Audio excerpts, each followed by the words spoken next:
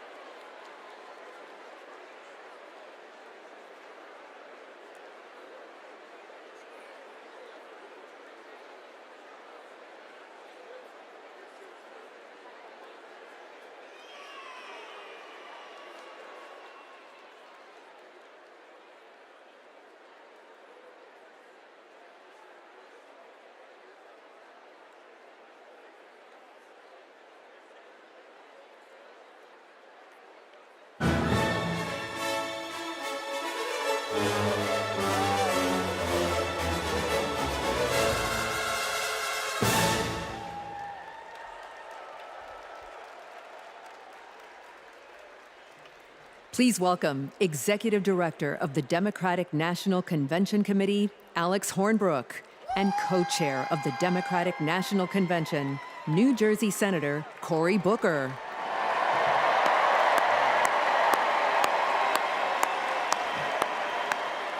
Good evening, everyone. On behalf of Convention Chairman Jan Moore, it is my honor to pass the gavel to Co-Chair Senator Cory Booker. All right, the third session of the 49th Quadrennial National Convention of the Democratic Party will now come to order. Let's party with a purpose.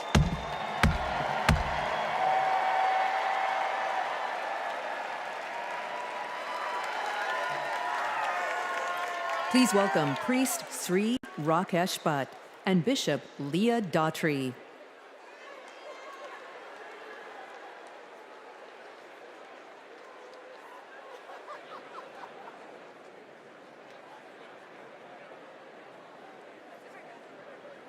Om samani va aku oti samana hridaya nivaha samana vastu vo mano yata avassu sahasati. We should be in unison. Let our minds think together. Let our hearts beat as one, all for the betterment of society. May this make us powerful, so we can unite and make our nation proud. Paraspara vivadetu vayam panchashatanchate anyai saha vivadetu vayam panchottaram shatam.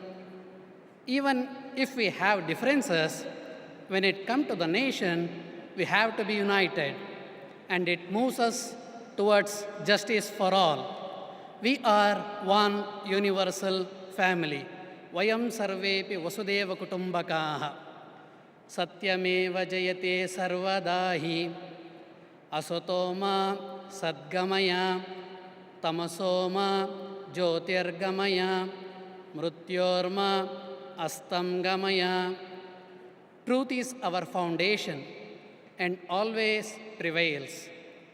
Lead us from unreal to real, from darkness to the light, and from death to immortality.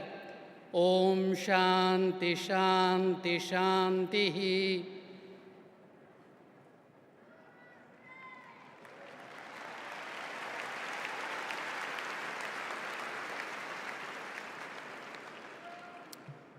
In the book of Isaiah 58 and 12, some of you will rebuild the ancient ruins. You will restore the foundations laid long ago. You shall be called the repairer of the breach, the restorer of streets in which to dwell. Let us pray. O God, creator of heaven and earth, lover of peace, freedom, and justice, we thank you for this privilege and this opportunity to gather today for the important work of visioning our nation's future.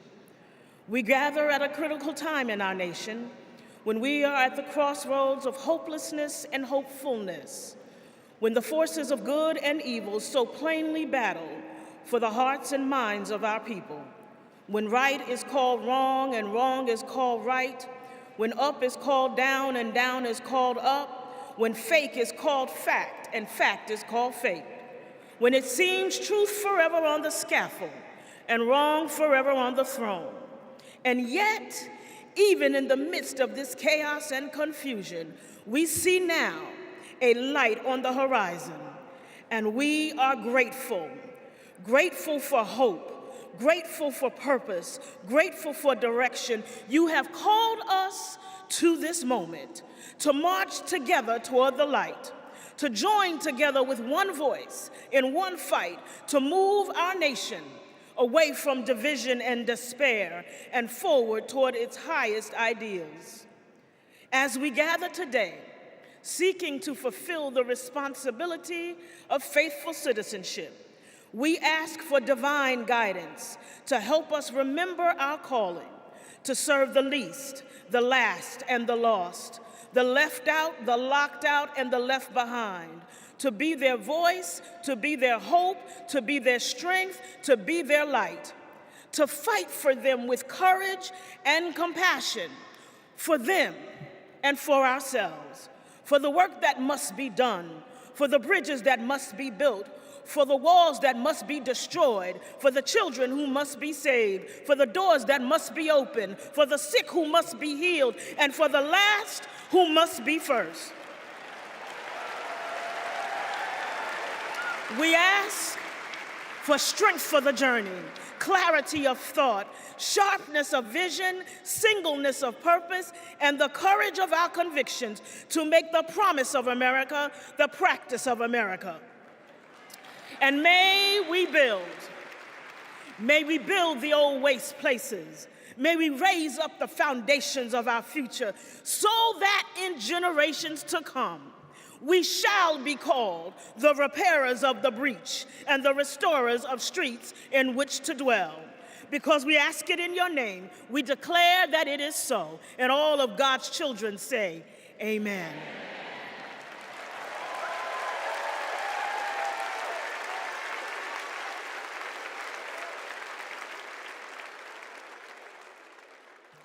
Please welcome Moreland Arts and Health Sciences Magnet School 3rd and 4th graders to lead us in the Pledge of Allegiance.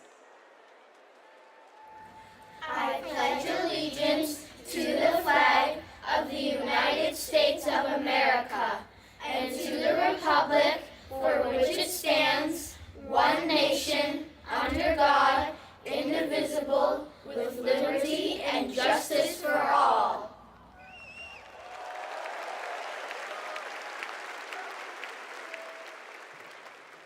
Please welcome 2019 Minnesota Teacher of the Year, Jess Davis, to sing our national anthem.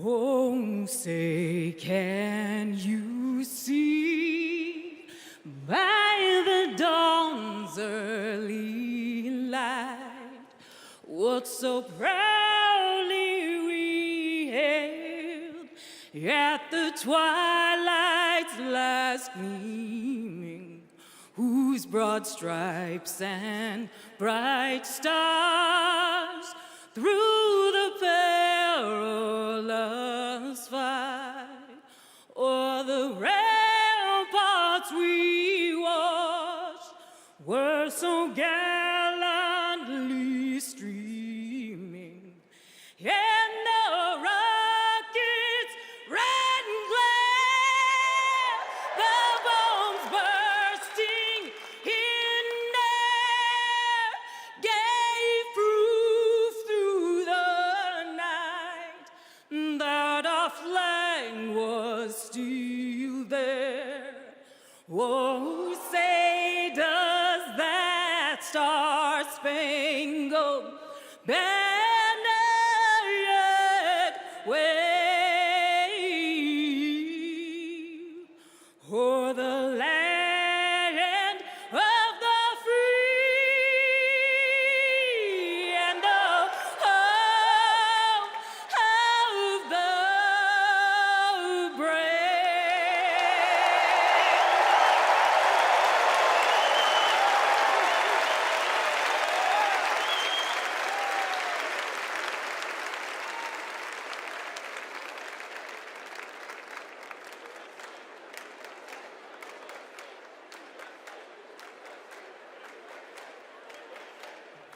Please welcome Democratic National Committee Chair Jamie Harrison and the officers of the Democratic National Committee.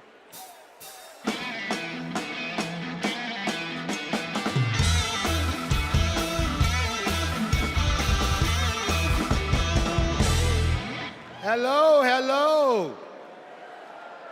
So my friends, for the past 3.5 years, I'm fortunate to have worked with some amazing Democrats to strengthen and rebuild this Democratic Party.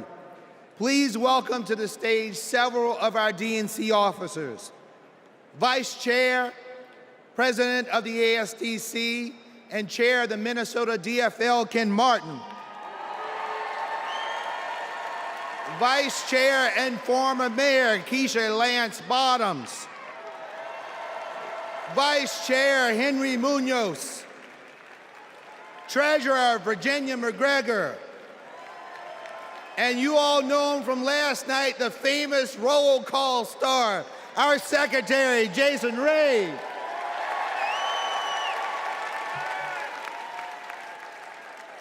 Fellow delegates, we now ask that you approve 3 honorary resolutions conveying our appreciation for those in Chicago who have set the stage for this convention's success. Our first resolution thanks the great city of Chicago, its mayor, governor, host committee, and residents for their unwavering dedication to organizing this historic convention. Our second resolution thanks the first responders who are working to protect every citizen and visitor of the Windy City.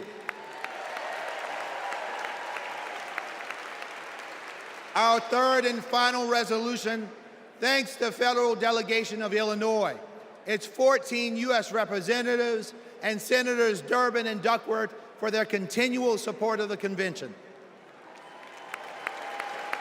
We move that the convention approve these honorary resolutions. Delegates, you have heard the motion to approve these honorary resolutions. Is there a second? All in favor, please say aye.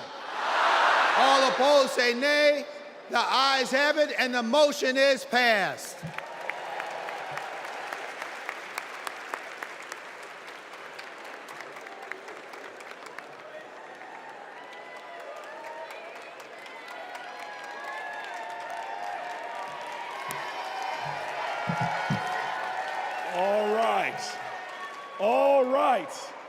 All right, y'all, welcome to night 3.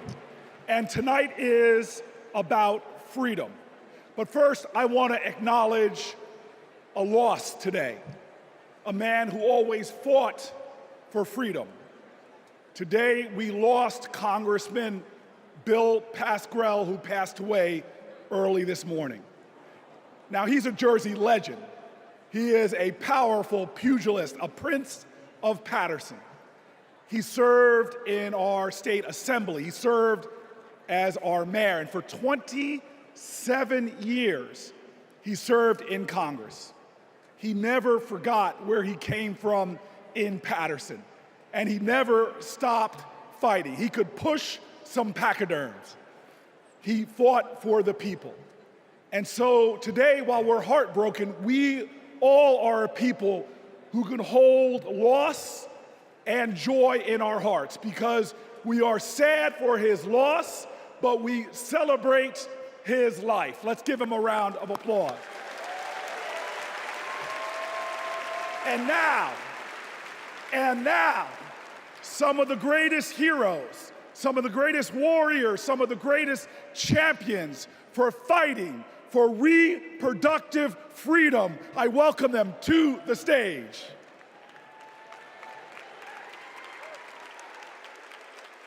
Don't know why, but I feel like freedom. In America, women's reproductive rights are in jeopardy. Former President Trump has a record of restricting abortion access and putting women's lives at risk. The government should not have a say on if a woman can choose to have an abortion. As a woman who has personally experienced the life-saving benefits of abortion, I know firsthand how important it is. I want to make sure that access to contraception is not only available, but expanded, and that every person has the right to choose when, where, how, and if they want to start a family. To women everywhere, it's your body. Don't put someone in office who only wants to control it. This election is about our health care, our rights, and our lives. Let's stand together and vote for a better future. My body, my right. Please vote for Kamala Harris.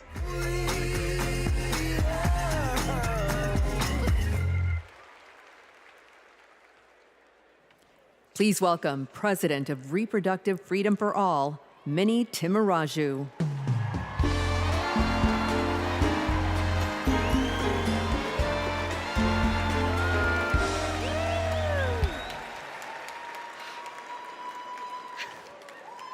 When abortion is on the ballot, we win. In California, Kansas, Kentucky, Michigan, Montana, Ohio, and Vermont. Voters sent a message. You come for our rights, we're gonna come roaring back. And it seems like every day another state gets added to the list. So let's hear it for Arizona,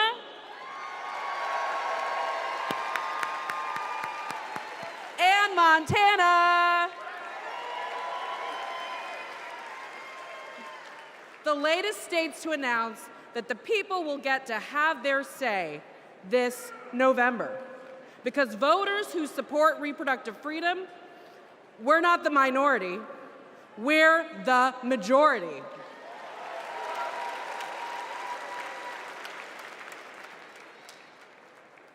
And if there are two people who should understand that Americans' private lives are none of anybody's business, is Donald Trump and J.D. Vance. Instead, Trump brags about overturning Roe v. Wade. And if you want to know what he's going to do in office, Google Project 2025.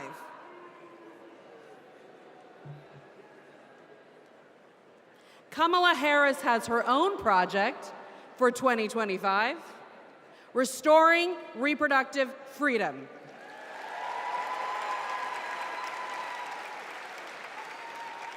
It's simple. Do we want a president who said women should be punished for having abortions, or a president who trusts women?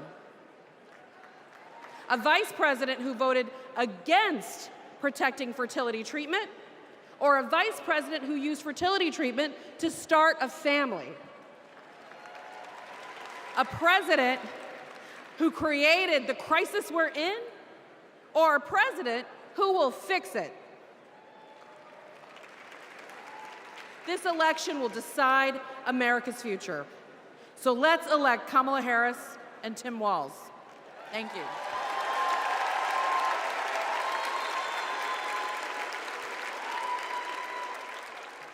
Please welcome President and CEO of Planned Parenthood, Alexis McGill Johnson.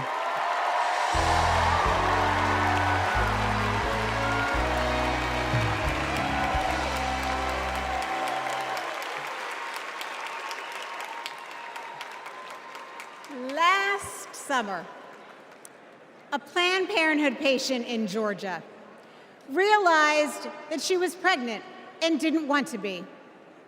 But Georgia bans abortion after 6 weeks. So she drove to South Carolina, but arrived the day that their 6-week ban went into effect. She went back home and then went to Florida. But she arrived just days when she was too late under their ban. She had to fly all the way to California to get an abortion. Now remember, each time she had to get the money up, she had to miss work, she had to find childcare. Now imagine if this was an emergency situation. In Texas, doctors who have feared going to jail have sent patients to wait in hospital parking lots rather than provide the emergency care they need. And in Idaho, they have airlifted patients to other states. We cannot call ourselves a free nation when women are not free.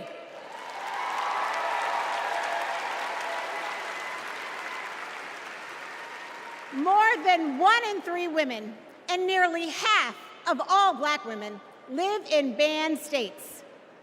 Donald Trump wants women to be less free and pregnancy to be more dangerous.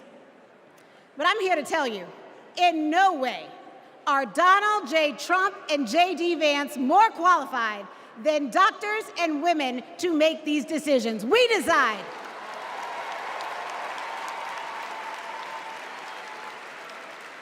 We trust women. We trust doctors. And we trust Kamala Harris.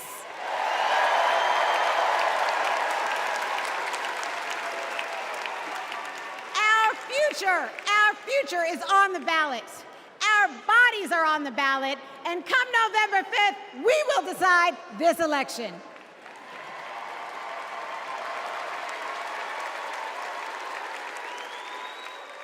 Donald Trump said he wants to punish women. And as a result of his actions, today in America, 1 out of 3 women live in a state with a Trump abortion ban. 1 out of 3. Some of these bans go back to the 1800s, even before women had a right to vote. Think about that. Well, Tim and I have a message for Trump and others who want to turn back the clock on our fundamental freedoms. We're not going back.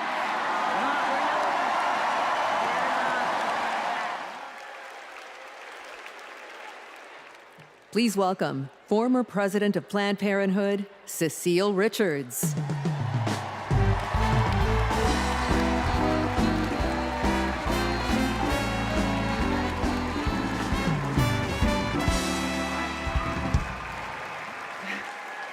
Last few weeks have been a celebration of women, from cheering on Team USA to supporting Kamala Harris for president. As my mother, Governor Ann Richards, would say, I hear America singing.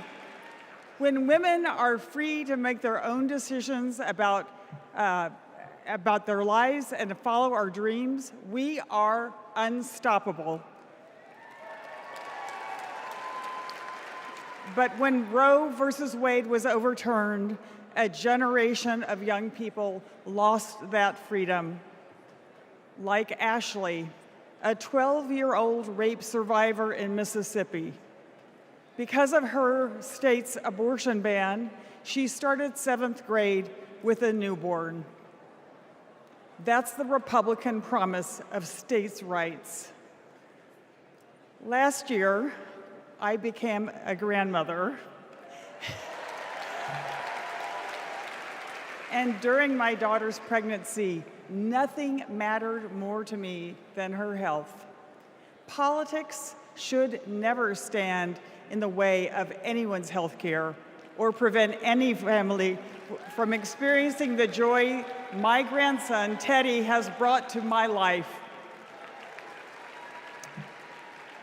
One day, our children and grandchildren may ask us, when it was all on the line, what did you do? And the only acceptable answer is, everything we could.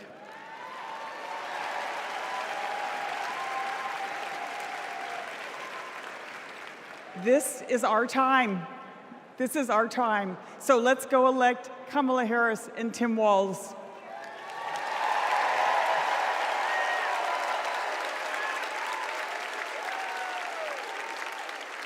Don't know why, but I feel like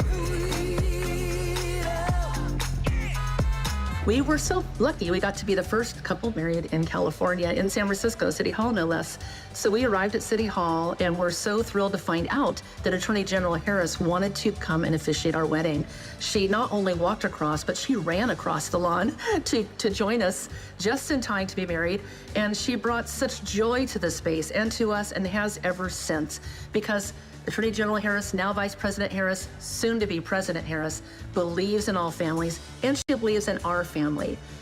We were so happy last year to get to join Vice President Harris at the White House for the Equality Act signing, and she invited our entire family, and it was a very joyful occasion because Kamala believes in family, and we can't wait to meet Madam President next time.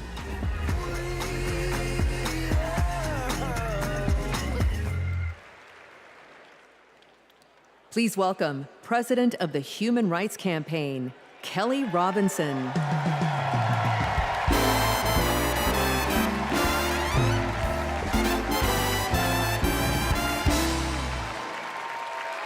The story of America is the story of progress towards freedom. In just a few generations, my family went from being enslaved in Mississippi to being the first free Black family in Muscatine, Iowa, to now preparing to elect President Kamala Harris. Progress is happening, my friends. The 20+ million LGBTQ+ Americans are living proof of it. We are your friends and your neighbors, your classmates and your family.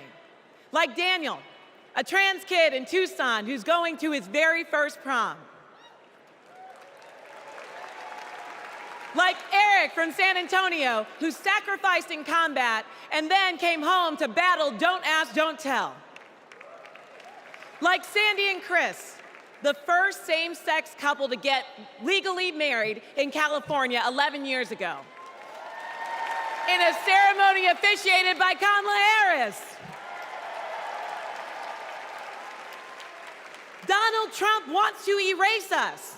He would ban our health care, belittle our marriages, bury our stories, but we're not going anywhere. We are not going back.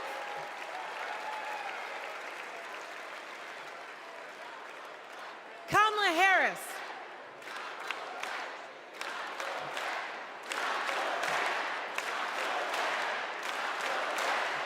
Kamala Harris and Tim Walz, they are champions for LGBTQ+ freedom, y'all. So tonight, we're fighting for lesbian, gay, bisexual, queer, and trans freedom without exception. We're fighting for equality for all without exception. We're fighting for joy. Somebody say joy. Somebody say joy. Without exception. And when we fight, thank you.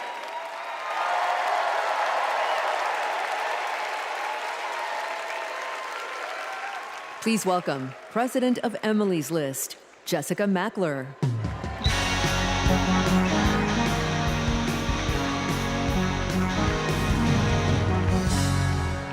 Donald Trump took away our rights, but he can never take away our power. Republican attacks on abortion didn't begin with the end of Roe, and they didn't end there either. Millions of women across this country are living with the devastating consequences of Republican abortion bans. Now comes Project 2025, a blueprint for banning abortion in all 50 states. It would give extremists like Donald Trump and J.D. Vance the power to monitor your pregnancy and even prosecute doctors for mailing abortion medication. Make no mistake, the threat of Project 2025 is very real, but so is our ability to stop it. In 2022, Democrats didn't just run on reproductive freedom, we won on reproductive freedom. And in 2024, we are coming back to the polls to finish the job. In his devastating opinion, Justice Alito wrote that women are not without electoral or political power. And Donald Trump and Republicans are about to find out just how true that is. The opportunity is before us. The power is in our hands, and the time is now.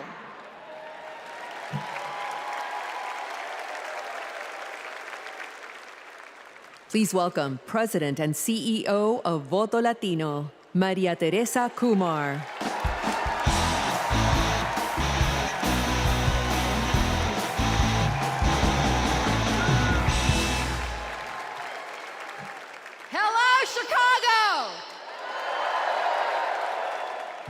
Here's a fact.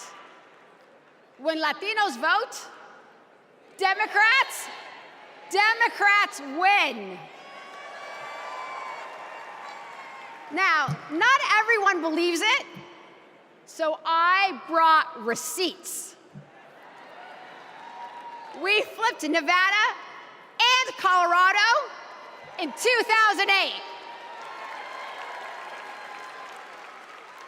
We delivered in 2020. Joe Biden and Kamala Harris won Georgia by 12,000 votes. Voto Latino, we registered 23,000 voters there.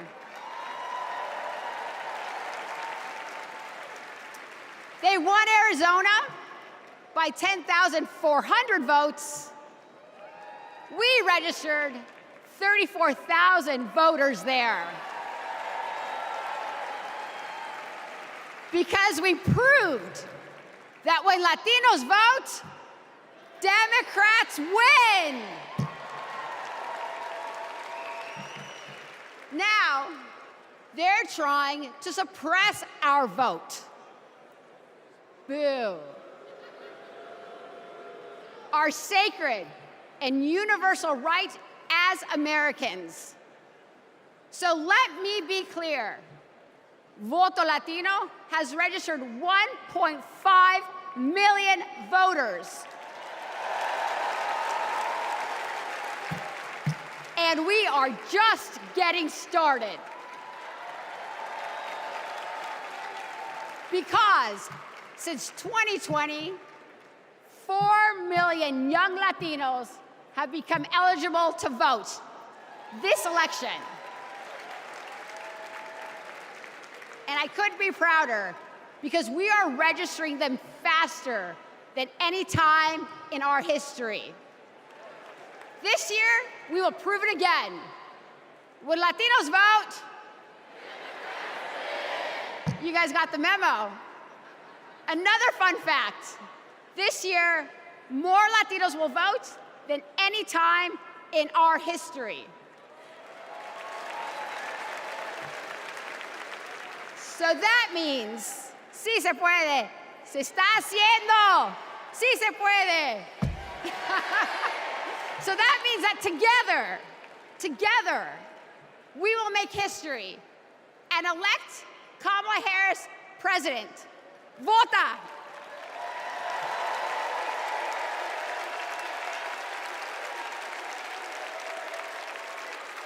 Don't know why, but I feel like My name is Scott from Tennessee. I'm a former Trump voter. My name is Matthew. I'm from Pennsylvania, and I'm a former Trump voter. My name is Mike. I live in southeastern Pennsylvania, and I am a former Trump voter. The main reasons why I won't support Donald J. Trump for president again starts with his chaotic behavior. He doesn't care about me. He doesn't care about my family. He doesn't care about working people. 34 counts, felony counts that he was found guilty of. That's not who we want running our country. Trump scares the hell out of me. 2024 will be the first time that I have not voted for a Republican. I will be proudly voting for Kamala Harris.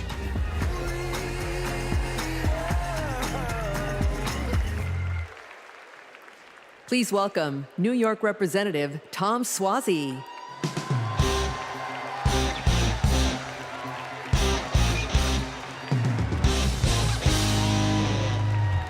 I'm Tom Suozzi, and early this year, I flipped the seat from red to blue.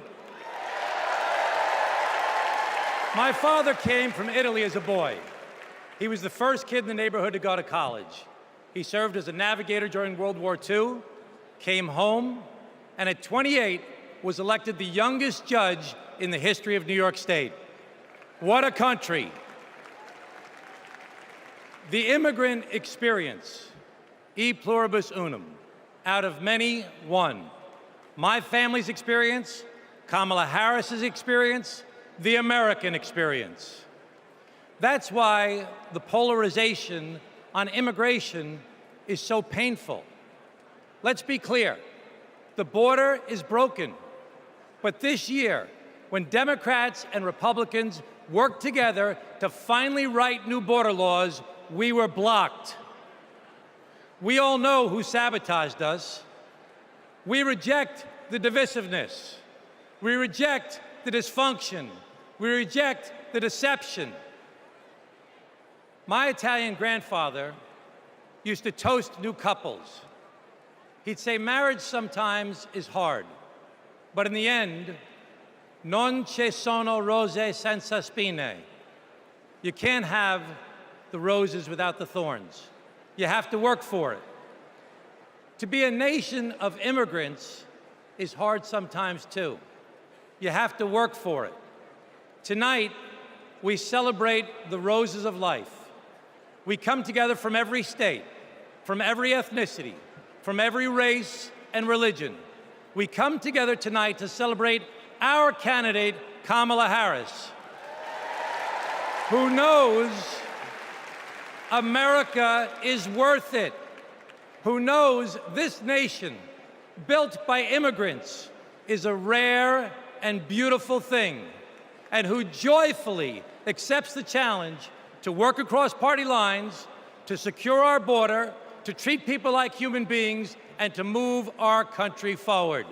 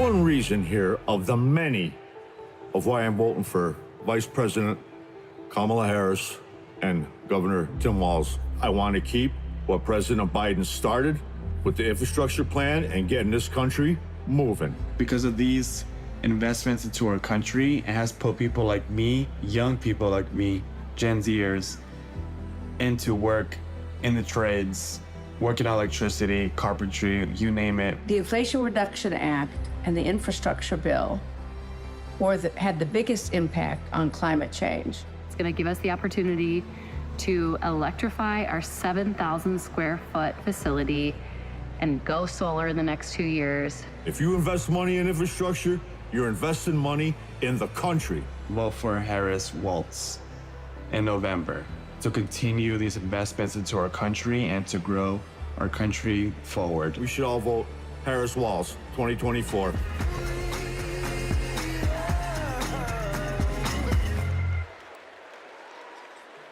Please welcome Cincinnati Mayor Aftab Pureball and Milwaukee Mayor Cavalier Johnson.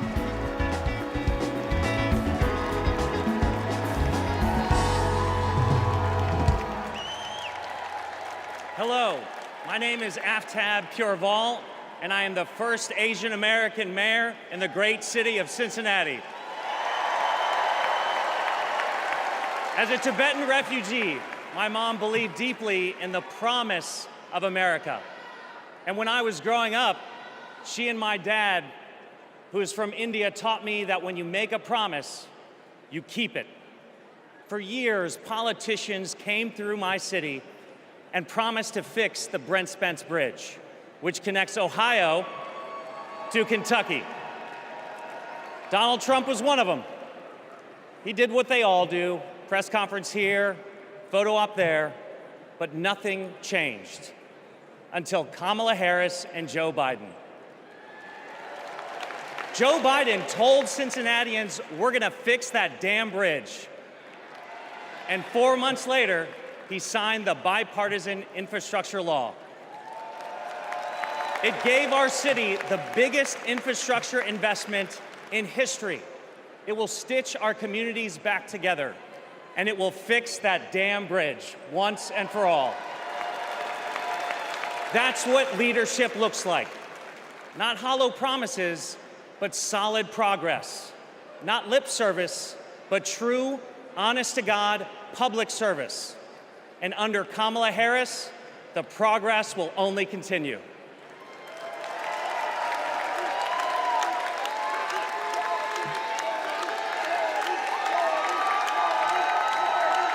I'm Milwaukee Mayor Cavalier Johnson from the great state of Wisconsin.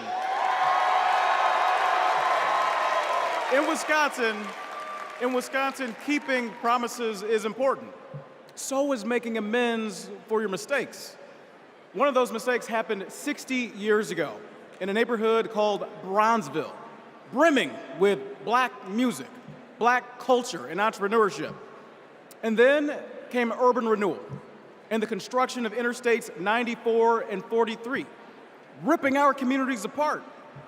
6th Street was widened and people of color were displaced. Homes destroyed, businesses shuttered, all for a quicker commute. Under Kamala Harris and Joe Biden, we're bringing Bronzeville back. With more green space, bike paths, and walkable streets to serve people who actually live there. The music is coming back. The culture is coming back. And thanks to the bipartisan infrastructure law, the opportunities are coming back. It's now my privilege to introduce two Milwaukeeans who know firsthand the power of reconnecting our communities, Rashawn Spivey and Deanna Branch.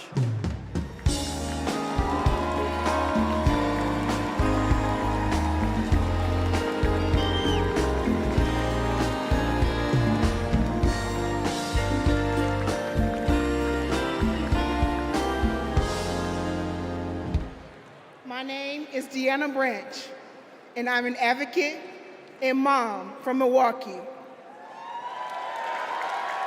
When my son, Aiden, was 2, he was hospitalized due to high levels of lead in his blood. Lead was everywhere, in our pipes, in our paint, and in our soil. President Biden and Vice President Harris passed the bipartisan infrastructure law. It's removing lead pipes from communities like ours. As president, Kamala Harris will make sure everyone can drink clean water and be, in Aiden's words, lead-free superheroes. My name is Rashawn Spivey, the owner of Hero Plumbing in Milwaukee. When President Biden and Vice President Harris announced their goal to replace every lead pipe in America, Hero stepped up to help make that vision a reality. We went to work replacing lead pipes that served homes and child care communities or child care centers in our communities. Since then, we've replaced more than 1,000 pipes. That was made possible thanks to Vice President Kamala Harris. And when she visited Milwaukee 2 years ago, I got to show her our work up close. Because of her leadership, I've grown my business and helped kids like Aiden have safer, healthier lives.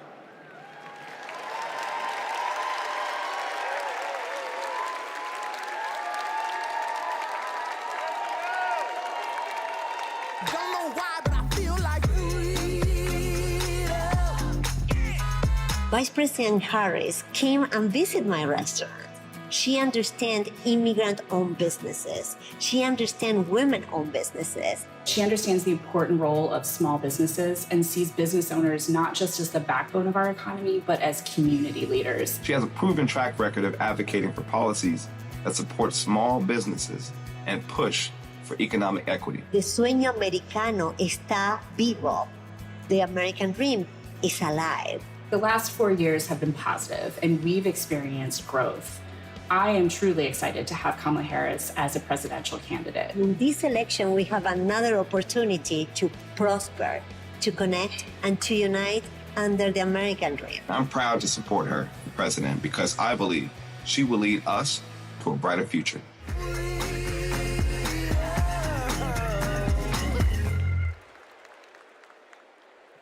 Please welcome Delaware Representative Lisa Blunt Rochester.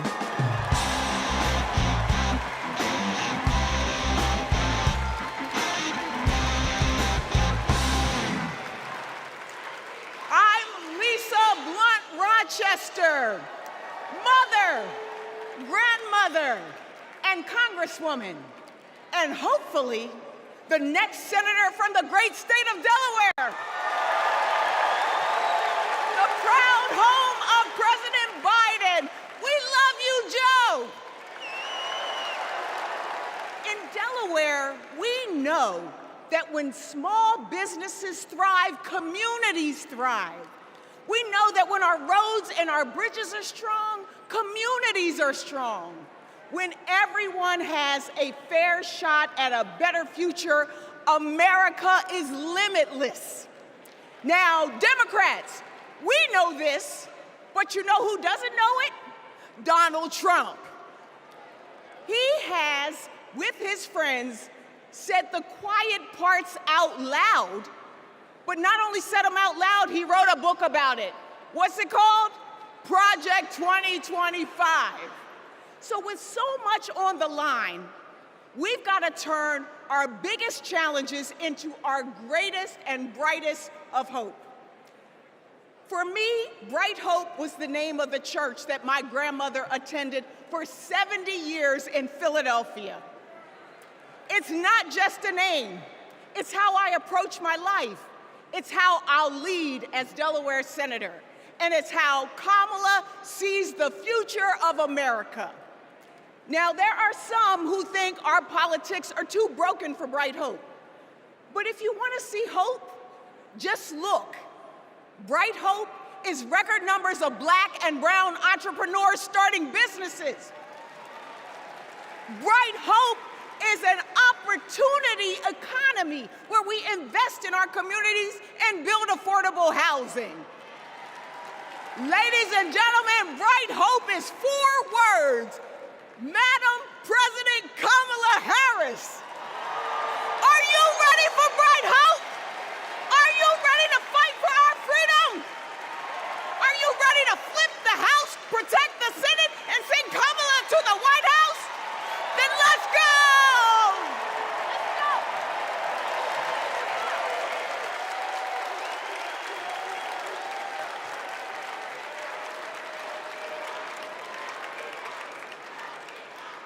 Wow. Wow. Oh my gosh. Lisa Blunt Rochester, know that name. Know that name. My friend, my sister, and soon to be our senator. I can't wait to work with her in the Senate. But next, we're going to hear more about the ongoing fight for reproductive freedom. This is a fight that affects every single American, no matter where you live, so-called blue states or red states. If Donald Trump has his way, he's gonna push through their extreme agenda. Project 1825. I'm sorry. I roll that back. I got that wrong. Project 1925. Oh, I'm sorry. Project 2025. That poisonous agenda where every single state will be in a state of crisis. So let's hear more from leaders who are fighting back.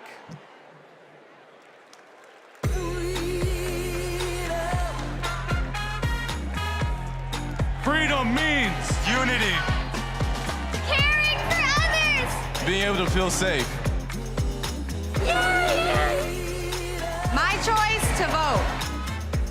The freedom to read what I want to read. Freedom. Oportunidad para todos. The freedom to love. Be who I want to be. For all to be equal. Live my life. Freedom means my choice. IBF. Union strong. Basic human rights.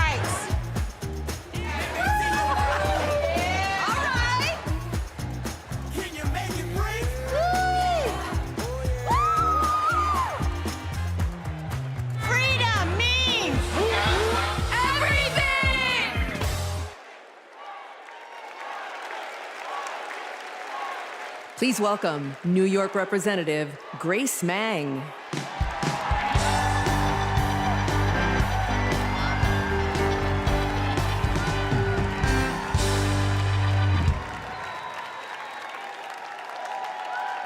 Generations of women fought for our rights. Our right to vote, our right to financial independence, and our right to reproductive freedom.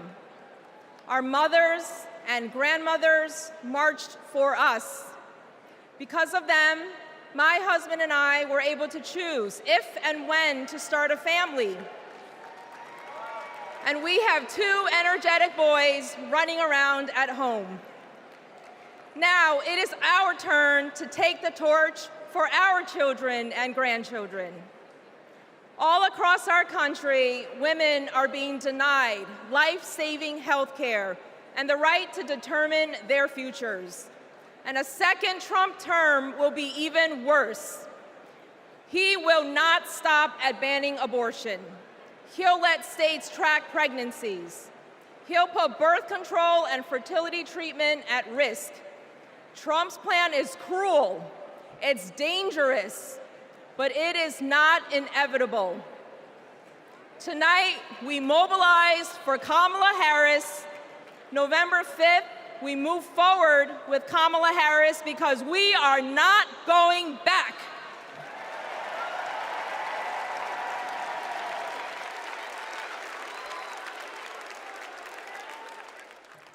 Please welcome Colorado Governor Jared Polis.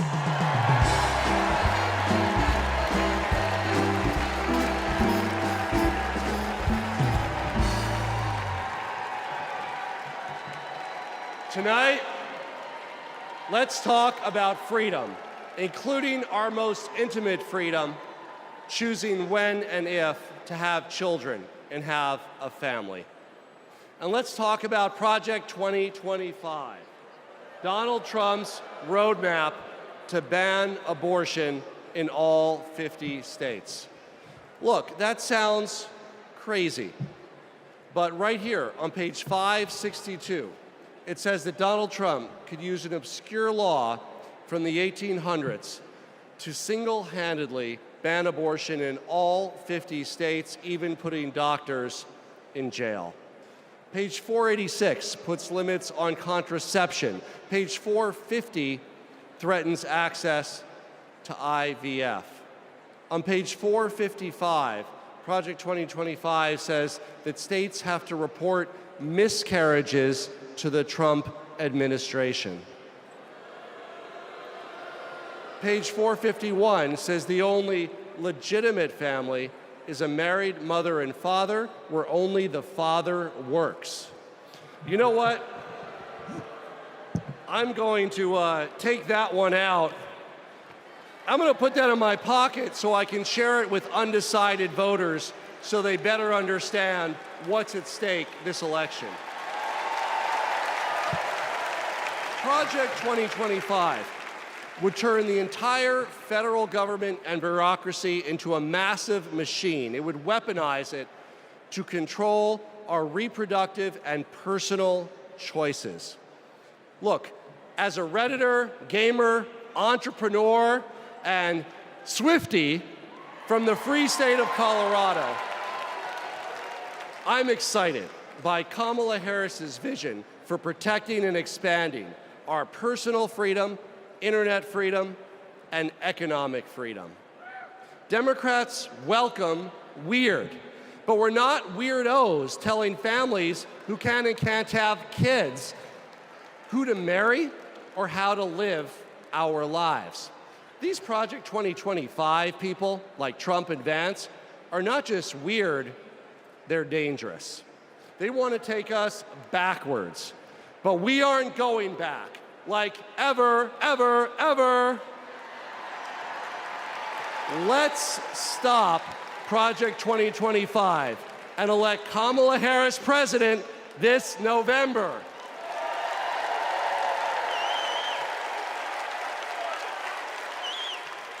Please welcome Florida Representative Debbie Wasserman Schulz.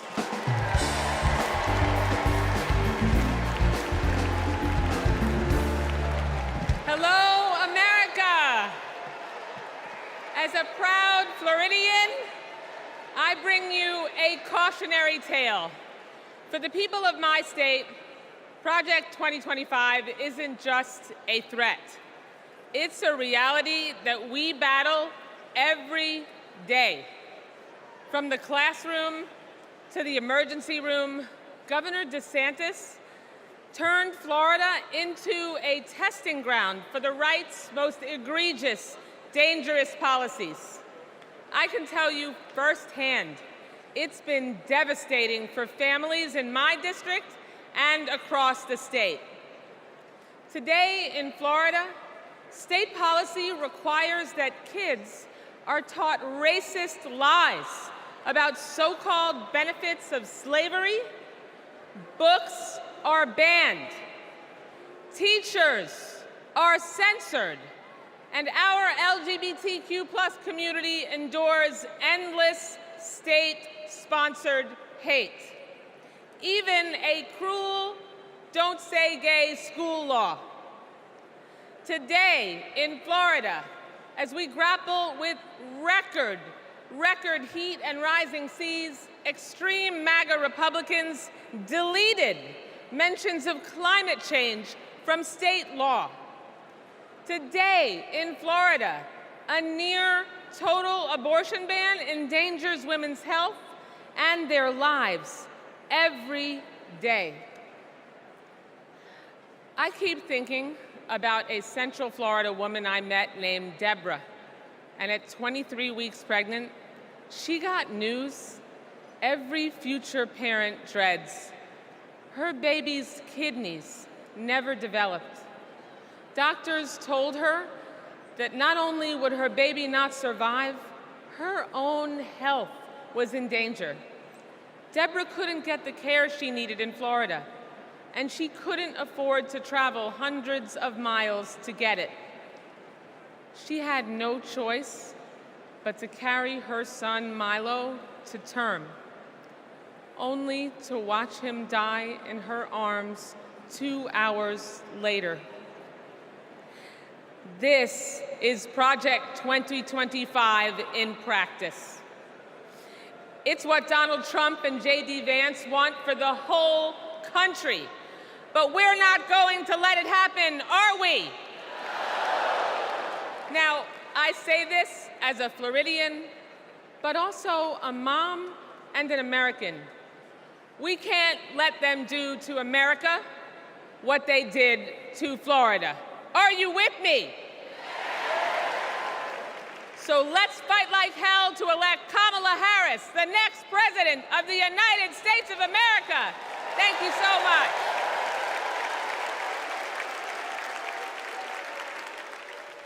Please welcome Chair of the Democratic Congressional Campaign Committee, Susan Del Bene.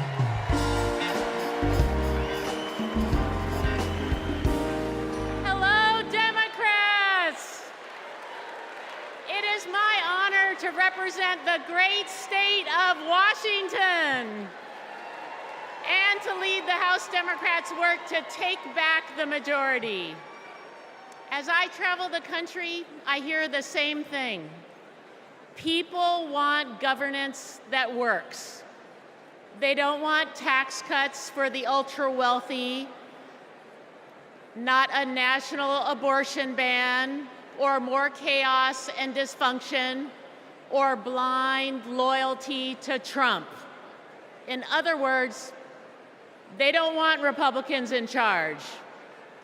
We're here because we need to elect Vice President Harris and Governor Walz. And giving them a Democratic Congress is how we turn promises into progress. A Democratic majority means lowering costs and growing the middle class, expanding the child tax credit and making it permanent, protecting reproductive freedom, and yes, a Democratic House means Speaker Jeffries will certify the 2024 election. We need just 4 more seats to take back the majority. The good news is we have fantastic candidates in winnable districts all across the country. In battleground states like Michigan and Arizona, in blue states like New York and California, and even in states like Iowa and Nebraska. And we're going to make history by picking up a seat in the state where I was born, Alabama. In 2022, we came within 7,000 votes of the majority. So it's within our power to win these critical races. This election is about our rights, our freedoms, our democracy, and our future. So let's get out the vote. Let's take back the House. Let's make Hakeem Jeffries our next speaker. And let's send Kamala Harris and Tim Walz to the White House. Thank you.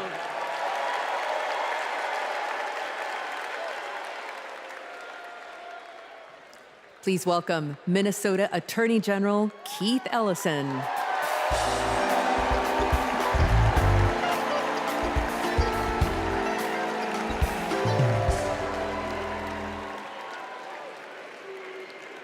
Friends, I'll never forget when I first saw the video of the murder of George Floyd. I was heartbroken. I was angry. And that morning, my phone rang. And on that line was Governor Tim Walz. Tim Walz felt the exact same way I did. And a few days later, Tim appointed me to prosecute Floyd's murder. Almost a year after that, minutes after the guilty verdict came down, my phone rang again.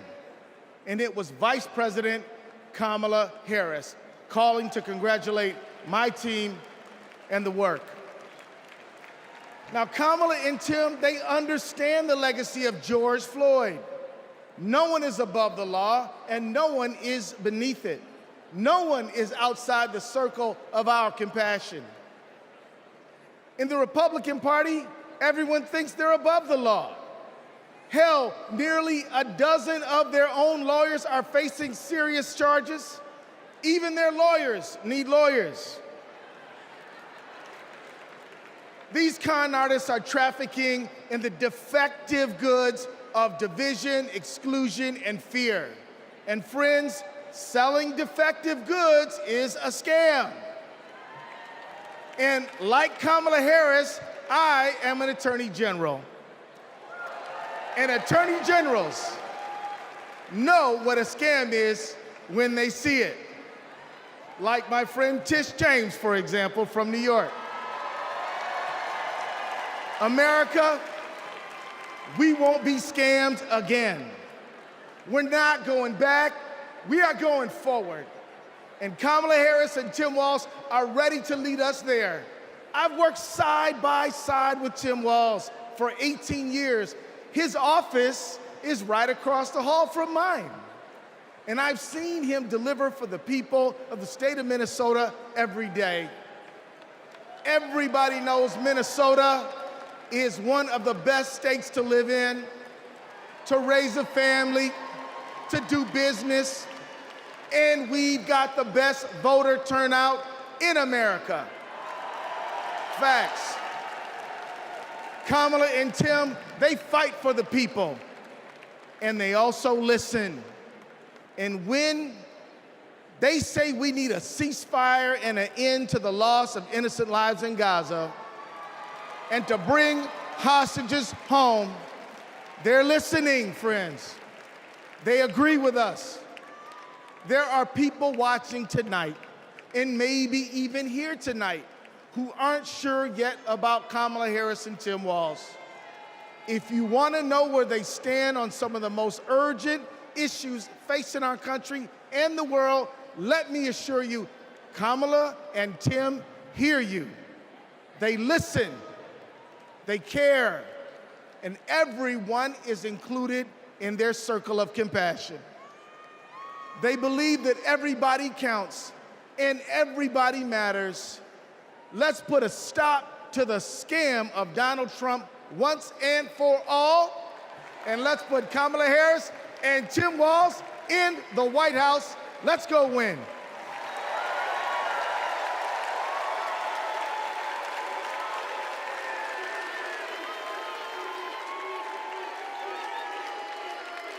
Have you ever discussed Special Counsel Mueller or his investigation with anyone?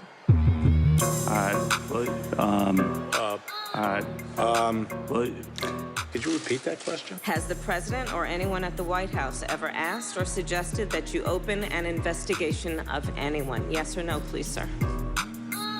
Seems you would remember something like that. I don't know. Please answer the question. Senator, I think I've answered the question. No, you've not. I'm not able to be rushed this fast. It makes me nervous. Can you think of any laws that give government the power to make decisions about the male body?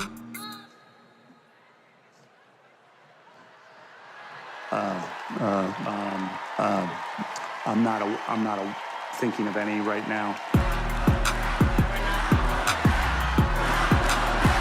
In my, never mind. Let's move on. Okay.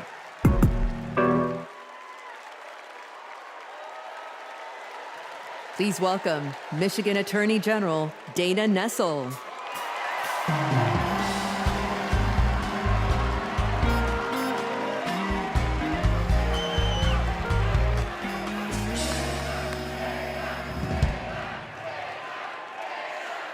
Hello, Chicago.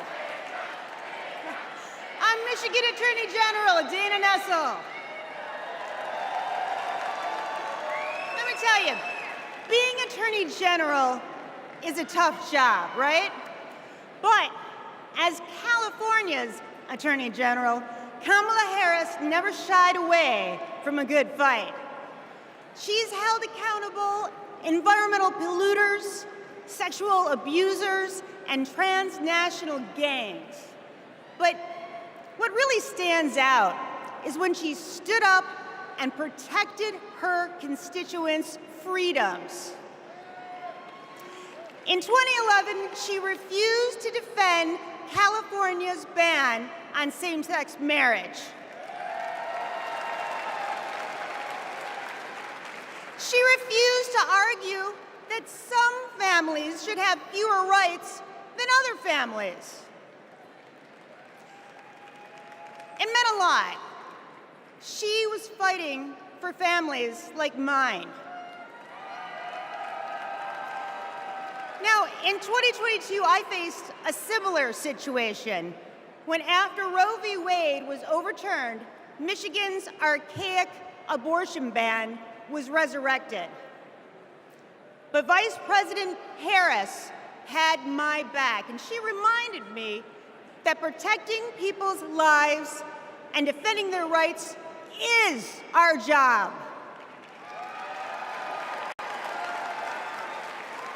And just as the same-sex marriage ban was overturned in California, so too was the abortion ban in Michigan.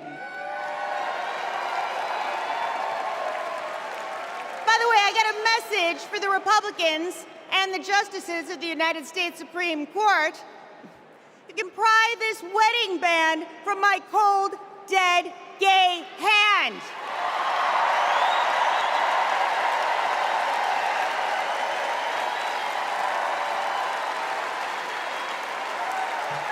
And I'm retaining a lot of water, so good luck with that. Look, I know that whether she's Attorney General or President of the United States, Kamala Harris will always be in our corner. Now, America, you get to be the judge. Do we go back to the corruption, criminality, and chaos of Donald Trump? Or do we move forward with Kamala Harris? We know when she takes an oath to preserve, protect, and defend the Constitution, she's actually read it. We know that she'll appoint Supreme Court justices who will protect our freedoms. And let me tell you, Kamala knows you go from the courthouse to the White House, not the other way around. Ladies and gentlemen, I rest my case.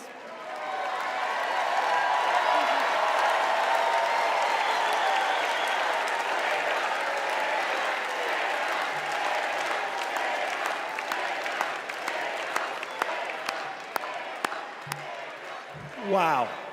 Wow. I just want to say thank you, Attorney General Nessel.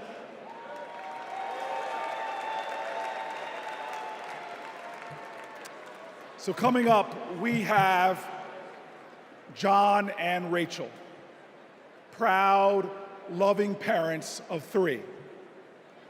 On October 7th, their son Hirsch, a U.S. citizen, was at a music festival when Hamas attacked.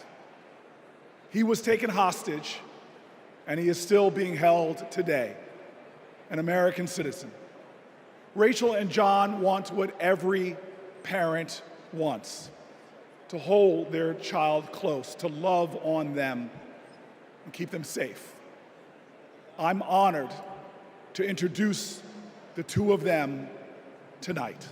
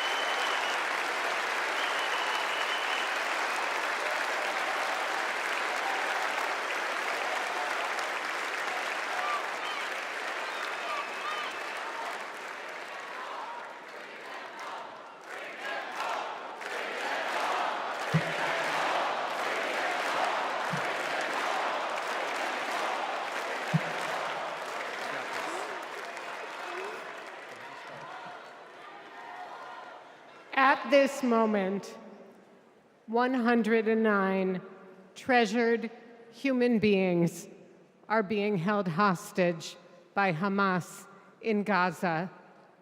They are Christians, Jews, Muslims, Hindus, and Buddhists. They are from 23 different countries. The youngest hostage is a 1-year-old red-headed baby boy, and the oldest is an 86-year-old mustachioed grandpa. Among the hostages are 8 American citizens. One of those Americans is our only son. His name is Hirsch. He's 23 years old. And like Vice President Kamala Harris, Hirsch was born in Oakland, California. Hirsch is a happy-go-lucky, laid-back, good-humored, respectful, and curious person. He is a civilian. He loves soccer, is wild about music and music festivals, and he has been obsessed with geography and travel since he was a little boy. His bedroom overflows with atlases, globes, maps, and National Geographic magazines. On October 7th, Hirsch and his best friend, Honor, went to a music festival in the south of Israel. It was advertised as celebrating peace, love, and unity. They also went to celebrate Hirsch's 23rd birthday. As rockets began to fall, Hirsch, Honor, and 27 other young festival goers took refuge in a 5-foot by 8-foot bomb shelter. Terrorists began to throw grenades into the shelter. Honor stood in the doorway and repelled 7 of those grenades before the 8th one killed him. Altogether at the Nova Music Festival, 367 young music lovers were killed. This was just one of the many attacks on neighborhoods and communities in southern Israel on that terrible day. In total, 1,200 were killed, including 45 Americans. Hirsch's left forearm, his dominant arm, was blown off before he was loaded onto a pickup truck and stolen from his life and me and John into Gaza. And that was 320 days ago. Since then, we live on another planet. Anyone who is a parent or has had a parent can try to imagine the anguish and misery that John and I and all the hostage families are enduring. Rachel and I are comforted to be back in our sweet home, Chicago. We were both born and raised here, and our families still live here. This is a political convention, but needing our only son and all of the cherished hostages home is not a political issue. It is a humanitarian issue.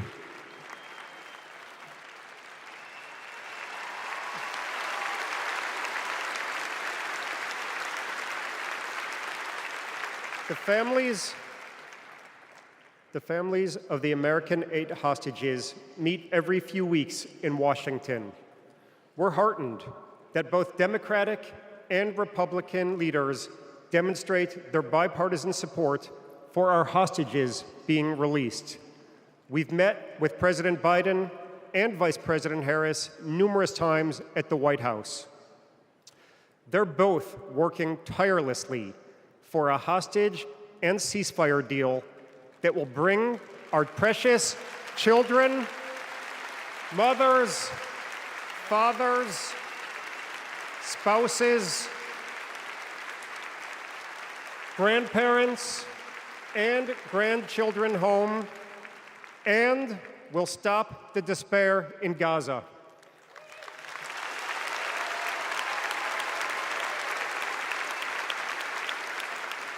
We are all deeply grateful to them. We're also profoundly thankful to you, the millions of people in the United States and all over the world who have been sending love, support, and strength to the hostage families. You've kept us breathing in a world without air.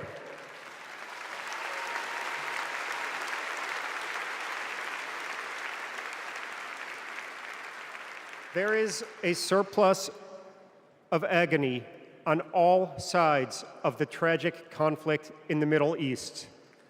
In a competition of pain, there are no winners.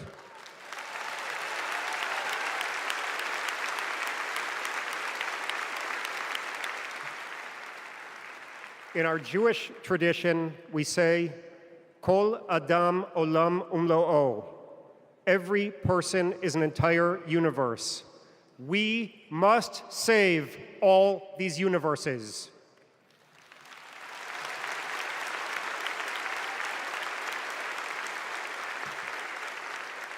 In an inflamed Middle East, we know the one thing that can most immediately release pressure and bring calm to the entire region. A deal that brings this diverse group of 109 hostages home and ends the suffering of the innocent civilians in Gaza.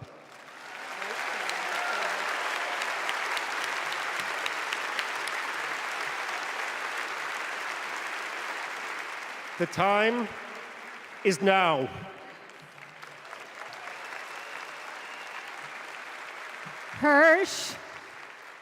Hirsch, if you can hear us, we love you. Stay strong. Survive. Bring them home.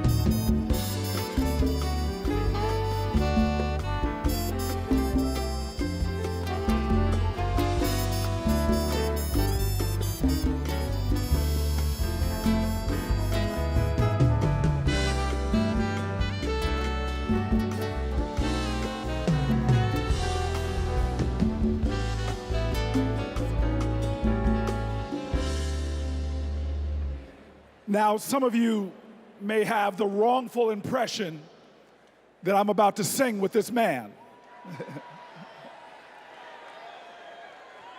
That ain't gonna happen. But I'll tell you what, I wanna bring you all to a street in Newark, New Jersey called Martin Luther King Boulevard. On that street was this incredible housing project called Brick Towers. We never mistaked wealth with worth. In those towers was a tenant president named Miss Virginia Jones. Her son was murdered in the 1980s in the lobby of one of those buildings, but she was a woman of invincible joy. And I'll tell you this, I used to ask her, how are you so joyful? And she would always tell me, this church woman, she'd say, the joy I have, the world didn't give it to me. Come on now, come on now. She taught me that you've got to generate the joy, that hope is the active conviction that despair will never have the last word. And so tonight, there are so many challenges in our nation. There are so many problems that we're facing. Heck, if America hasn't broken your heart, you don't love her enough. But yet, we will be joyful warriors. We are going to bring back to the journey of our nation joy. And if there's any tradition in America that has helped us to generate that joy, it has been the artists of America.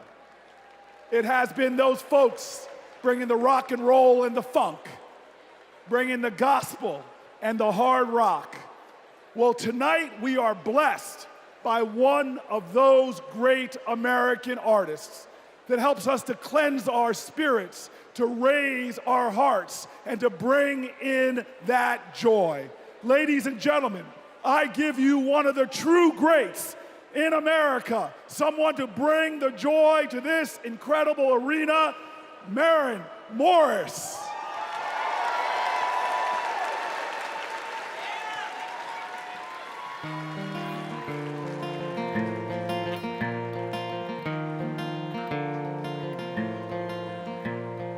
If you don't like it, get the hell out. That's what they yell when I open my mouth. A stick is a stick, a stone is a stone, but who's gonna care if I don't? Who's gonna change if I won't? When time turns this moment to dust, I just hope that I'm proud of the woman I was. When lines of tomorrow are drawn, can I live with the side that I chose to be on? Will we sit on our hands, do nothing about it? Or will we leave this world better than we found it?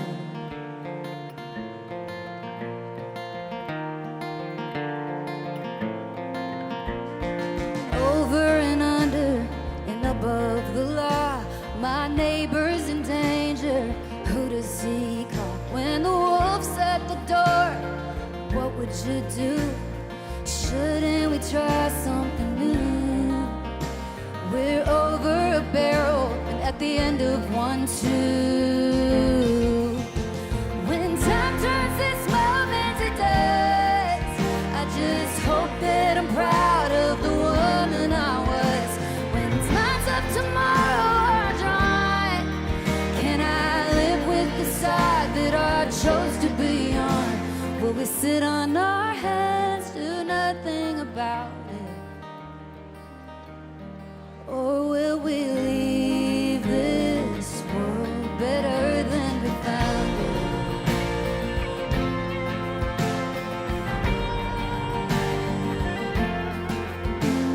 America, America, divided we fall. America, America, God save us all from ourselves and the hell that we built for our kids. America, America, we're better than this. When time turns this moment to dust, I just hope my son's proud of the woman I was. When lines of tomorrow are drawn, can I live with the side that I chose to be on?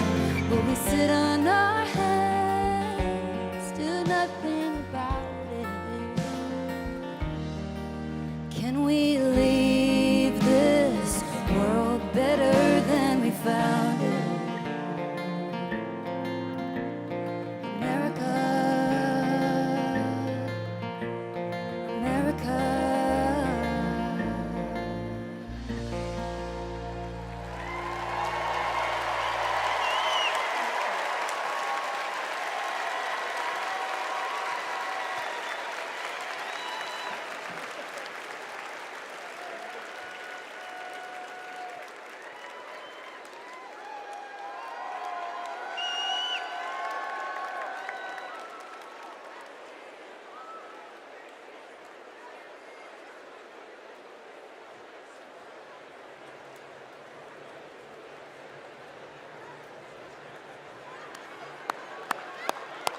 All right.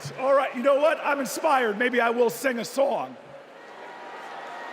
To Donald Trump, a little B.B. King classic, The Thrill Is Gone.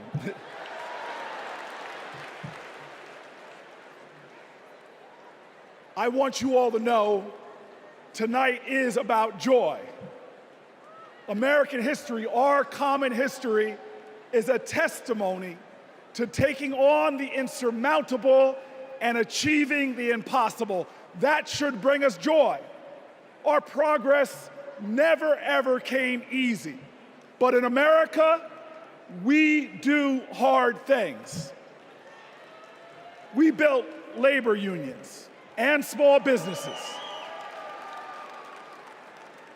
We created great public education and world-changing innovation. We nurtured the best athletes and artists humanity has ever seen, and we kept the promise of Medicare and Social Security for our seniors. Look at who we are. Against bigotry and hate, we advanced equal rights for all Americans. Civil rights, workers' rights, LGBTQ rights, reproductive rights, the right to marry who you love, the right to be free.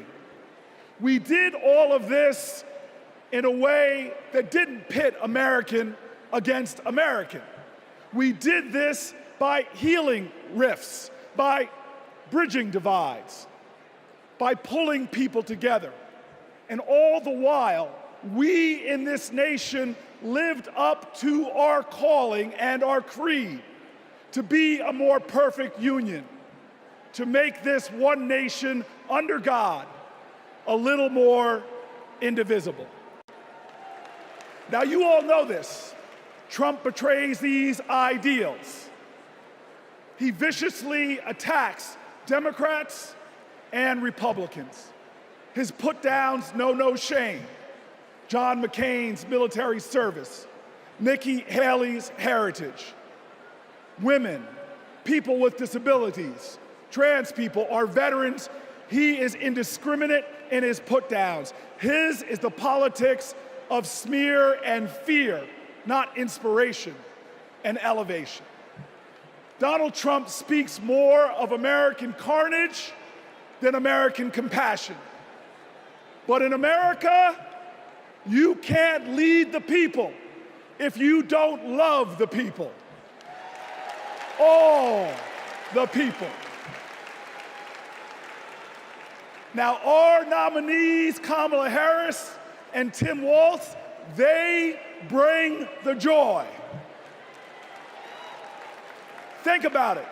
They're descendants of immigrants, shopkeepers, slaves, educators, people who faced pain with perseverance, people who met hate with love. They are the living dreams of their ancestors. But look in this arena, look around you right now. We are all our ancestors' wildest dreams. Generations who faced impossible odds and that responded to every one of their challenges with that classic American creed, yes, we can.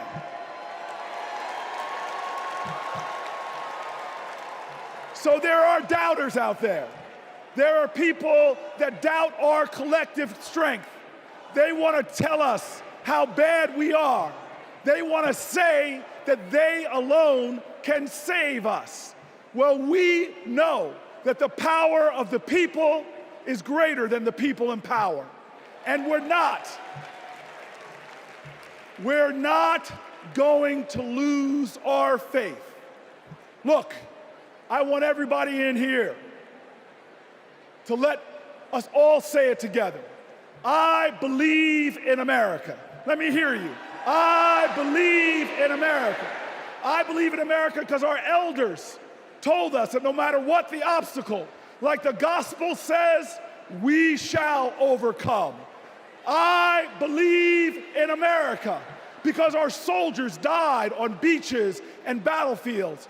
They died at sea and in the air so that we could be free today and say together, I believe in America. I believe in America because our fighters fought at Stonewall. Our marchers marched in Selma.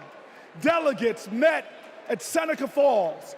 Every single one of them believed in America, even when America didn't believe in them. Say it with me now. I believe in America because King dared to dream the impossible dream, because Neil Armstrong went to impossible heights, and because when we elect Kamala Harris, there is not a boy or girl in America from any creed, color, or heritage that will ever think being President of the United States is impossible again. Say it with me. I believe in America, the land of hope and heroism. I believe in America, the land of courage and compassion. I believe in America, where we share common ground and common cause and one common destiny. And let me tell you, if you believe in America, if you love in America, then you will work for America. And when we work together, when we stand together, when we organize together, when we vote together, I will tell you this, when we fight, we win.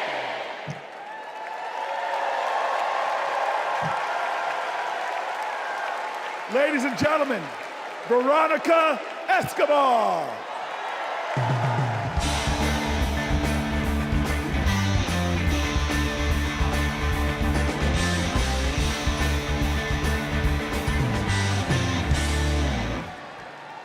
Buenas noches. Like countless Texans, I grew up going back and forth across the border from El Paso to Ciudad Juarez. My family would shop, have dinner, go to the doctor, pick up medicines. The border is my beloved home, the place where my children grew up. Forget what you hear on the news. I'm from there.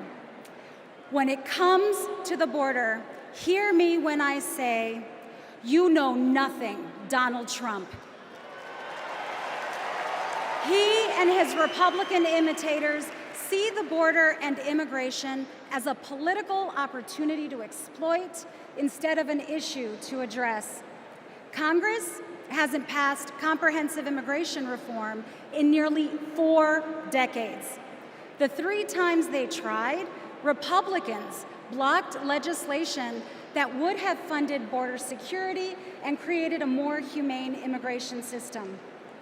They are not serious people. You know who is serious? Kamala Harris. I met the vice president when she visited El Paso. I saw firsthand how she engaged with law enforcement, migrants, and human rights advocates. She was curious. She asked questions. She listened. And she didn't care if the cameras were on. Most of all, she recognized that the situation at the border is complicated, as filled with opportunities as it is with challenges. All Republicans have to offer is demonization and bluster. Democrats have solutions. With Kamala Harris as president, we can live up to the promise of America. We can strengthen legal pathways to immigration. We can secure our borders, and we can treat with dignity those who seek a better future within them.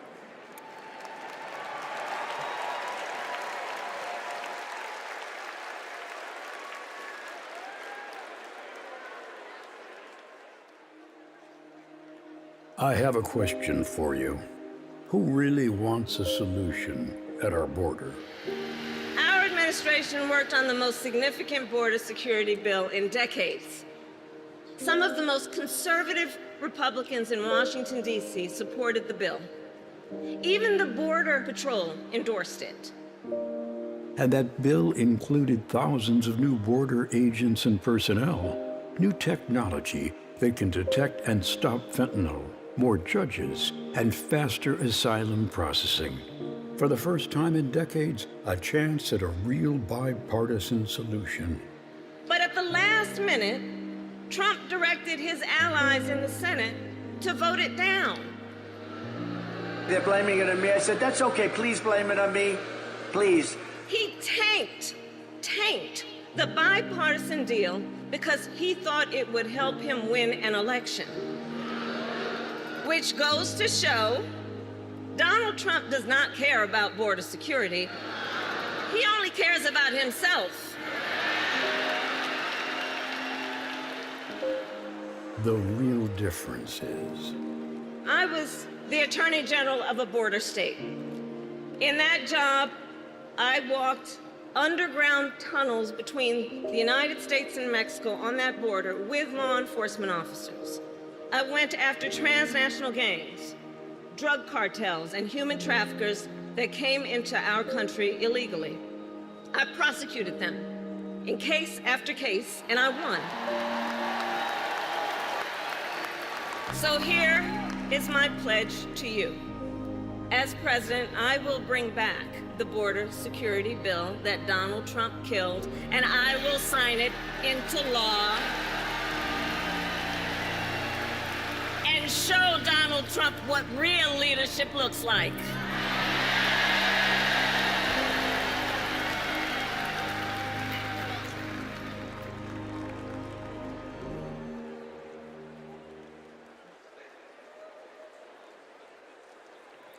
Please welcome Connecticut Senator Chris Murphy.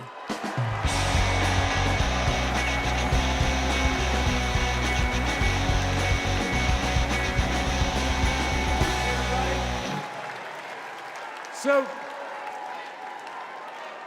I just want to let you know, that everything that you just saw in that video, that's exactly what happened. I know because I was the Democratic senator who negotiated that bill to secure the border with President Biden and Vice President Harris. I want to tell you this as well. Donald Trump's allies weren't just in the room. They helped us write the whole bill. It was a bipartisan bill. It was a tough bill. $20 billion in new border security, gave the president the emergency power to shut down the border, made compassionate but serious reforms to our asylum system. One Republican said it would have had almost unanimous support if it weren't for Donald Trump. Trump killed that bill, and he did it because he knew that if we fixed the border, he'd lose his ability to divide us, his ability to fan the flames of fear about people who come from different places. Right? You guys know this, right? Hate and division, that's Trump's oxygen. Right? People like Trump and J.D. Vance, they need it to survive in politics. People are saying that they're weird, that they're creepy, and they are weird, they are creepy. But even worse, they're weak.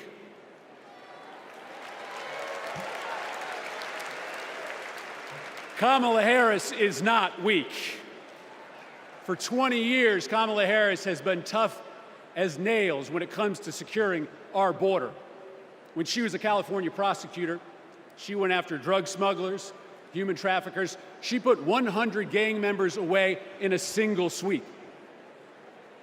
Trump says that a safe nation can't be an immigrant nation. That's flat wrong, and Kamala Harris knows it. She knows this too. Engraved on the Statue of Liberty is a poem. The last line reads, "I lift my lamp beside the golden door." For generations, that lamp has called people to start a brave new life in America. My ancestors, your ancestors, and the parents of the next president of the United States of America.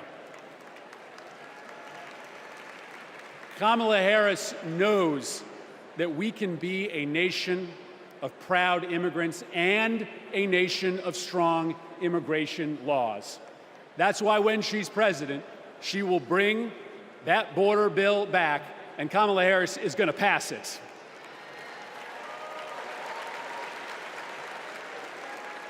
How do I know this?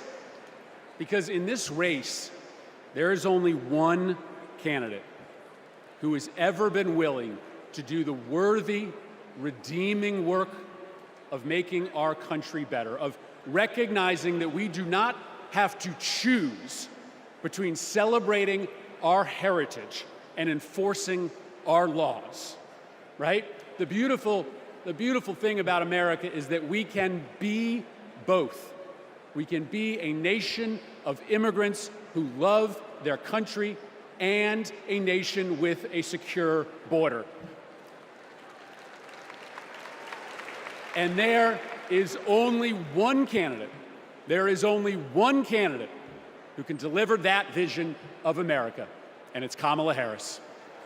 Thank you very much, Democrats.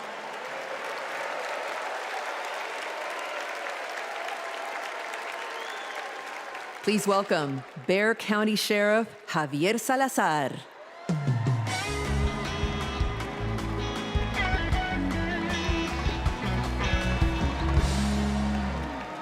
On the other side of the border, the traffickers, they pack migrants into 18-wheelers like cattle, 50, 100 at a time. Then they seal the doors. That's when the 911 calls come. We hear them, desperate, terrified, gasping for air. Now, sometimes we get there in time. Sometimes, despite our best efforts, we can't. When Donald Trump comes down to Texas, stands next to officers in uniforms just like mine, he's not there to help us. Don't think that, not for a second. He is a self-serving man.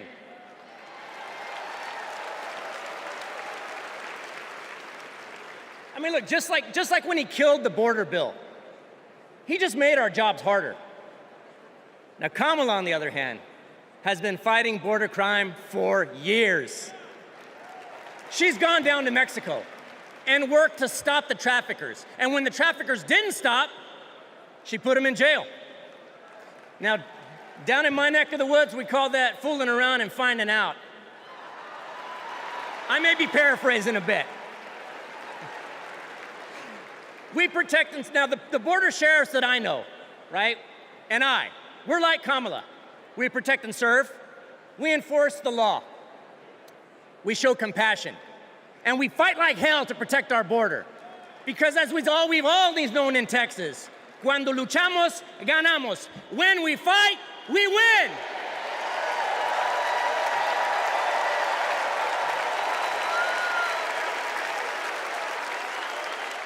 Please welcome California Representative Pete Aguilar.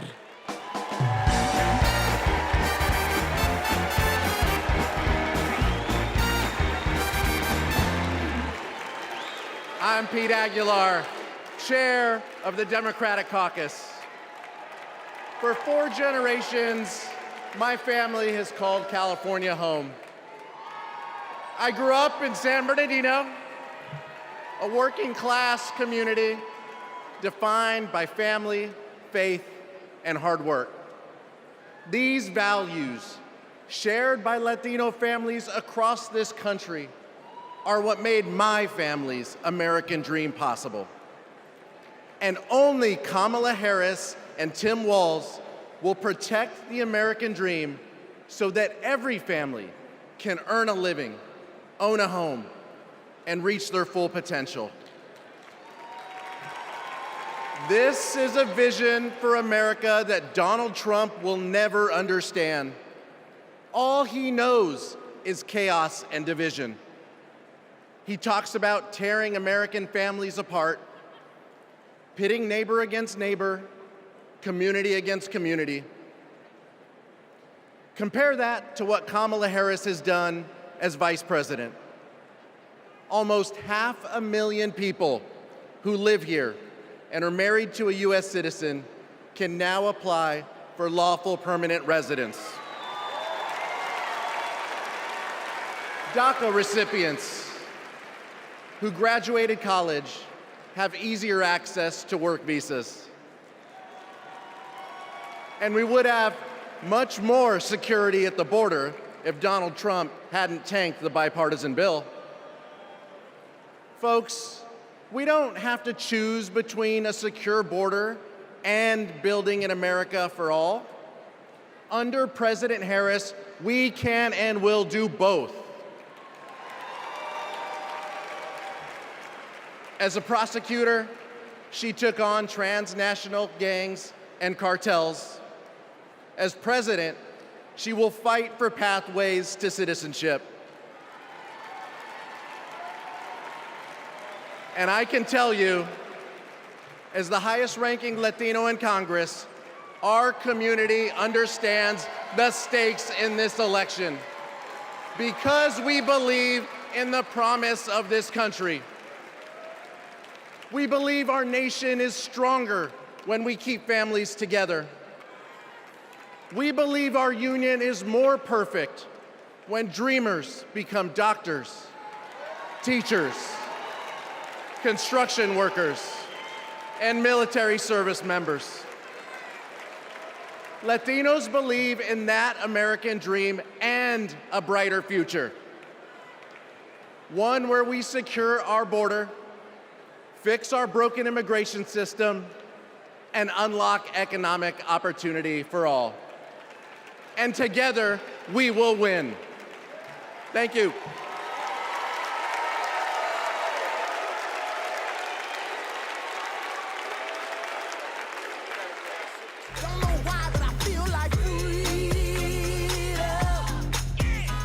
I'm a Filipino-Japanese DACA recipient. I am a third-year medical student, and I am a DACA recipient. Thanks to DACA, I've been able to open up my own business and represent clients as a lawyer. So many of my dreams came a little bit closer. It is disheartening to know that the court system may end DACA next year, and to also hear Donald Trump calling for mass deportations. It is time that we recognize dreamers for who they are. We are contributors to this great nation. I support Vice President Harris, who has continued to fight for DACA recipients. She was the one who stood with us, who sat with us, who heard our stories. We need a future President Harris to ensure that dreamers like me can continue to work and provide for ourselves, our communities, and our families.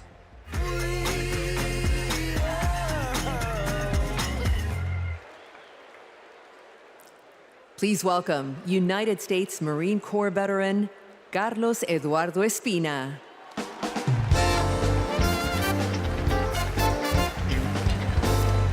Buenas noches, mi gente.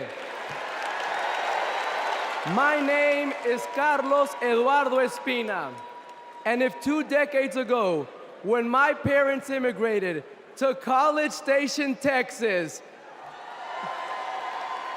you told them that one day their son would reach 14 million followers on social media, graduate law school, and speak at the Democratic National Convention, they might not believe you. But this is the United States of America, the land of opportunities where anything is possible. I know this because daily I interact with people who, like my parents, came to America to fulfill the dreams and ambitions that in their home countries were impossible. People who work hard, contribute to society, pay taxes because, yes, immigrants pay taxes, and love this country deeply. The same people Donald Trump wants you to believe are poisoning the blood of our country. This is dangerous, and it is outright anti-American. Because as Ronald Reagan, a Republican, once said, we lead the world because unique among nations, we draw our people, our strength from every country and every corner of the world. Reagan knew that welcoming immigrants is not a Democratic or a Republican value, it is an American value. To be pro-immigrant is to be pro-America. And that's why Kamala Harris understands this too. And that's why, once elected, she will reject hate and find solutions that make our nation stronger. So let's get her elected. Let's get her elected. And ensure that our country remains a beacon of freedom and opportunity for all. Thank you, God bless you, and God bless the great state of Texas.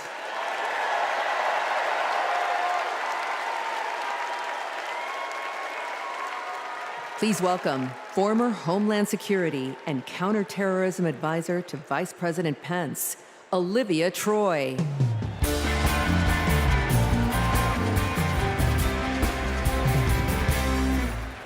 4 years ago, I resigned from the Trump administration. As a Republican who dreamed of working in the White House, it was a hard decision. But as an American, it was the right one. I saw how Donald Trump undermined our intelligence community, our military leaders, and ultimately our democratic process. Now, he's doing it again, lying and laying the groundwork to undermine this election. It's his MO, to sow doubt and division. That's what Trump wants, because it's the only way he wins. And that's what our foreign adversaries want, because it's the only way they win. As a national security expert, y como Latina, y hija de una inmigrante mexicana que realizó el sueño americano, being inside Trump's White House was terrifying. But what keeps me up at night is what'll happen if he gets back there. The guardrails are gone. The few adults in the room the first time resigned or were fired. I grew up in the kind of working family that Trump pretends to care about. Conservative, Catholic, Texan. July 4th was our most sacred holiday. Those values made me a Republican. And they're the same values that make me proud to support Kamala Harris. Not because we agree on every issue, but because we agree on the most important issue: protecting our freedom.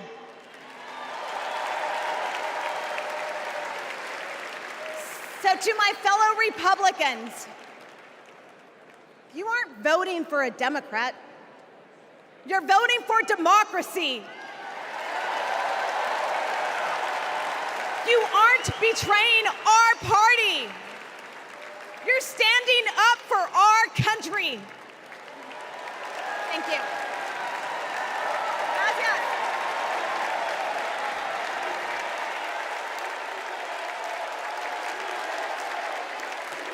Please welcome former Georgia Lieutenant Governor Jeff Duncan.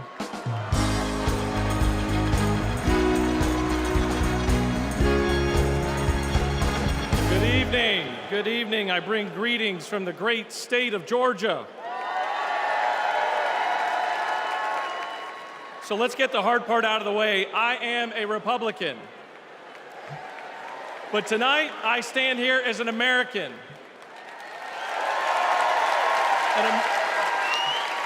An American that cares more about the future of this country than the future of Donald Trump. My journey started to this podium years ago when I realized Donald Trump was willing to lie, cheat, and steal to try to overturn the 2020 election. I realized Trump was a direct threat to democracy, and his actions disqualified him from ever stepping foot into the Oval Office again.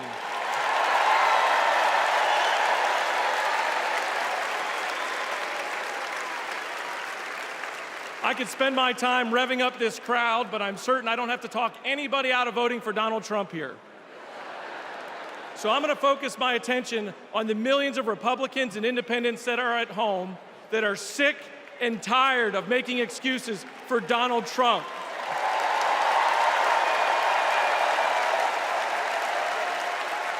If Republicans are being intellectually honest with ourselves, our party is not civil or conservative.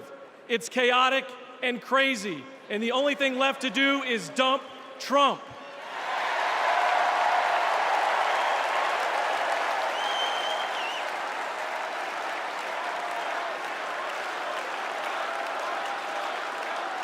These days, our party acts more like a cult worshiping a felonious thug. Look, you don't have to agree with every policy position of Kamala Harris. I don't. But you do have to recognize her prosecutor mindset that understands right from wrong, good from evil. She's a steady hand and will bring leadership to the White House that Donald Trump could never do. Let me be clear to my Republican friends at home watching. If you vote for Kamala Harris in 2024, you're not a Democrat, you're a patriot.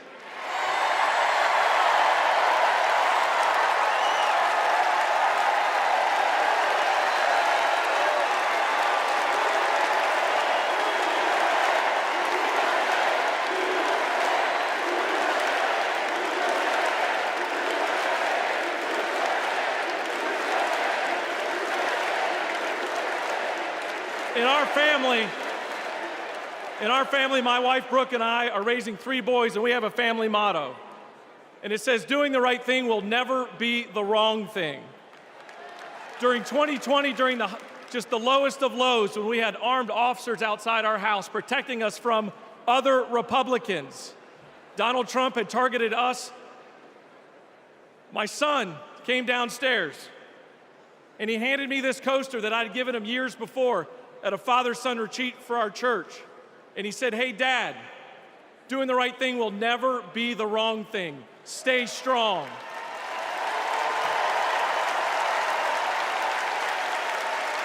To my fellow Republicans at home that want to pivot back towards policy, empathy, and tone, you know the right thing to do.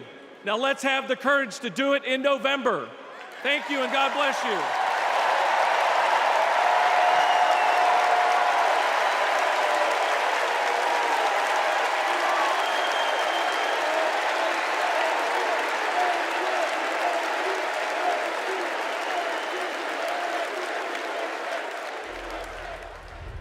We will never give up. We will never concede. It doesn't happen. You don't concede when there's theft involved. And after this, we're going to walk down, and I'll be there with you. We're going to walk down to the Capitol, because you'll never take back our country with weakness. You have to show strength, and you have to be strong. It does look like we're going to have an ad hoc march stepping off here. There's a crowd surge heading east. Mike Pence, I hope you're going to stand up for the good of our Constitution and for the good of our country. And if you're not, I'm going to be very disappointed in you. I will tell you right now.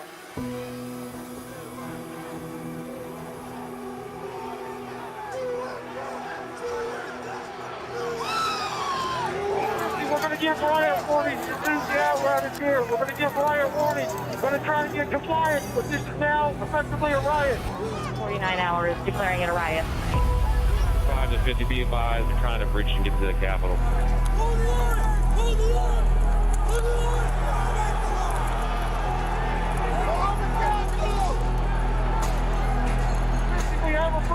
Capitol. Breach of the Capitol to the upper level. My kids didn't have the courage to do what should have been done to protect our country and our Constitution. Bring out Pence. Bring out Pence. Bring out Pence.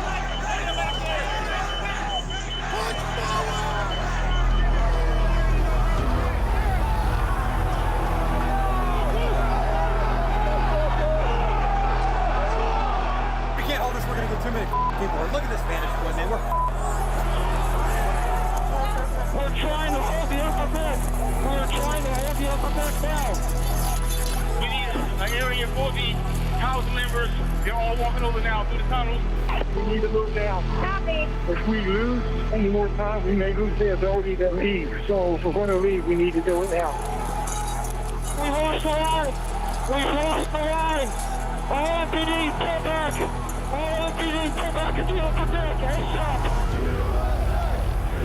H208 with 4 members. The door's barricaded. There's people flooded the hallways outside. We have no way out.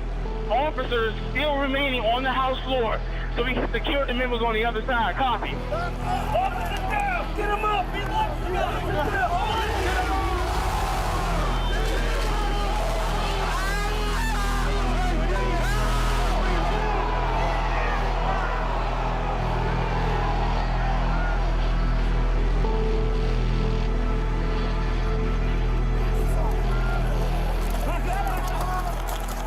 And if I win, I will be looking very, very strongly about pardons. And I mean full pardons with an apology to many, an apology.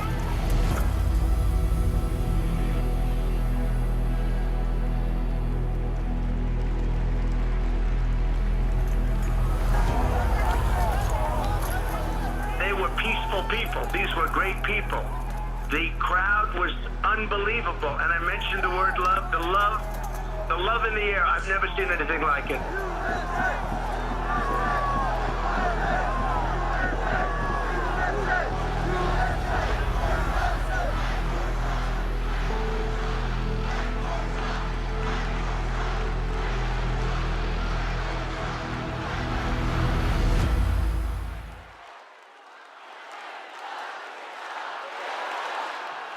Please welcome Mississippi Representative Benny Thompson.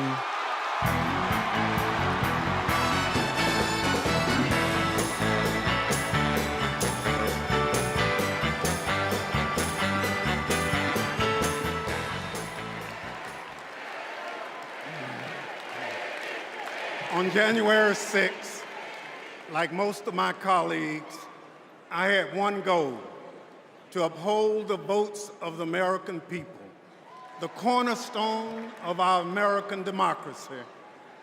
But as what you've just witnessed, let me remind you that the members of that violent mob had another goal. They wanted to stop the peaceful transfer of power for the first time in American democracy. Thank God they failed. Because in this country, we settle our differences at the ballot box, not through violence. It took a long time to get here, and we are not going back. Because I remember that dark history. It's my own history. In this life, my father never cast a vote because of Jim Crow. So I dedicated my career to protecting the votes against violence and discrimination. You can imagine what I felt on January 6th when I saw with my own eyes those insurrectionists trying to take that away. They did it to rob millions of Americans of their votes. They did it because Donald Trump couldn't handle losing. He lied about the election fraud. He called his conspiracy-led mob to Washington. He would rather subvert democracy than submit to it. Now, he's plotting again. His campaign proclaims that elections won't end until the moment of inauguration. We will win or it was rigged. We win or else. This is Donald Trump's America. Elections are about choice. Choose democracy, not political violence. Choose the America we've always taught our children to love. Choose Kamala Harris.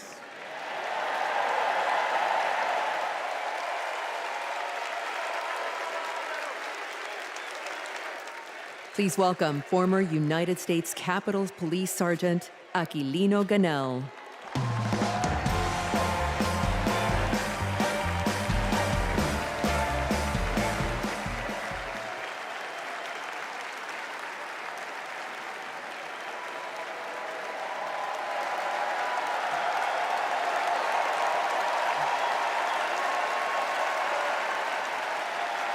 Thank you. Thank you.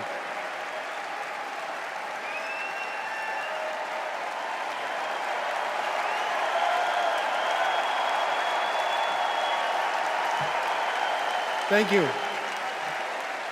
Before I begin, I need to acknowledge the sacrifices that 5 officers who died as a result of January 6th made on that day.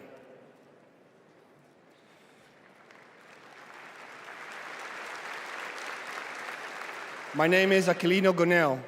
I immigrated to the U.S. from the Dominican Republic when I was 12. I became an American citizen. I was a sergeant in the U.S. Army and a Capitol Police officer. I had seen violence while serving in Iraq, but nothing prepared me for January 6th. We officers risked everything to protect innocent people. We were beaten and blinded. I was assaulted with a pole attached to the American flag. President Trump summoned our attackers and sided with them. He betrayed us. When I joined the Army and Capitol Police, I took an oath to defend the Constitution. I did so with duty in my soul, and I still feel it. To Donald Trump, I ask, why don't you?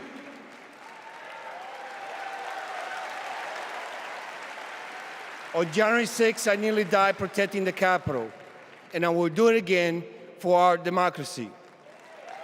The way to preserve it is to elect Kamala Harris, our first female commander-in-chief.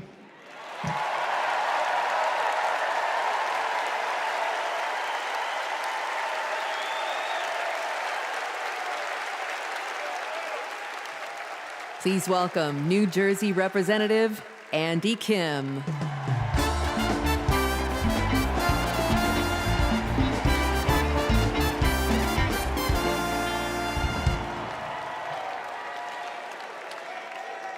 When I was a kid, my parents brought me to the Capitol. They taught me that it's sacred ground, a symbol of our democracy. When I got to Congress, I was excited to bring my little boys to the same beautiful building. I asked them, "Do you like the Capitol?" And my oldest son, Austin, said, "I love the Capitol, and lowercase too." They are so sweet. But shortly after, we saw something unimaginable. A mob tearing down flags, assaulting police officers. That night, I walked into the rotunda. The floor was covered in broken glass and garbage, strewn with the chaos unleashed by Donald Trump. And I thought to myself, how did it get this bad? So I did the only thing I could think of. I grabbed the trash bag and started cleaning up.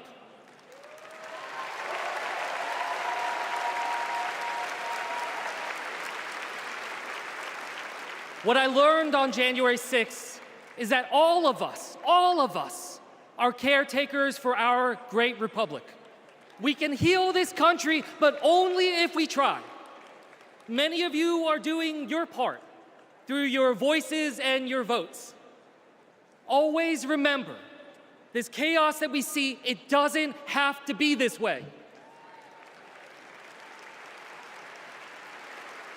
As a father, I refuse to believe that our kids are doomed to grow up in a broken America. There is a hunger right now in this country for a new generation of leadership to step up. Let's choose Kamala Harris and Tim Walz. Let's do this for our kids and our grandkids. Thank you.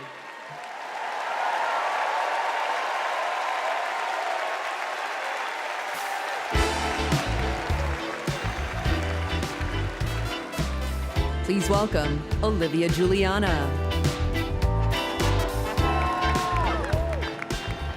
Hello from a proud Texas Democrat. This November, I'll cast my first vote in a presidential election ever. The fact is, our right to vote is under attack. I've seen it. Long wait lines. People blocked from registering to vote. Texans denied our voice. Donald Trump's Republicans are making it harder for us to vote, but we won't let them get away with it. And Kamala Harris won't let them get away with it either. She's fought for our freedoms. She's fought for our voice, but we will only be heard if we vote. As the saying goes, if you're not at the table, you're on the menu. So Gen Z, let's take our seat in our democracy and cast our ballots this November for Kamala Harris and Tim Walz. And now, ladies and gentlemen, American icon Stevie Wonder.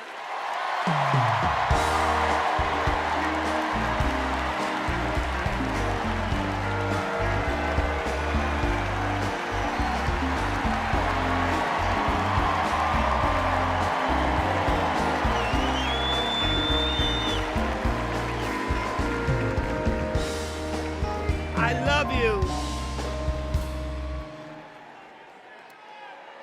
I just want to say, I love you. I love you.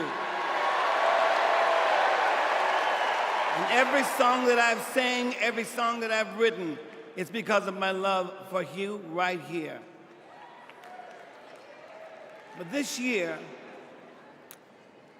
I've prayed very hard for peace to come to our world's nations, but also to each one of our hearts.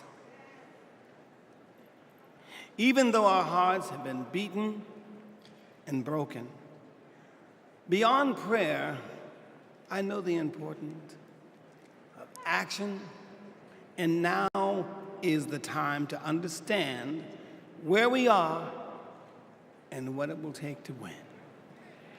Win the broken hearts, win the disenchanted, win the angry spirits. Now is the time.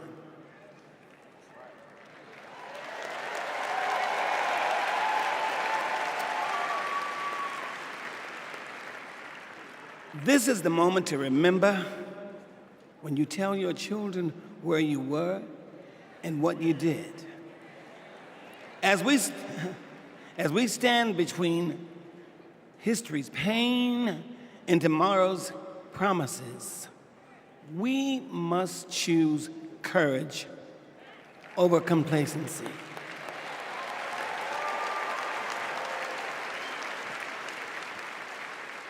It is time to get up and go vote.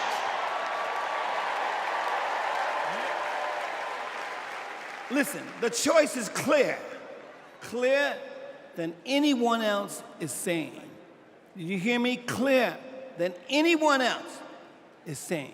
You feel me? We need to choose joy over anger, kindness over recrimination, and peace over war. Every time.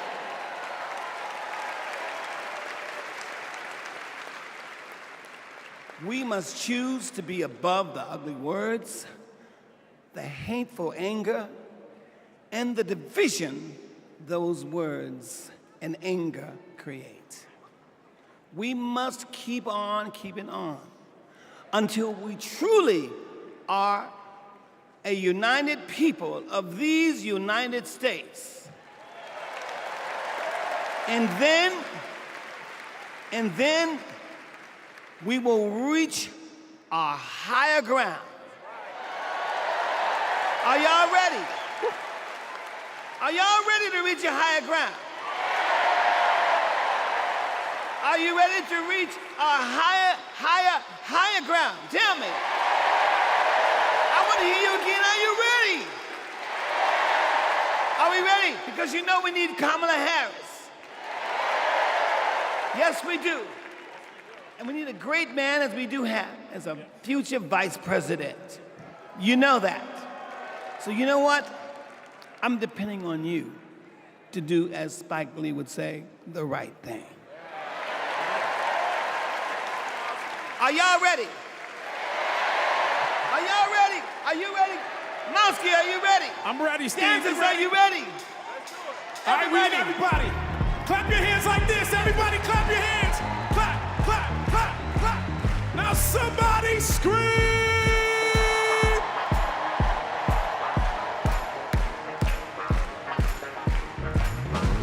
Here we go.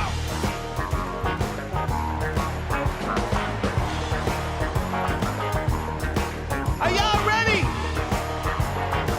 Oh, you're gonna have to get louder than that. I want y'all to sing it with me. Come on. People. You sing. Keep on learning. Soldiers. Y'all say keep on one. Yeah. Whoa. Keep on turning. 'Cause it won't be too long. Are y'all with me?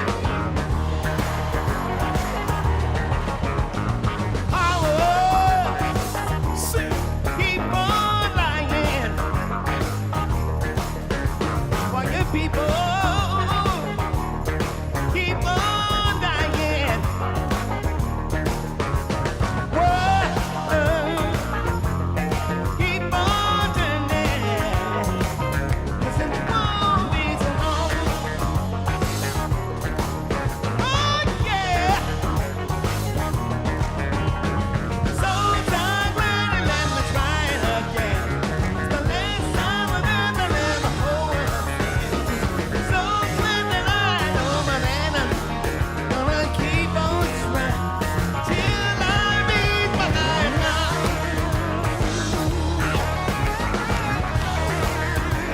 Till I reach my higher ground. Oh no, no one's gonna beat me now.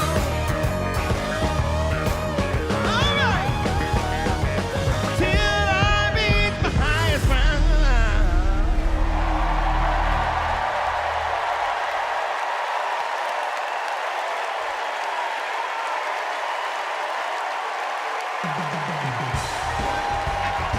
Somebody scream.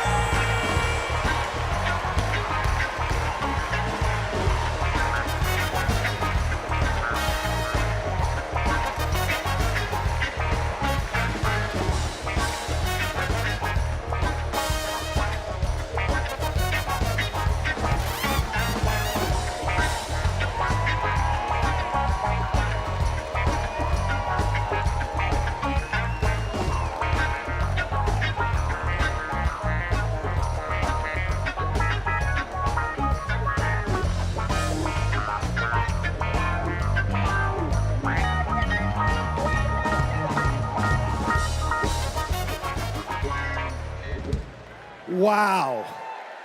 Wow. Wow. I couldn't see the rest of y'all, but from back, Nebraska was getting down. Stevie's song is powerful, but so was his words. He said courage over complacency. He gave us a call in his remarks. But now I gotta tell you, the party is gonna keep going. We're just getting started, y'all. And this is a segment that I am very, very excited about, because it might be Wednesday night and we might be in Chicago, but it's starting to feel like something I've wanted to say my whole life. Live from New York, it's Saturday night. Please welcome Kenan Thompson.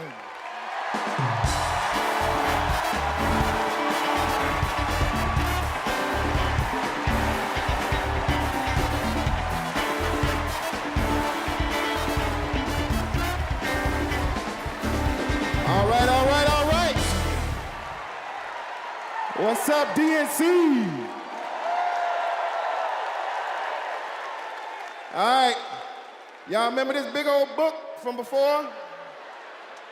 When Colorado Governor Jared Polis ripped a page out of it? This is Project 2025, the Republican blueprint for a second Trump term. It is boo. It is a real document that you can read for yourself at kamalaharris.com/Project 2025. You ever seen a document that could kill a small animal and democracy at the same time? Here it is. You know how when you download an app and there are hundreds of pages there that you don't read, it's just the terms and conditions, and you just click agree, right? Well, these are the terms and conditions of a second Trump presidency.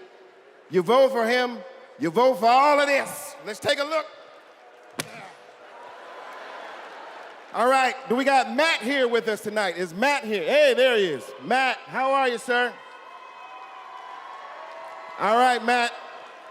Now, Matt, I understand that you work as an AV tech in Nevada, and you make a decent hourly wage, is that right? Oh, I don't know if we can hear Matt. Can we hear Matt? So who's gonna fix it? Keep speaking, Matt, till we can hear you. Okay, that's good. I guess we're gonna move on from Matt. And this is Becky. Becky, can we hear you? Hi, Kenan, and it's great to be here. Thank you. All right, good.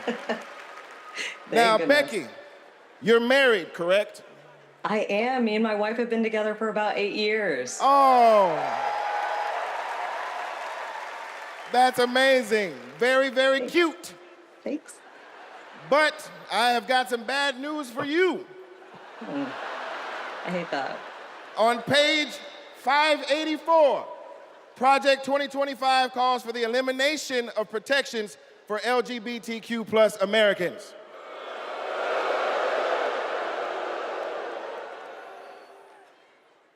So yeah, right back to the Stone Age. I'm afraid so. Right back to the Stone Age. That's terrible. Yeah, it is. Thank you, Becky, for being here and making that wonderful point. All right, next up, we have Nirvana. Nirvana, are you with us? And your people are with us as well? All right, good. Now, Nirvana, I understand that you are on insulin to manage your diabetes, yes? Yes, and thanks to President Biden and Vice President Harris, I only pay $35 a month for my insulin. That is great. That is great. But on page 465, Project 2025 calls for millions of people like yourself to pay more for prescription drugs like insulin. Why? Why? Well, I guess maybe to help Big Pharma make more money that they can donate to Republican politicians, I assume. Yeah, that makes sense. Yes, unfortunately, it does make sense. All right, let's talk to Anita. Anita, are you there? Yes. Hello, Anita. Hello. And Anita, what do you do for a living? I'm an OBGYN who delivers babies and does surgery. An OBGYN.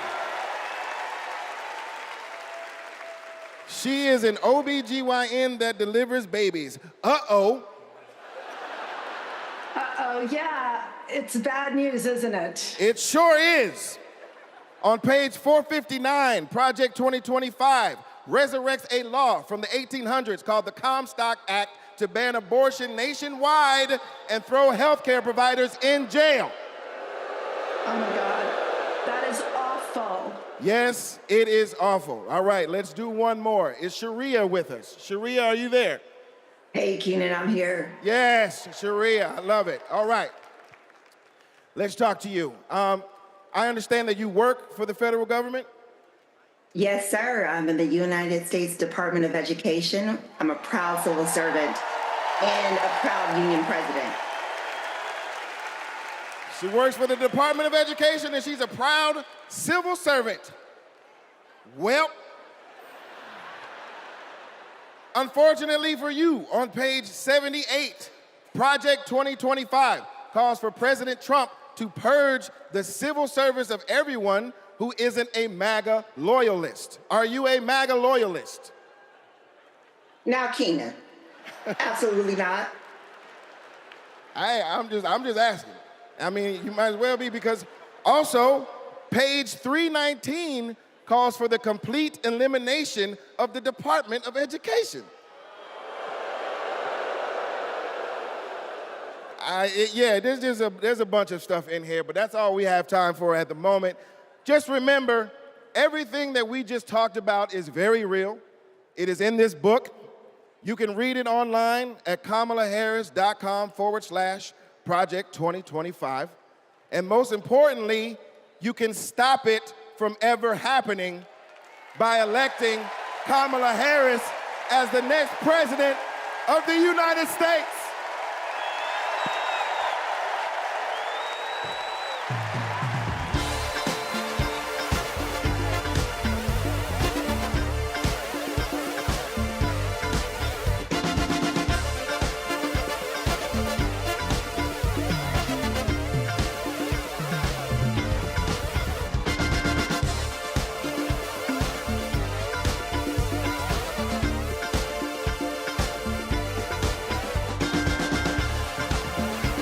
Please welcome award-winning producer and writer, Mindy Kaling.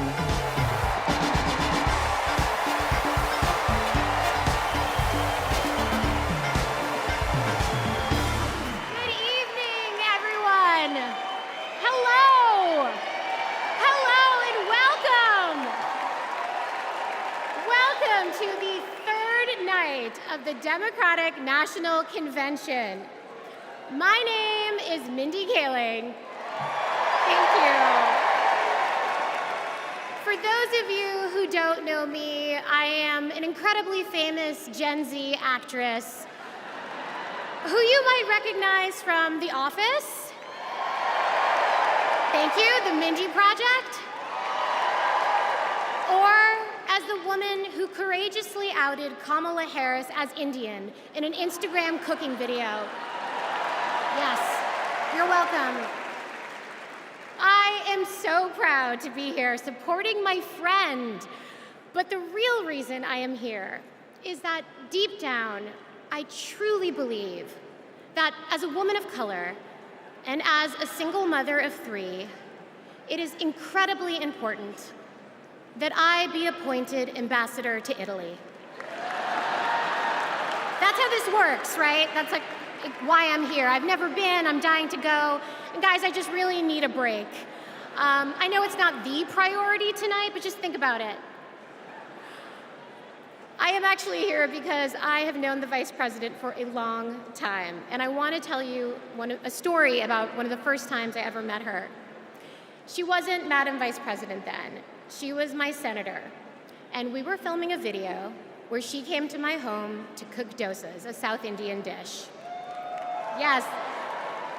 It's not every day that a senator comes over, and I was pretty nervous. But when she arrived, we immediately hit it off. We talked about the love we have for our moms, who had both passed away from cancer. Both of our mothers were immigrants from India who came to America and committed their lives to serving others. My mother, Swati, became an OBGYN. Thank you. Kamala's mother, Shyamala, became a scientist with a PhD who dedicated her life to trying to find a cure for cancer.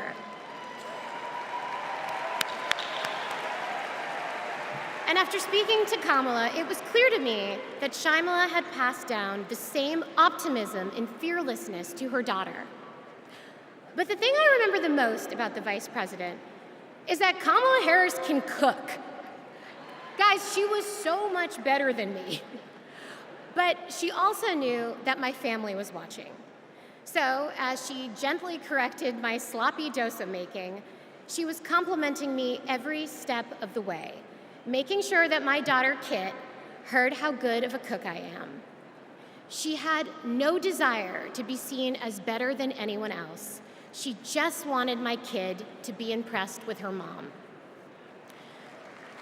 And when she finally bit into my dosa, she looked at me and said, really good, and then never took another bite again. Yes, but it is that warmth, that generosity of spirit that I know she will bring to the White House as our next president. Kamala Harris cares deeply about other people. She will fight to protect our freedoms because those are the values that her mother passed down to her. But in order to protect those freedoms, Democrats also need to win the House. So we have a lot to do, and please welcome to the stage your next Speaker of the House, Hakeem Jeffries.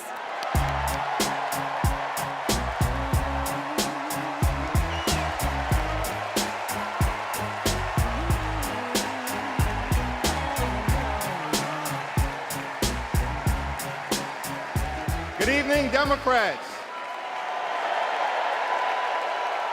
It's a high honor and a distinct privilege as a Brooklynite, New Yorker, and as an American to stand before you today and unequivocally express my support for Kamala Harris and Tim Walz to be the next president and vice president of the United States of America.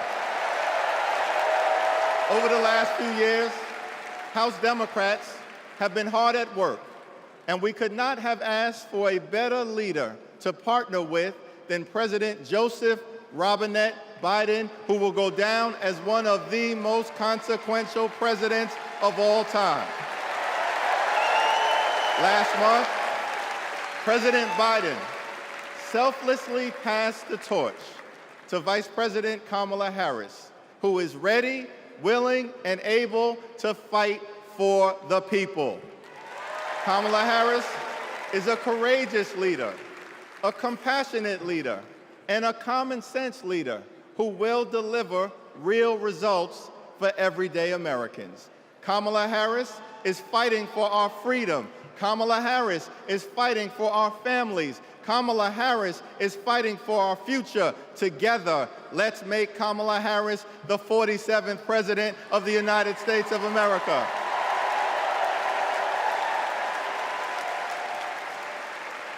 In our great country, when you work hard and play by the rules, you deserve to earn a living wage. You deserve to have an affordable place to call home. You deserve to educate your children in a great public school that is free from gun violence. And you deserve high-quality, affordable health care, and you deserve the chance to one day retire with grace and with dignity. But for far too many people in our great country, they are struggling to live paycheck to paycheck. And as a result, the American dream is out of reach. Here's the thing. Extreme MAGA Republicans don't care about everyday Americans. They only care about themselves. Our approach, led by Kamala Harris and Coach Walz, is very different. We care about you, the American people. And we will fight hard to make sure that the American dream is alive and well in every single community. Now, the road ahead will not be easy, which brings me to you-know-who. Donald Trump is like an old boyfriend who you broke up with, but he just won't go away. He has spent the last 4 years spinning the block, trying to get back into a relationship with the American people. Bro, we broke up with you for a reason.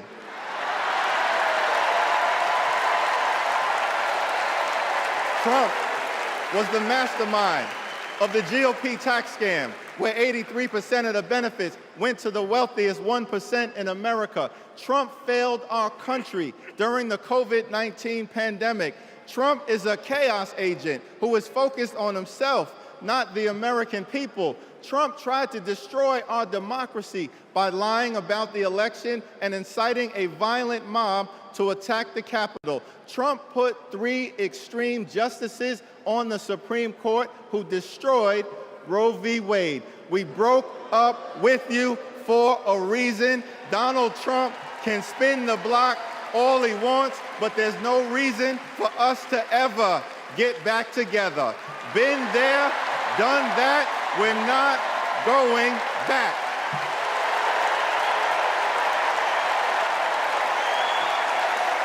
Kamala Harris and House Democrats will always put people over politics. Kamala Harris and House Democrats will lower costs and grow the middle class. Kamala Harris and House Democrats will fix our broken immigration system and secure the border. Kamala Harris and House Democrats will strengthen the relationship between the police and the community. Kamala Harris and House Democrats will continue to combat the climate crisis with the fierce urgency of now. Kamala Harris and House Democrats will protect Social Security, protect Medicare, protect Medicaid, protect the Affordable Care Act, protect working families, protect small businesses, protect the middle class, protect free enterprise, protect our children, protect our seniors, protect our veterans, protect our unions, protect our dreamers, and always protect a woman's freedom to make her own reproductive health care decisions.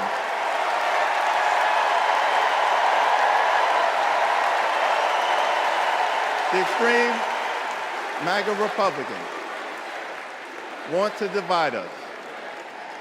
But the Constitution promises equal protection under the law. We are one nation, under God, indivisible, with liberty and justice for all. Together,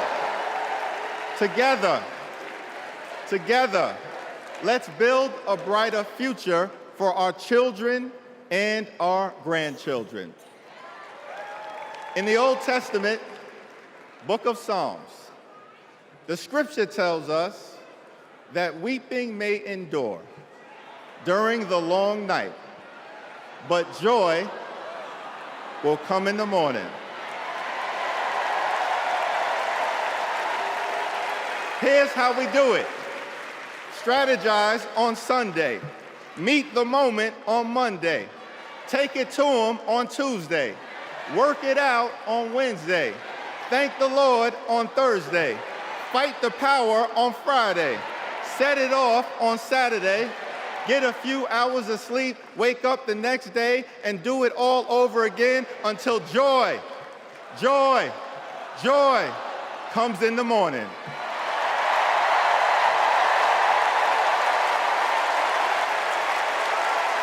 Now there's only 76 days left. There are only 76 days left We must continue to speak up. We must continue to show up. We must continue to stand up, not as Democrats or Republicans, but as Americans. And when we do, nothing can stop Kamala Harris from becoming the 47th President of the United States of America. Nothing can stop House Democrats from taking back the majority. Nothing can stop the American people from continuing our march toward a more perfect union. Nothing can stop us. We're all the way up. God bless you. God bless Kamala Harris. May God bless the United States of America.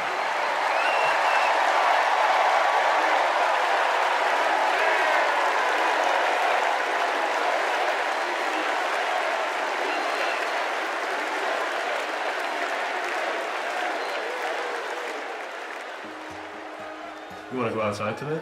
Yeah. Want to go put your shoes on? Yes. Let's go outside. Ruby is 2 years old. I'm starting to think, will she be an iron worker like her dad? I hate to break it to you, but I'm not a billionaire. Donald Trump talked a big game about bringing jobs back to America, but it was all talk, like Foxconn. This is the 8th wonder of the world. Foxconn, by most estimates, has not even come close to meeting expectations. This whole project was a scam. He is not looking out for the residents. He's looking out for himself. You know what Trump delivered? $2 trillion in tax cuts focused on his billionaire buddies and big corporations. You know, you're rich as hell. It makes me angry. Billionaires don't pay their share of the load. And he wants to do that again. Trump talked a massive game about infrastructure. What a joke. We call it Infrastructure Week. Infrastructure is the easiest of all. We're going to get this infrastructure going. Trump was too incompetent to get it done. Who's he looking out for? Not us, not my family. You know who got it done? Joe Biden and Kamala Harris. Biggest infrastructure package in history. Infrastructure is just a fancy word for jobs. Not just union workers, but for everyone. Small businesses are booming. Communities are starting to thrive again. I wish it was faster, but prices are easing. Kamala Harris helped deliver the largest job growth in American history. Wages are higher.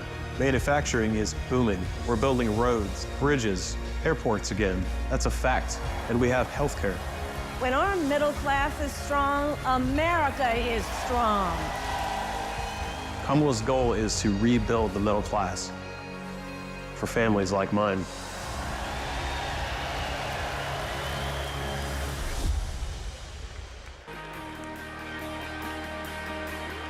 Please welcome the 42nd President of the United States, Bill Clinton.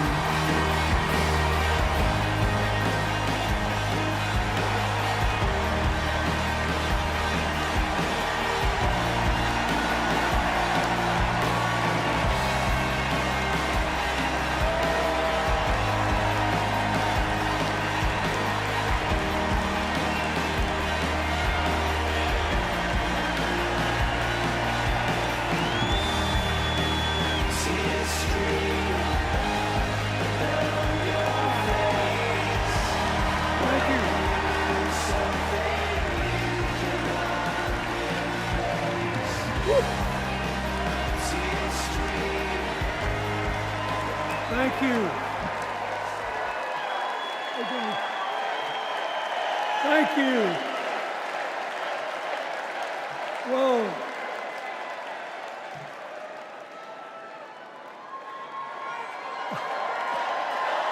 Let me ask you something.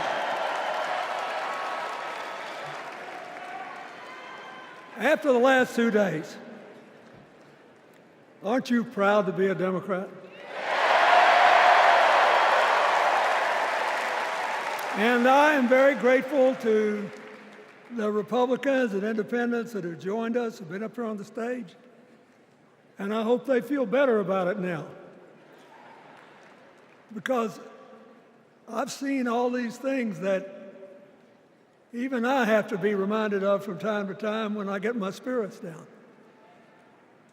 I love seeing the Obamas here. I love seeing President Biden.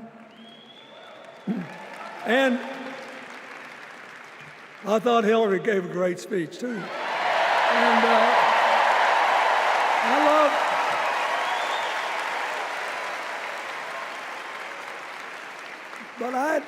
love seeing all these young leaders. A bunch of them are coming up after me. They look better, they sound better, and they'll be exciting. I do want to say one word about President Biden.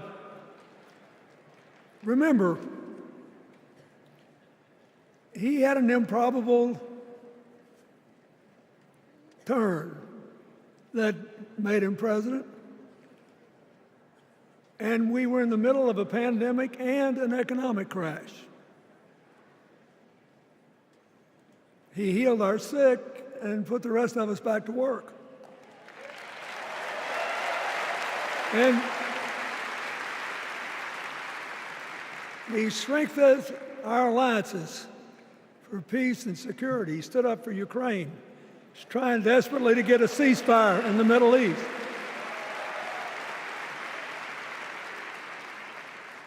And then he did something that's really hard for a politician to do. He voluntarily gave up political power. And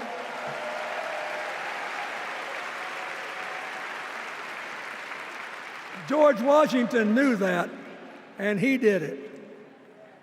And he set the standard for us serving 2 terms before it was mandatory. It helped his legacy, and it will enhance Joe Biden's legacy. And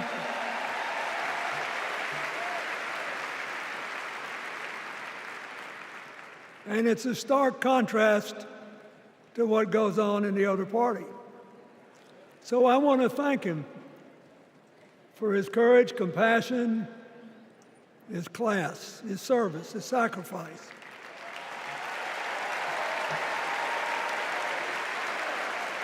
Joe Biden,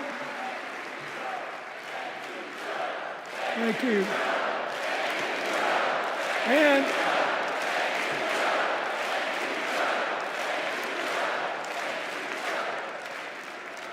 he kept the faith, and he's infected a lot of the rest of us. Now let's cut to the chase.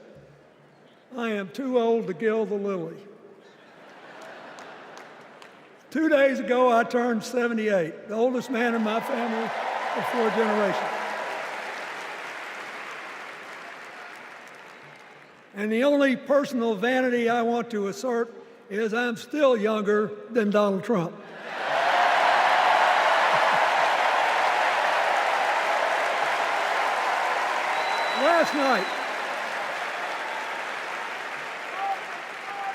Last night, in what I thought was a very moving series of episodes, we nominated Kamala Harris and Tim Walz.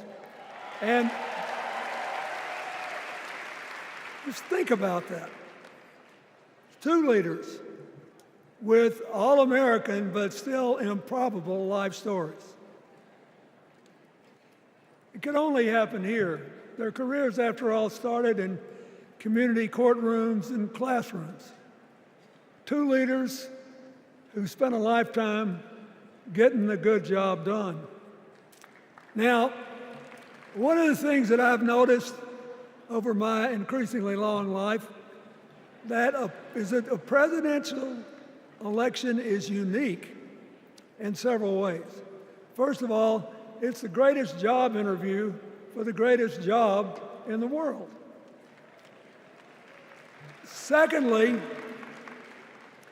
the Constitution says we, the people, get to do the hiring. And the third thing is that every 4 years, we get to change the requirements for the job. So here's what I'm thinking, because I try to apply this in every election. Will this president take us backward or forward?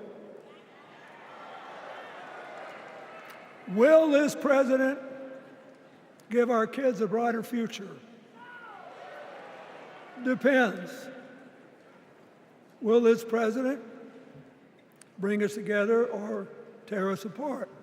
Will the president increase the peace, security, and stability and freedom that we enjoy and extend it to others as we can. We, the people, we have to make a decision about these kind of questions. And every 4 years, it's a little different because the people come at the candidates, and they say, as they're saying now, here are our problems, solve them. Here are our opportunities, seize them. Here are our fears, ease them. Here are our dreams, help them come true.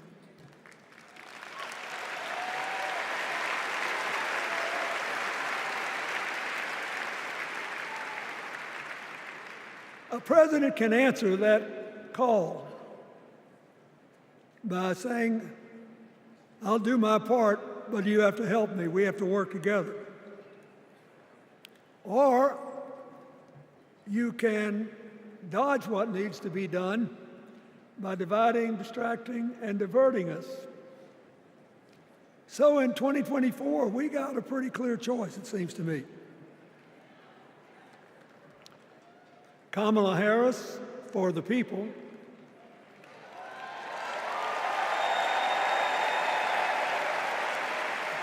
and the other guy who's proved even more than the first go-around that he's about me, myself, and I. I know which one I like better for our country.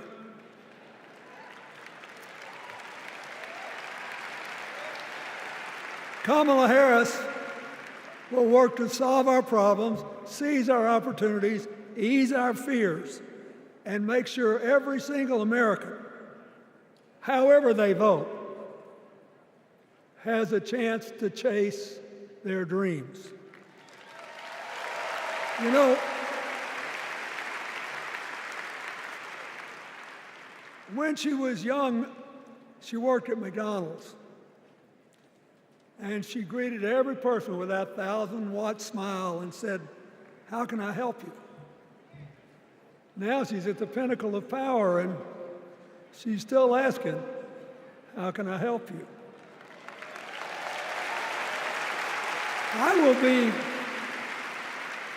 I'll be so happy when she actually enters the White House as president, because she will break my record as the president who spent the most time at McDonald's.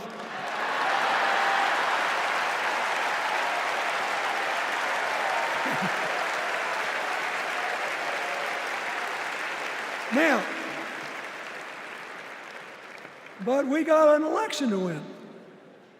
And remember, we've got a guy that's pretty good at what he does. Donald Trump has been a paragon of consistency. He's still dividing, he's still blaming, he's still belittling other people. He creates chaos, and then he sort of curates it as if it were precious art. Let me say, not a single day goes by, even though I've been gone for well over 23 years from the White House, not a day goes by that I don't thank the Lord for the chance I had to serve and what it meant. And one of the reasons, thank you. Wait.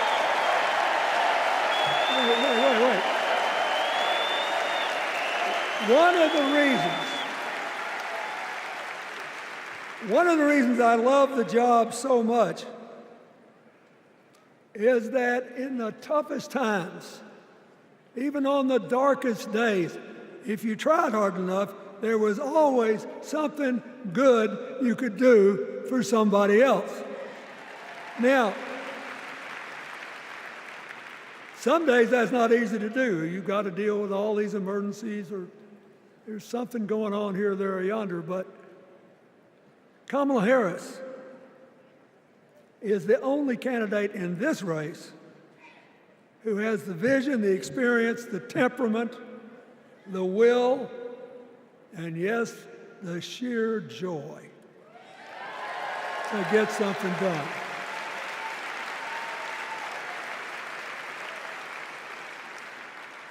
I mean, look, what does her opponent do with his voice? He mostly talks about himself, right?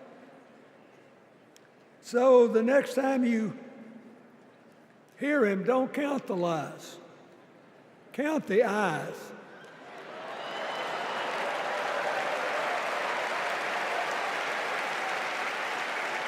Count the eyes. His vendettas, his vengeance, his complaints, his conspiracies. He's like one of those tenors opening up before he walks out on stage, like I did, trying to get his lungs open by singing me, me, me, me, me, me.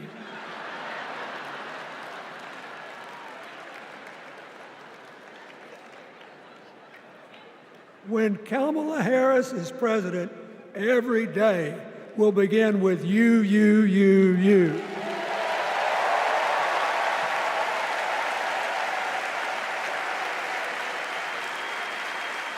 So, we got to ask ourselves the questions if we're going to hire a president. Do you want to build a strong economy from the bottom up and the middle out? Or do you want to spend the next 4 years talking about crowd size?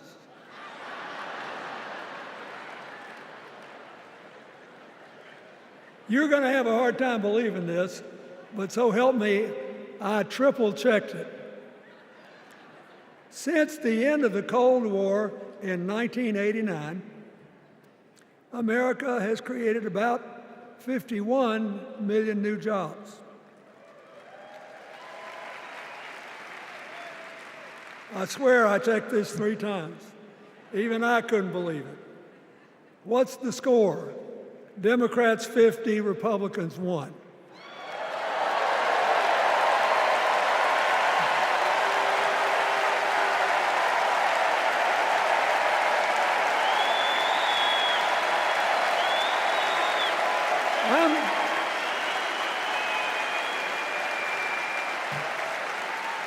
I'm glad that we've got a championship-winning coach on our team.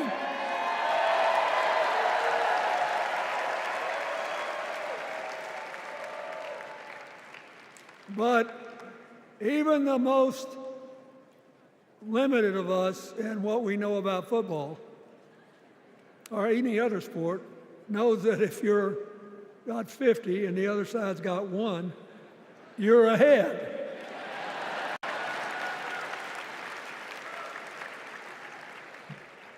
What about affordable housing? It's a terrible problem in America now. We need more. And affordable health care. That's why the Democrats put a limit on monthly payments for insulin and a $2,000 a year out-of-pocket limit, and are trying to cover more drugs by bargaining for prices. We need more financing for small businesses. We need still to strengthen our alliances. I almost croaked in the first debate of this election season when President Trump said nobody respected America anymore like they did when he was president. Wait. And with a straight face. Look, you got to give him. He's a good actor. With a straight face, he cited as evidence of the respect that existed for us when he was there the presidents of North Korea and Russia.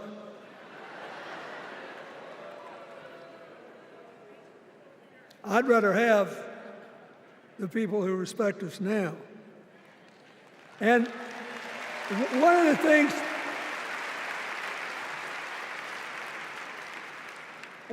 is when you send a signal to the other countries, you want them to know whether they agree with you or not, at least that you're on the level. Here's where you are and what you believe. What are they supposed to make to these endless tributes to the late, great Hannibal Lecter?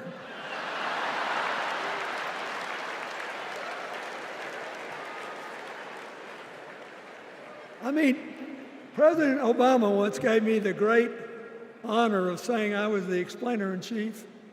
Folks, I've thought and thought about it, and I don't know what to say.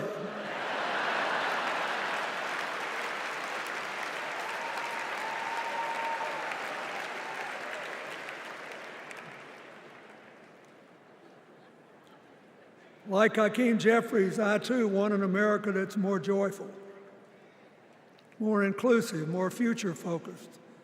Just think what a burden it's been on us to get up day after day after day after day, buried in meaningless hot rhetoric, when there's so many opportunities out there, so many problems that need to be solved. I want that. And that's the America Kamala Harris will lead. And she's already made her first presidential decision, and she knocked it out of the park when she asked Governor Tim Walz to be her nominee for vice president.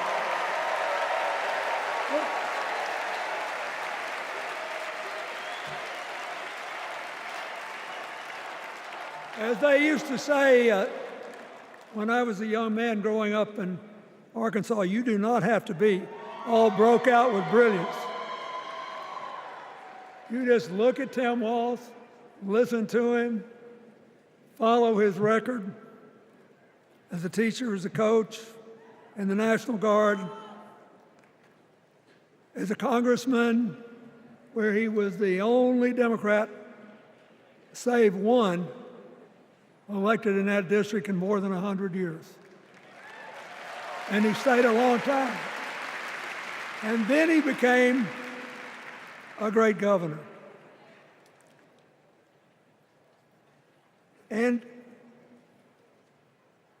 by all accounts, he was a crack shot who had the courage among his rural constituents to say, we do not need these assault weapons available to people who can kill our kids in school.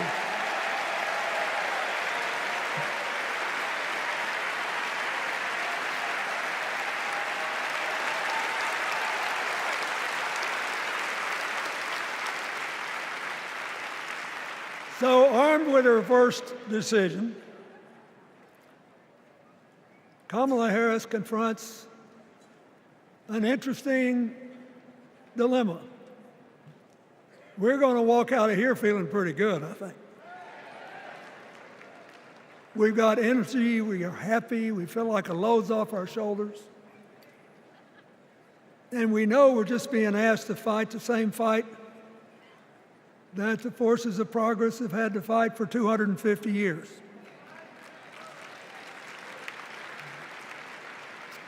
In the face of stiff and often violent opposition, we have to find a way to go forward together, where we the people make our union more perfect. So, that's a good thing. How could we possibly lose?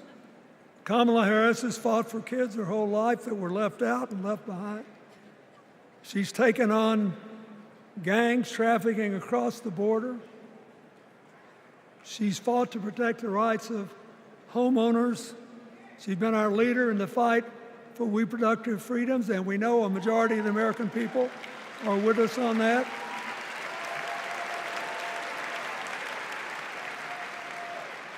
And she's gained an invaluable amount of experience as vice president, advancing our values and interests around the world. She's already said she's going to work really hard to make sure that no American working full-time lives in poverty or has to worry about their children living in poverty. He says that we got to make home ownership an achievable dream for everyone, not just a privilege. She said that and this meant a lot to me, that she would protect everybody's right to vote, whether or not they voted for her.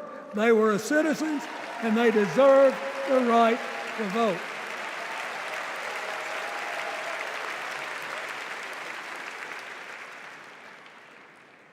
The other day, her opponent implied that as his people voted one more time, they'd be able to rig it from now on and they wouldn't have to vote again. You think they're kidding, but I know a lot of these folks, and most of them are really good people, but some of them think that they are bound to dominate America politically, economically, and socially, and they have to use politics to do it, and they should rig the system. I don't believe that. And so here's what I want to tell you. We've seen more than one election slip away from us when we thought it couldn't happen, when people got distracted by phony issues or overconfident. This is a brutal, tough business. I want you to be happy. One of the reasons that President-to-be Harris is doing so well is that we're all so happy.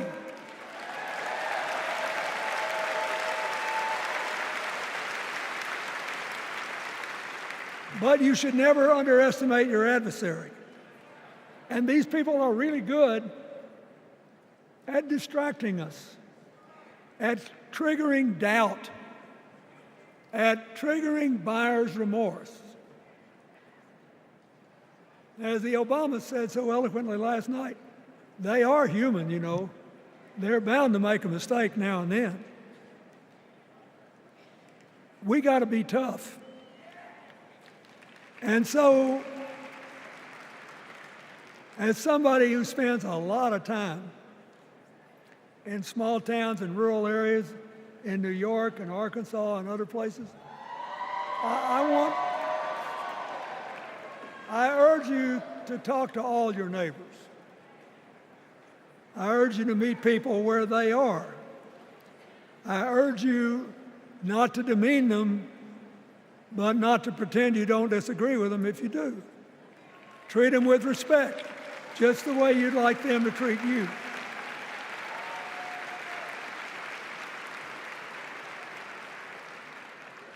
Ask for their help and then follow our leader, Kamala, and ask them, how can I help you?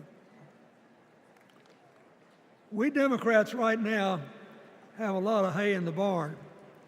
We've got massive achievements, massive advances, but there's still a lot of slips between today and Election Day that we have to navigate. And so I want to say this from the bottom of my heart. I have no idea how many more of these I'll be able to come to. I started in '76, and I've been to every one since. But no, 72.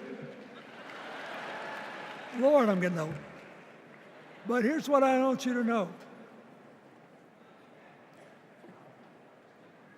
If you vote for this team, if you can get them elected and let them bring in this breath of fresh air, You will be proud of it for the rest of your life.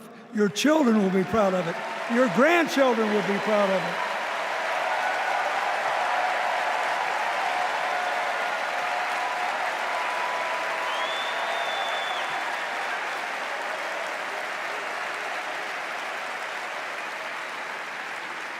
Take it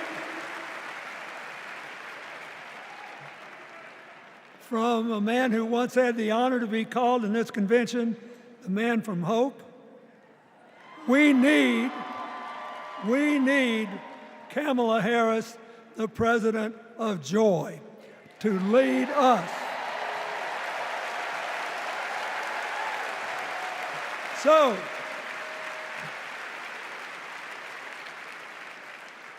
I'll be doing my part, you do yours. I'll see you when we're making a real joyful noise when the votes are counted. God bless you, and God bless America.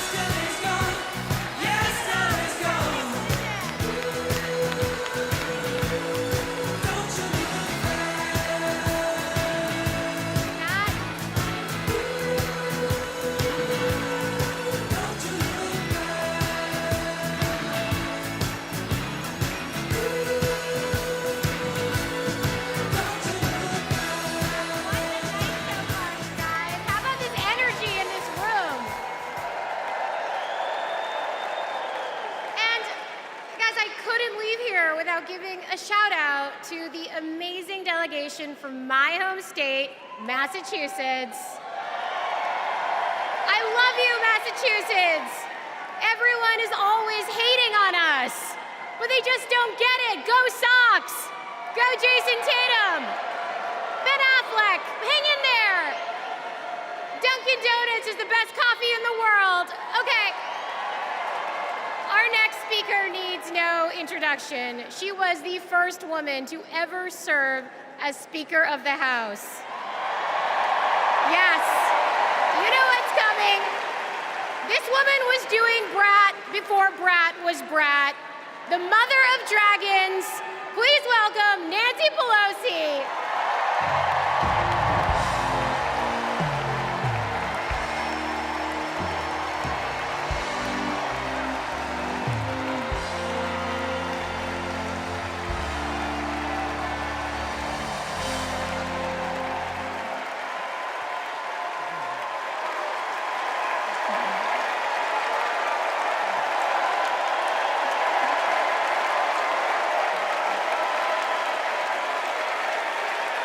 Hello, California. Hello, Maryland. Hello, Democrats.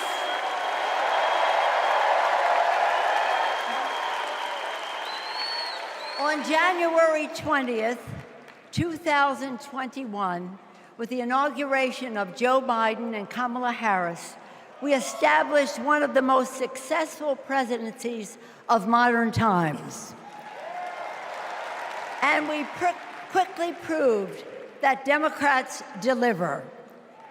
Millions of jobs, stronger infrastructure and rural broadband, a Biden child tax credit, rescuing human pensions, honoring our veterans, bold climate action, lowering the cost of prescription drugs, all thanks to President Biden's patriotic vision of a fairer America, doing so with liberty and justice for all. Thank you, Joe.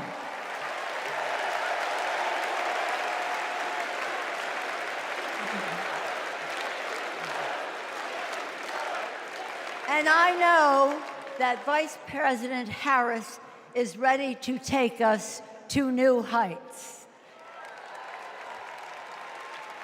I've known Kamala Harris for decades. Personally, I know her a person of deep faith, which is reflected in her community care and service. Officially, she is a leader of strength and wisdom and eloquence on policy, most recently demonstrated fighting for women's right to choose. Politically, she is astute and strategic in winning difficult elections, quickly securing the nomination with dignity and grace, and choosing Tim Walz as our vice president. I had the honor of serving with Tim for 12 years in the Congress. He united Democrats, Republicans, and independents to turn a red district blue. He showed courage when he came to Congress in voting for the Affordable Care Act, meeting the needs of his constituents despite Republicans' lies and misrepresentation. When he went home, won the election, he returned to Congress. He fought for our Americans' heroes as the Democratic leader of the Veterans Affairs Committee. Thank you, Tim.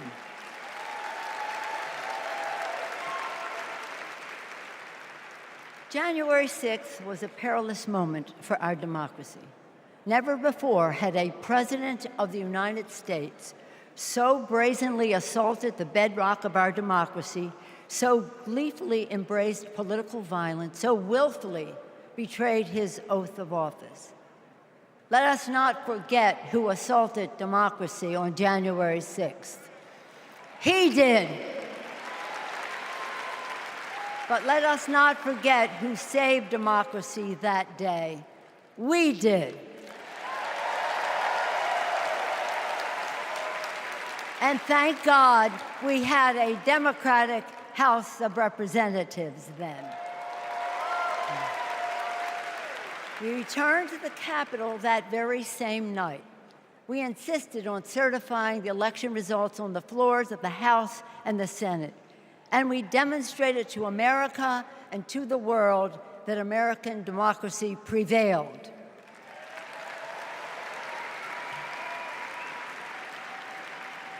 The parable of January 6th reminds us that our democracy is only as strong as the courage and commitment of those entrusted with its care. And we must choose leaders who believe in free and fair elections, who respect the peaceful transfer of power. The choice couldn't be clearer. Those leaders are Vice President Harris and Governor Walz.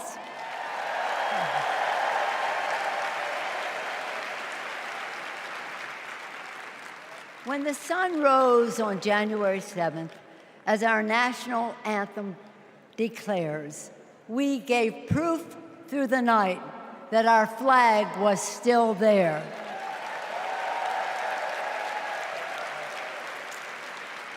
Now, in this election, we are called upon to do the same, to stand together, to reject autocracy, to choose democracy, and we will do so by electing a Democratic House with Hakeem Jeffries as Speaker of the House,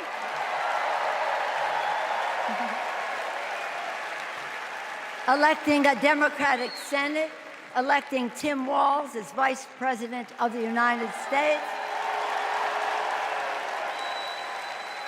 and electing Kamala Harris as the President of the United States. Onward to victory!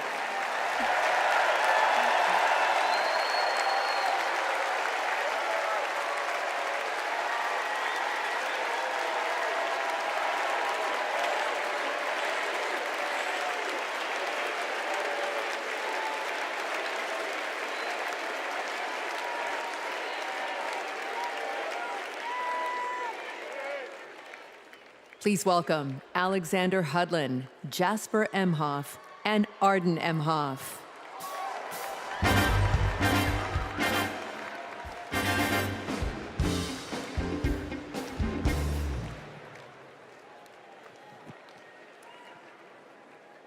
Kamala Harris is our auntie.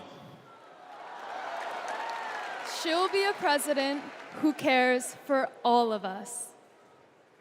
She'll lift us up. In 2016, we celebrated Auntie's Senate win. We saw Trump winning. I was only 9, but I knew enough to be concerned. Auntie said, "Do you know what superheroes do? They fight back. And we will too." She will make time for what matters. You know, no one is busier than my auntie, but she always makes time for family. From moments as simple as cooking and sharing a meal, to exchanging stories and jokes. Auntie taught me about being present in what's important, and I know that's how she'll lead. She'll treat everyone with respect. Even as a kid, Auntie made me feel that I was seen, that my words are important, that I am important and loved. I know she'll value others' perspectives, no matter their age or their background. Auntie, we love you. We're so proud of you. And most importantly, you're a baller. And as you'd say, let's win this thing. Let's win this thing.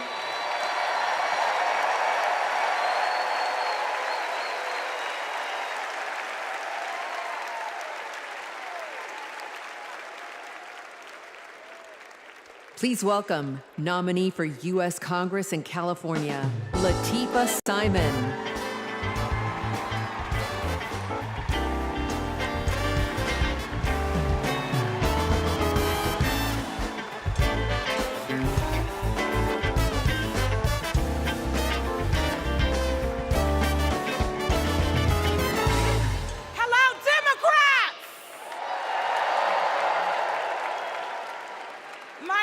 Latifah Simon, and I am running for Congress. And I'm here tonight to tell you all about the Kamala Harris that I know. I'm gonna tell you. When Kamala Harris was the district attorney in San Francisco, California, I was a teen mother running an organization working to end sex trafficking among beautiful young women and girls, to build the self-determination and power among those girls. And Kamala learned about the work that I was doing, and she asked me to join her team. And I joined her team. She saw my potential, my commitment, and the good work that we could do together.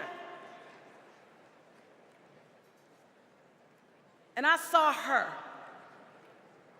I saw Kamala Harris holding the hands of sexual assault survivors. I saw scores of mothers who lost their babies to gun violence, lining up day after day at the courthouse, waiting only to speak to Kamala because they knew that she would hear them, that she would truly see them, because there's something about Kamala Harris. For those who know her, you know. When she hears your story, she carries it with her. When she sees you, she truly sees you. She truly sees you. She is the best among us. After working with Kamala Harris day in and day out for 5 years to create programs that supported young people to get out of the criminal justice system once and for all, with good jobs, with opportunity.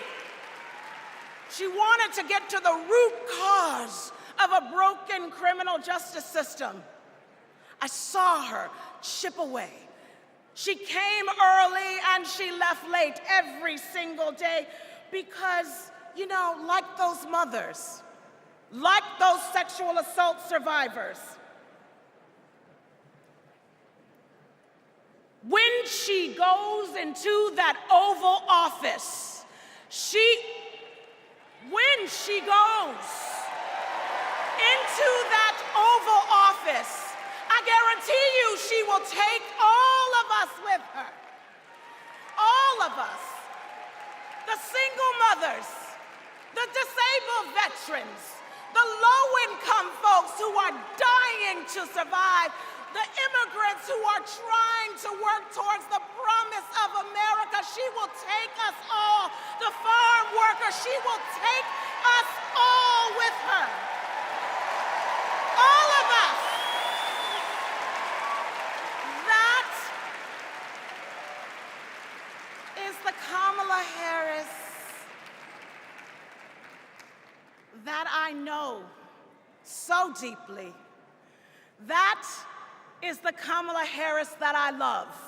A woman of the people. A woman, a fierce woman for the people. Good night, Democrats.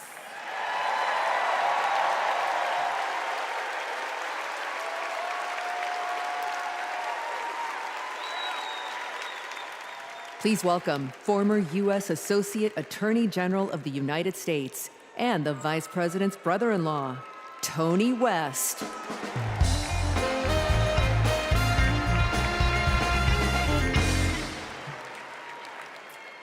"35 years ago, in my first week at law school, I met a new classmate, Maya Harris. We became best friends, but the way Kamala tells the story, we'd already fallen in love by graduation day. And when Maya and I married, I not only gained a life partner I love, a daughter I adore, and a mother-in-law I revered, someone I affectionately called Mother Harris, I also gained a sister I cherish, Kamala. Now, Maya, Kamala, and I each pursued different legal careers, but we were motivated by the same values: a belief in equal opportunity, a yearning for fairness, a passion for justice. Values Mother Harris taught those two little girls, values that powered Kamala's public service from the very beginning. You know, one of Kamala's very first cases in the district attorney's office, it involved a woman, an innocent woman, wrongfully arrested in a police raid. It was a Friday afternoon, and the courthouse was shutting down for the weekend. And look, most prosecutors, they would have gone home and dealt with the matter the following Monday. But not Kamala. You see, my sister-in-law knew that if the judge didn't see this woman that afternoon, she'd spend the entire weekend in jail. And Kamala, she wondered, does this woman work weekends? Would she lose her job? Does she have young kids at home? Who'd feed those kids? So Kamala pleaded for the judge to return to the bench and to hear the matter. And the judge agreed. And within minutes, that woman was released back to her family that night. Now, it may seem small, but that's what it means to stand up for justice. That's what it means to stand for the people. And as Kamala says, when you know what you stand for, you know what to fight for. And look, believe me when I tell you, as a sister, a daughter, an auntie, and a mother, I've seen Kamala fight for her family. As district attorney, attorney general, U.S. Senator and Vice President of the United States, I have watched her fight in the halls of power for those who have no voice there. And as president, I know she'll fight for you. She'll fight for all of us. Because, friends, when Kamala fights, we win. Thank you. God bless you.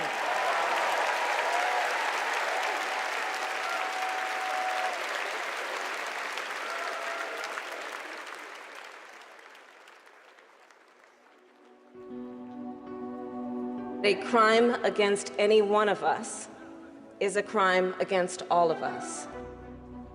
The work that she did as Attorney General was taking on issues to help people who were trying to make a life for themselves and their families. When Kamala Harris came into office in 2011, the most urgent economic crisis facing communities throughout California was the foreclosure crisis.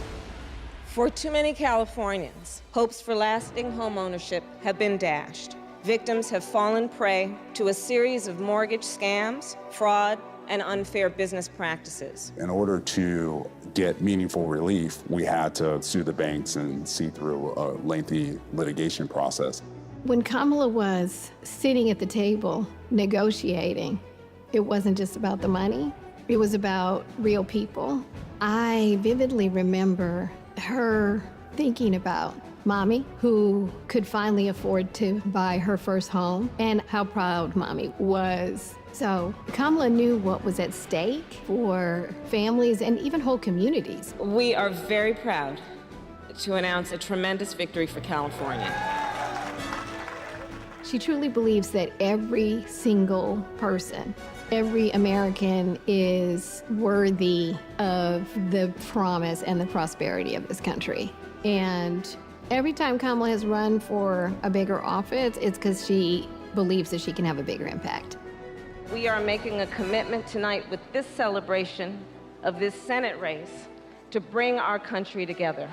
In the Senate, to get a position on the Intelligence Committee is very coveted because it is about protecting our nation's security. And Kamala hit the ground running. She would not let a witness off easily. Did you have any communications with Russian officials for any reason during the campaign that have not been disclosed? I don't recall it. I need to be correct as best I can. I do want you to be honest. And I'm not able to be rushed this fast. It makes me nervous. Her questioning of Attorney General Sessions was historic, and she earned the respect of colleagues on both sides of the aisle. Kamala, as a senator, was a truth teller. She was there to expose what some of these guys were and what they intended to do. Can you think of any laws that give government the power to make decisions about the male body?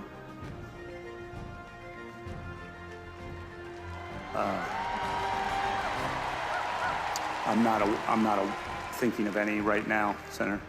They didn't know what hit them. And in those moments, so many people saw her for the first time and saw how tough she was. Would you accept them recommending a charging decision to you if they had not reviewed the evidence? Well, that's a question for Bob Mueller. He's the U.S. attorney. I think you've made it clear, sir, that you've not looked at the evidence, and we can move on. When she's on a mission, she is determined and relentless. When our fundamental values are being attacked, do we retreat or do we fight? I say we fight. If you want to go forward in this country, not go backward, then there is only one choice.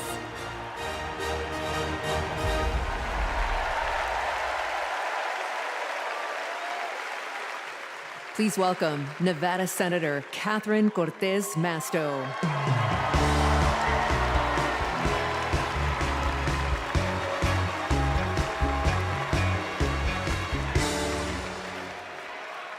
Hello, Chicago. You know, before I was senator, I was Nevada's Attorney General. And that's when I met Kamala Harris, my colleague in California.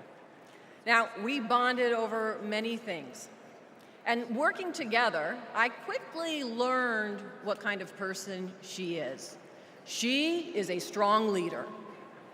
Here's how I know.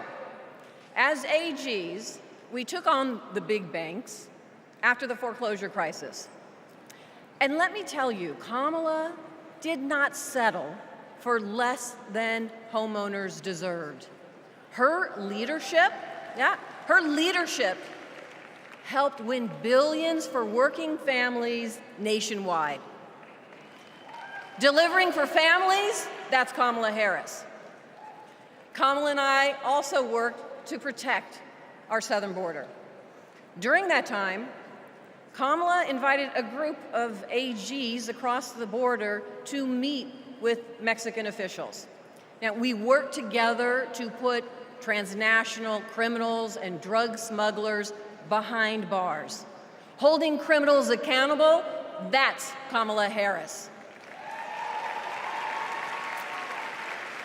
Listen, and when we took on human traffickers, Kamala had us meet with survivors so that we could understand who we were fighting for. Standing up for justice, that's Kamala Harris. So trust me when I say I know she will fight for our families and our freedoms. Now, we must fight for her. Every vote matters. I know, in 2016, Nevadans elected me, the granddaughter of a baker from Mexico, to serve as the first Latina in the United States Senate. I'll tell you what. And in 2022, my re-election came down to 7,928 votes. Because of voters in Nevada, the Democrats won the Senate majority. And I'm here to tell you, we can do it again. We can send Kamala Harris and Tim Walz to the White House. Are we ready to do it? Are we ready to fight? Let's get it done, Chicago. Thank you, everyone.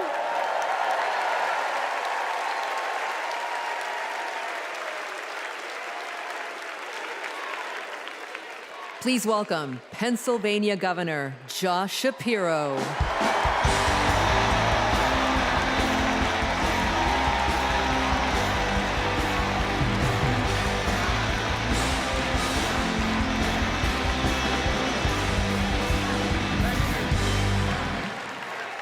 Thank you.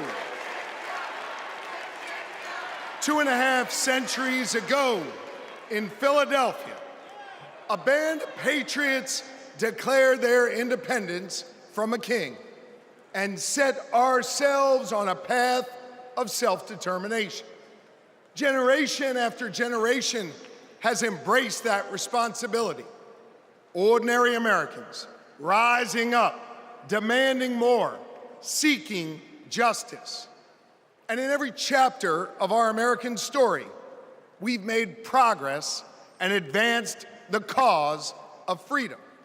Today we find ourselves writing that next chapter. Will we be a nation defined by chaos and extremism? Or will we choose a path of decency, honor, and continued progress? Kamala Harris, well, she has spent her entire career making progress. Donald Trump, a man with no guardrails, wants to take away our rights and our freedoms. And listen, while he cloaks himself in the blanket of freedom, what he's offering isn't freedom at all. Because hear me on this, it's not freedom to tell our children what books they're allowed to read. No, it's not. And it's not freedom to tell women what they can do with their bodies.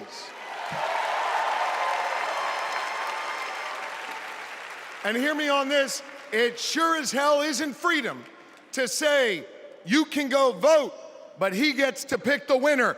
That's not freedom. But you know what? You know what, Democrats? We are the party of real freedom. That's right. The kind of real freedom that comes when that child has a great public school with an awesome teacher because we believe in her future. Real freedom that comes when we invest in the police and in the community so that child can walk to and from school and get home safely to her mama. Real freedom that comes when she can join a union, marry who she loves, start a family on her own terms, breathe clean air, drink pure water, worship how she wants, and live a life of purpose where she is respected for who she is.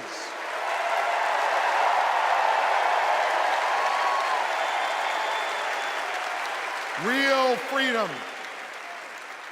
freedom that comes when she can look at Madam President and know that this is a nation where anything and everything is possible. That is real freedom, and that is what we are fighting for.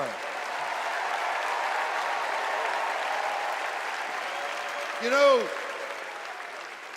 Kamala and Tim's names may be on the ballot, but it's your rights. It's our rights. It's our future and freedoms that are on the line. And you have the power to shape the future of this country. Just like our ancestors who fought for freedom on the battlefield and sat in at lunch counters so our kids could stand up. Now it's on us. It's on us, my friends, to organize in our communities and on our For You pages around three basic American principles. We value our freedom, we cherish our democracy, and we love this country. And listen,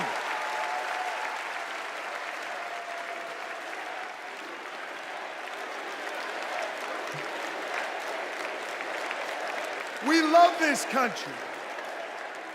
And listen, despite our challenges, hear me on this, I want you to know I have never been more hopeful because I see in all of you the enduring promise of America.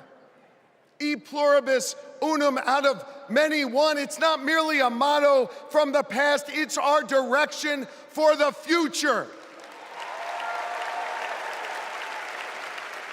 You see, you all give me hope, and you all have the power. So let's use that power. Let's do the hard work necessary to win this election and write the next chapter in our American story. So are you ready to protect our rights? Are you ready to secure our freedoms? And are you ready to defend our democracy? And are you ready to elect Kamala Harris and Tim Walz? America, let's get to work!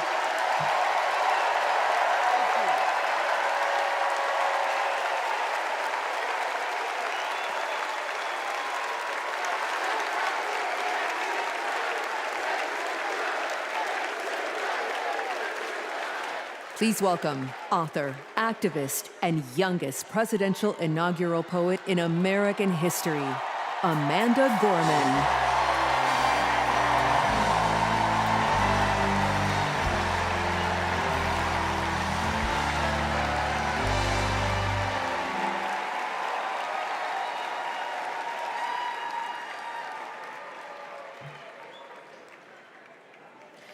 We gather at this hallowed place because we believe in the American dream.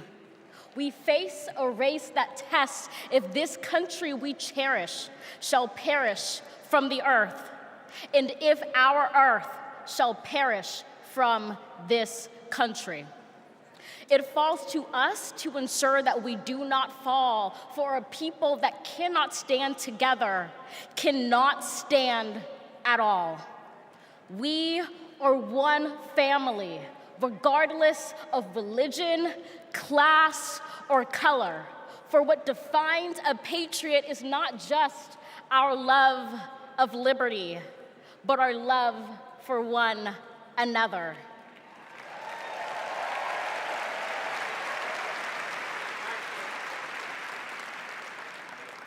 This is loud in our country's call because while we all love freedom, it is love that frees us all.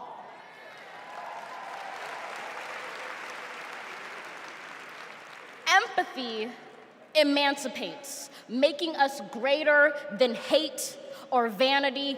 That is the American promise, powerful and pure. Divided, we cannot endure, but united, we can endeavor to humanize our democracy and endear democracy to humanity.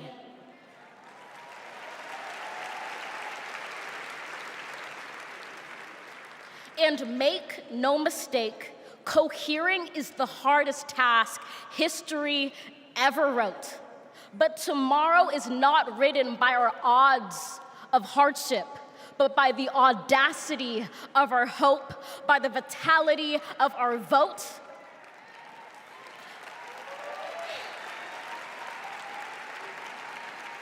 Only now, approaching this rare air, are we aware that perhaps the American dream is no dream at all, but instead a dare to dream together.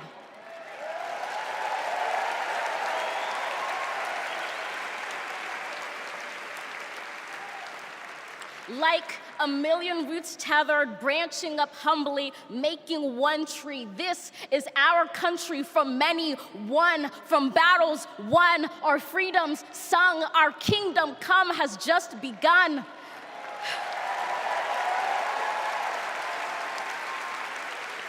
We redeem this sacred scene, ready for our journey from it. Together, we must birth this early republic and achieve an unearthly summit. Let us not just believe in the American dream, let us be worthy of it. Thank you.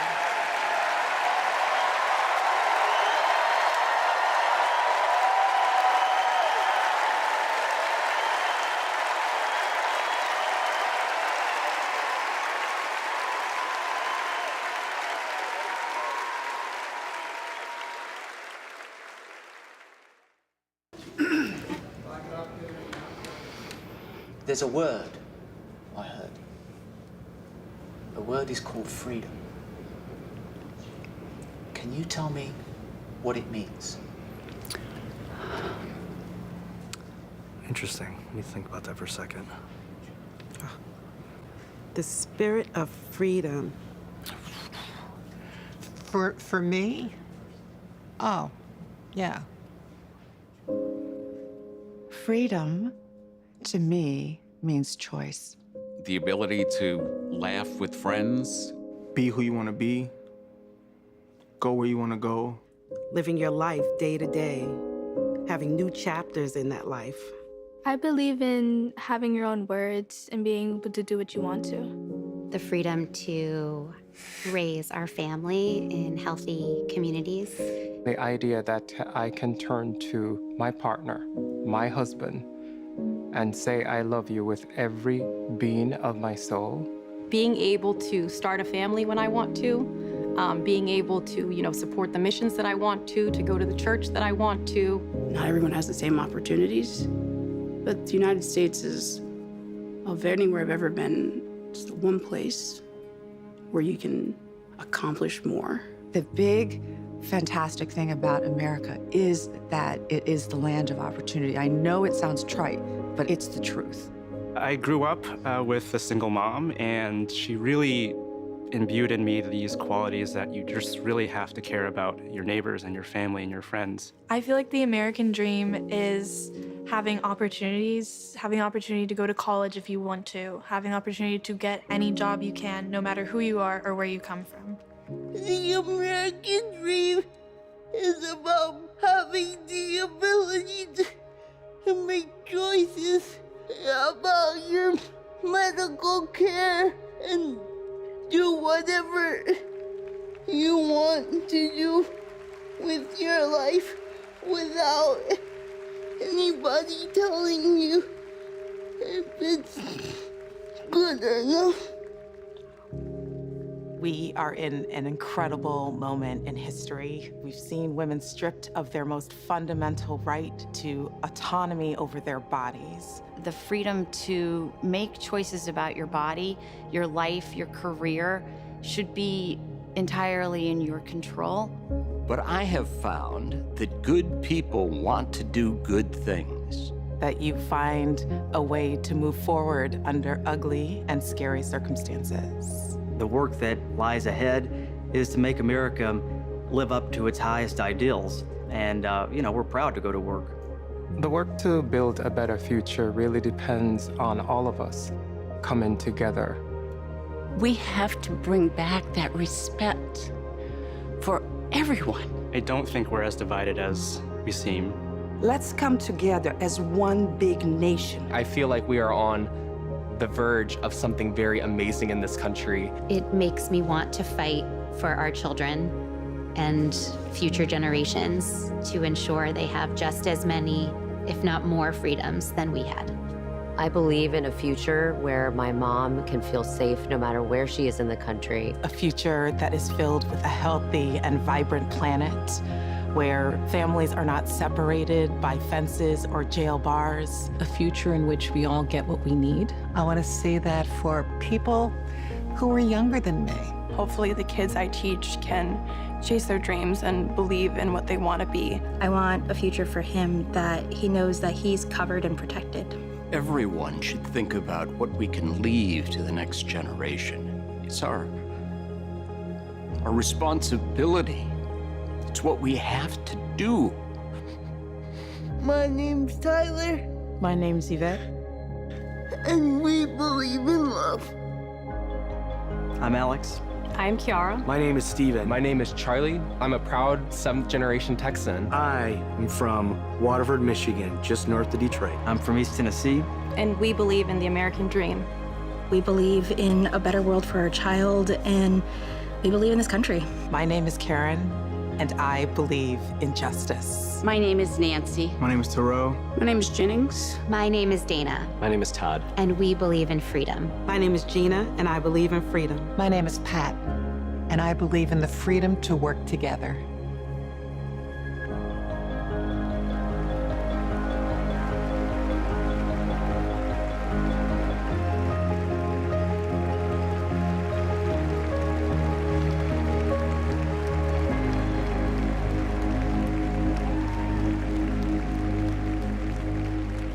Please welcome Oprah Winfrey.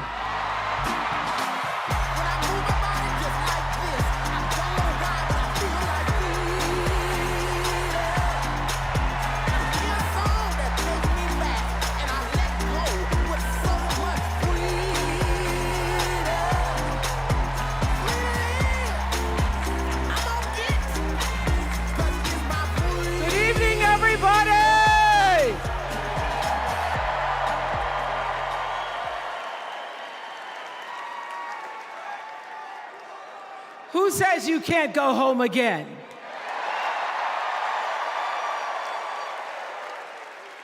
After watching the Obamas last night, that was some epic fire, wasn't it? Some epic fire. We're now so fired up, we can't wait to leave here and do something.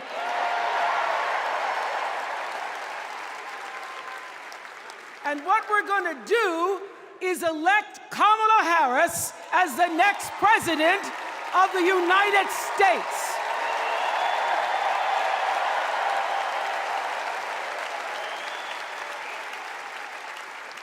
am so honored to have been asked to speak on tonight's theme about what matters most to me, to you, and all of us Americans: freedom.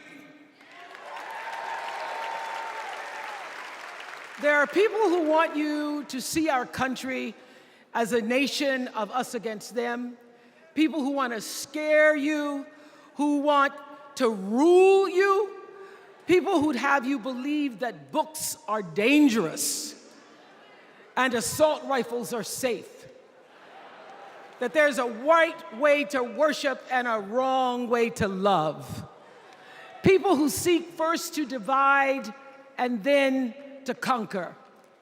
But here's the thing. When we stand together, it is impossible to conquer us.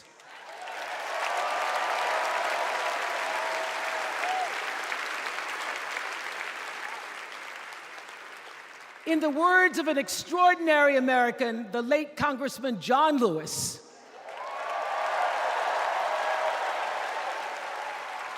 he said, no matter what ship our ancestors arrived on, we are all in the same boat now. Congressman Lewis knew very well how far this country has come because he was one of the brilliant Americans who helped to get us where we are. But he also knew that the work is not done. The work will never be done because freedom isn't free. America is an ongoing project. It requires commitment. It requires being open to the hard work and the heart work of democracy. And every now and then, it requires standing up to life's bullies.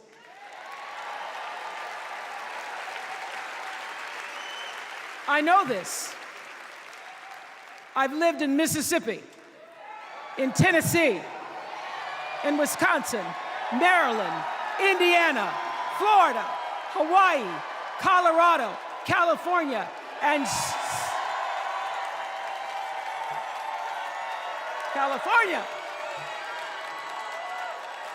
and sweet home Chicago, Illinois.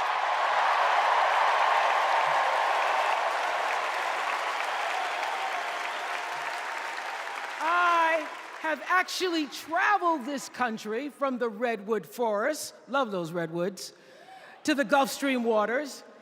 I've seen racism and sexism and income inequality and division. I've not only seen it, at times I've been on the receiving end of it. But more often than not, what I've witnessed and experienced are human beings, both conservative and liberal, who may not agree with each other, but who'd still help you in a heartbeat if you were in trouble. These are the people who make me proud to say that I am an American.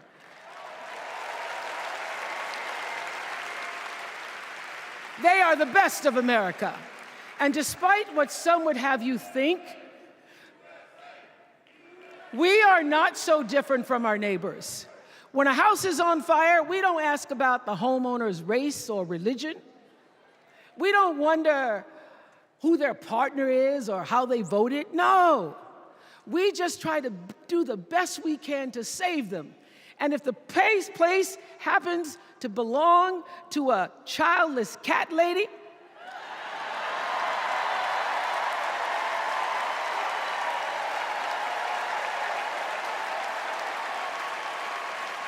well, we try to get that cat out too.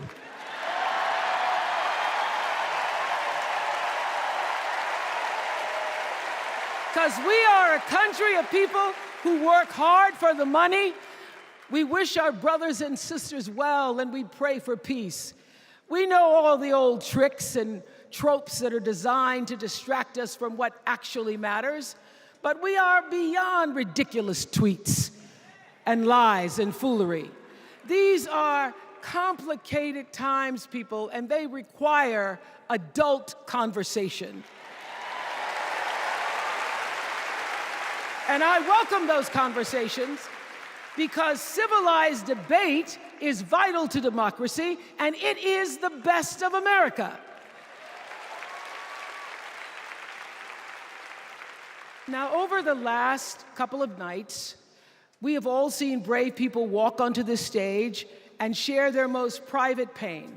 Amanda and Josh, Caitlin, Hadley, they told us their stories of rape and incest and near-death experiences from having the state deny them the abortion that their doctor explained was medically necessary. And they've told us these things for one reason, and that is to keep what happened to them from happening to anybody else. Because if you do not have autonomy over this, if you cannot control when and how you choose to bring your children into this world and how they are raised and supported, there is no American dream.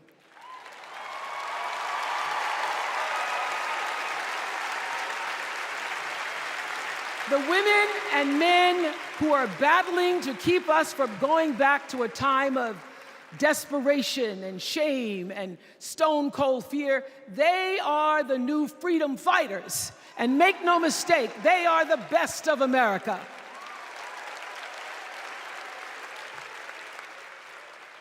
I want to talk now about somebody who's not with us tonight.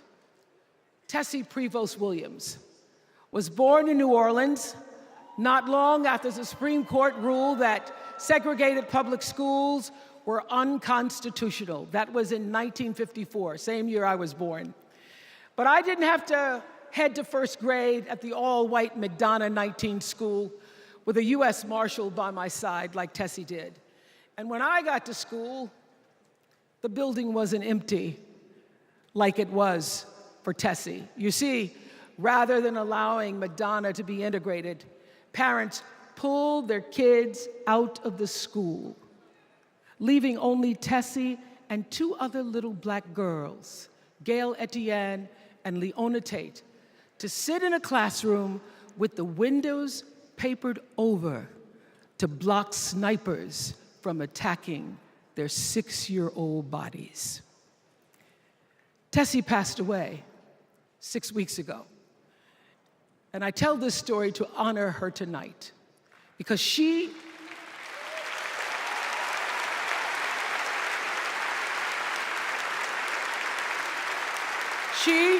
like Ruby Bridges and her friends, Leona and Gail, the New Orleans Four they were called. They broke barriers and they paid dearly for it. But it was the grace and guts and courage of women like Tessie Prevost Williams that paved the way for another young girl who 9 years later became part of the second class to integrate the public schools in Berkeley, California.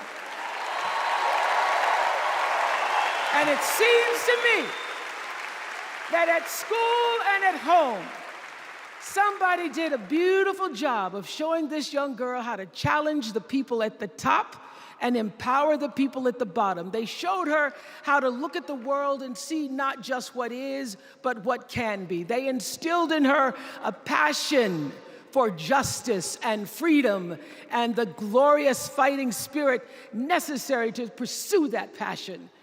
And soon, and very soon,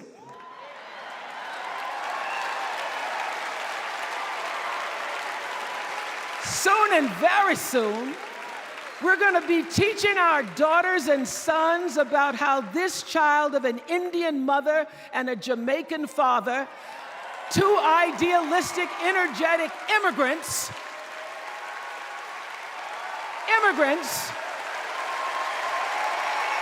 how this child grew up to become the 47th President of the United States.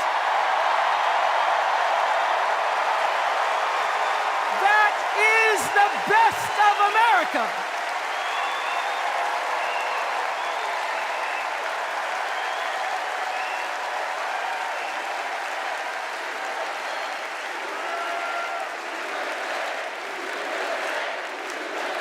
You know, let me tell you this.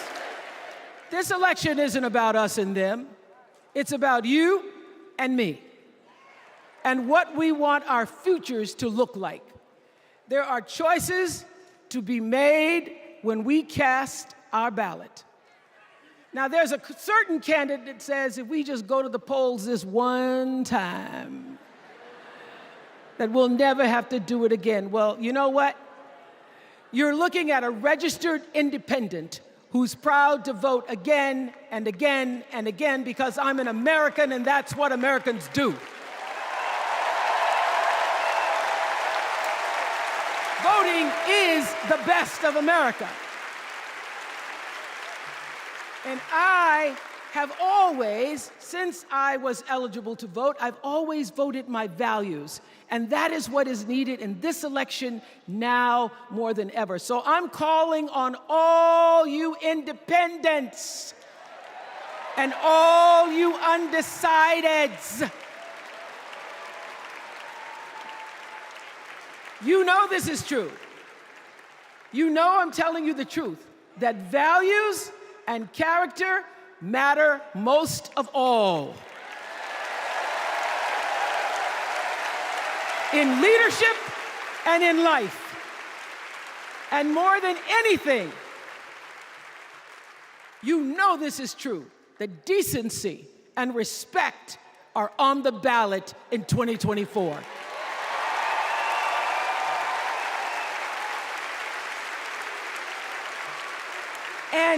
And just plain common sense.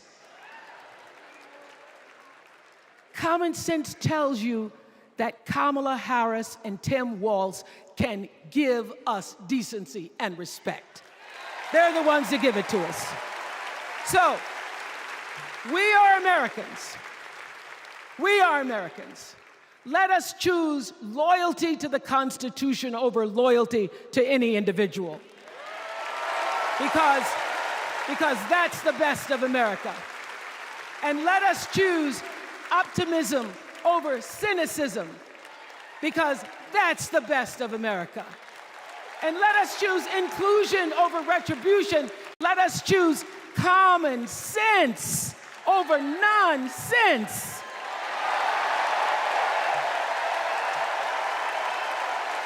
Because that's the best of America.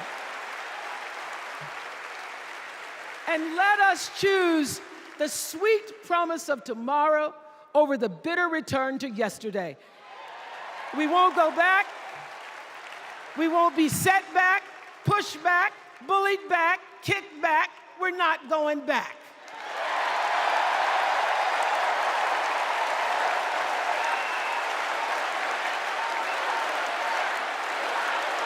Not going back. We're not going back. So, let us choose. Let us choose truth. Let us choose honor. And let us choose joy.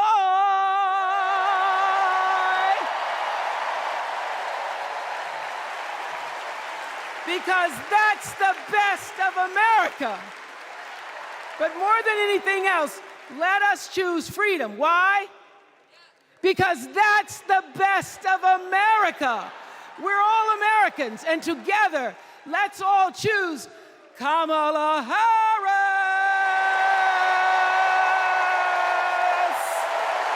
Thank you, Chicago. Thank you, America.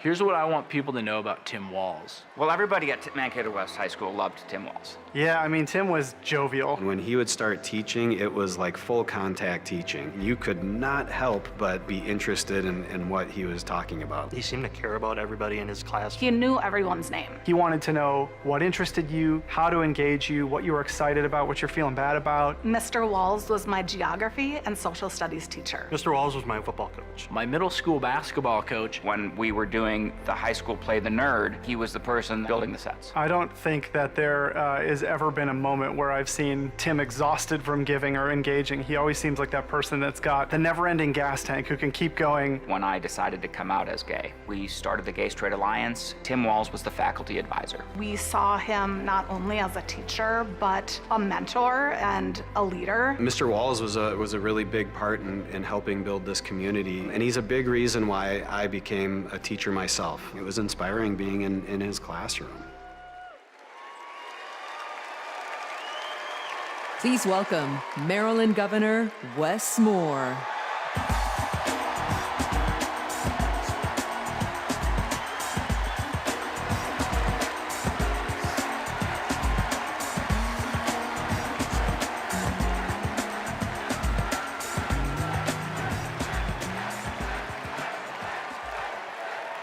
Thank you.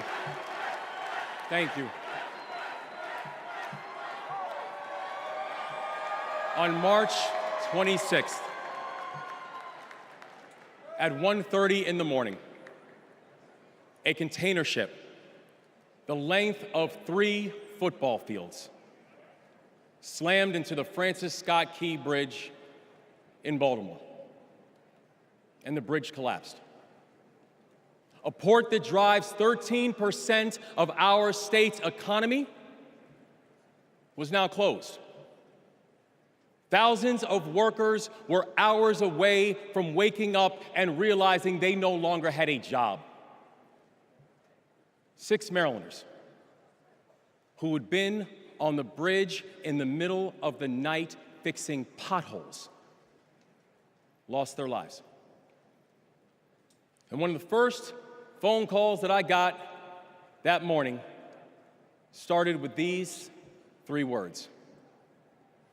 Gov, it's Kamala. She said, I know you spoke to the president, and I want you to know we are here with you every step of the way.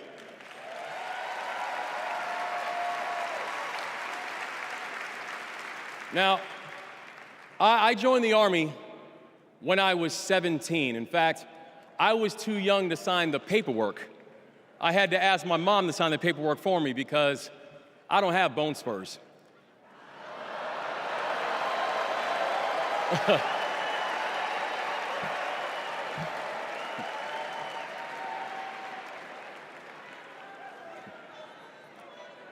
I led soldiers in combat in Afghanistan.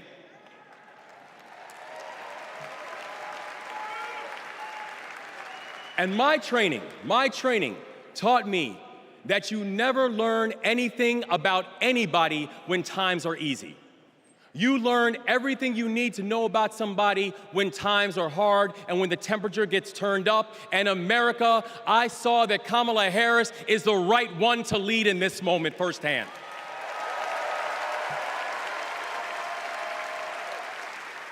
And united with the Almighty God's grace, we brought closure to the families of the 6 victims. And while many said it could take 11 months to reopen the port of Baltimore, we got it done in 11 weeks.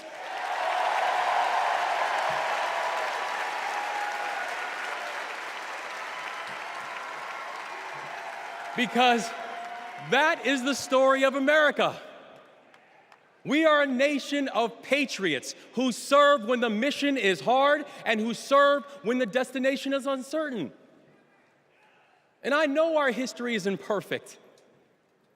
The unevenness of the American journey has made some skeptical. But I'm not asking you to give up your skepticism.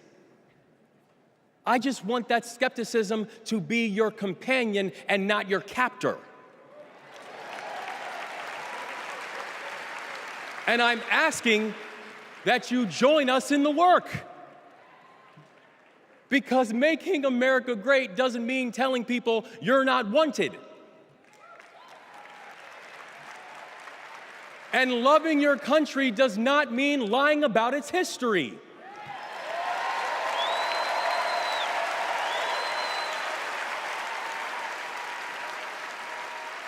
Making America great means saying the ambitions of this country would be incomplete without your help.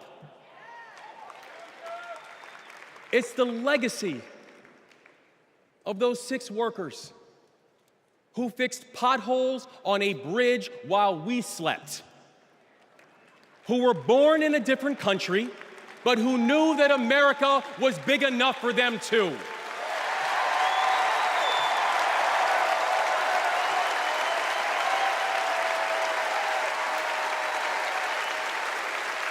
It's the journey. It's the journey of a man raised by a remarkable immigrant single mom, a man who felt handcuffs on his wrist at 11 years old, who now stands before you as the 63rd governor of Maryland and the first black governor in the history of our state.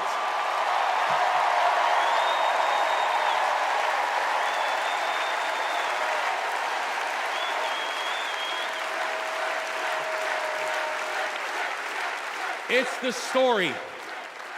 It's the story of a prosecutor who defended our freedoms and had Maryland's back when we needed it most. And now, MVP, we've got your back as well.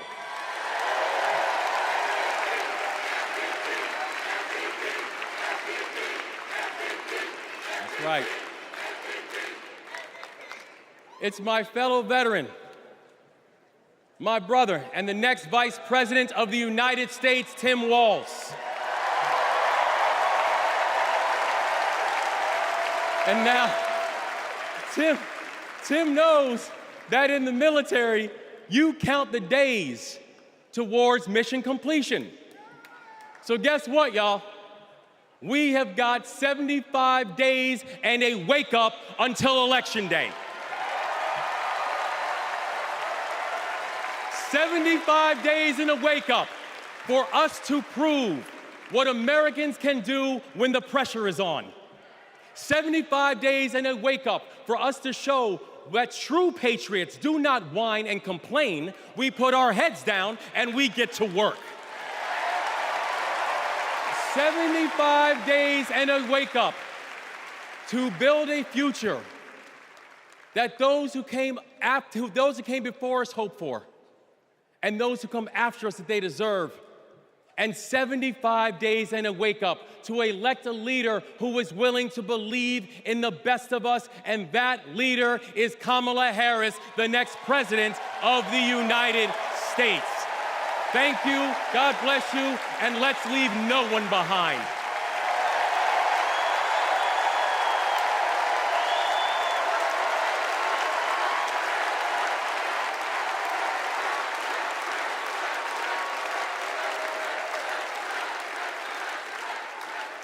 Please welcome former South Bend, Indiana Mayor Pete Buttigieg.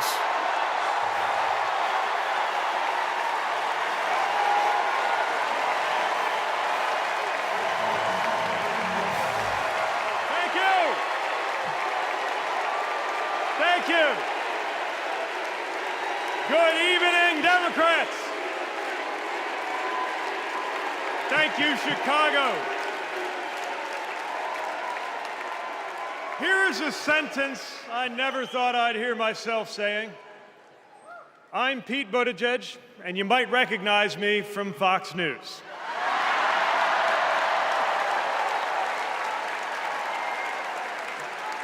I believe in going anywhere, in service of a good cause, and friends, we gather in a very good cause, electing Kamala Harris and Tim Walz, the next President and Vice President of the United States.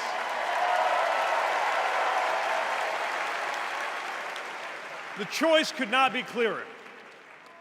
Donald Trump rants about law and order, as if he wasn't a convicted criminal running against a prosecutor. As if we were going to forget that crime was higher on his watch. Talks about the forgotten man, hoping we'll forget that the only economic promise that he actually kept was to cut taxes for the rich. And don't even get me started on his new running mate.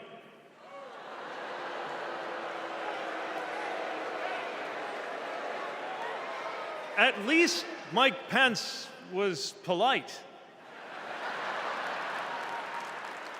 J.D. Vance is one of those guys who thinks if you don't live the life that he has in mind for you, then you don't count. Someone who said that if you don't have kids, you have, quote, no physical commitment to the future of this country. You know, Senator, when I deployed to Afghanistan, I didn't have kids then. Many of the men and women who went outside the wire with me didn't have kids either. But let me tell you, our commitment to the future of this country was pretty damn physical.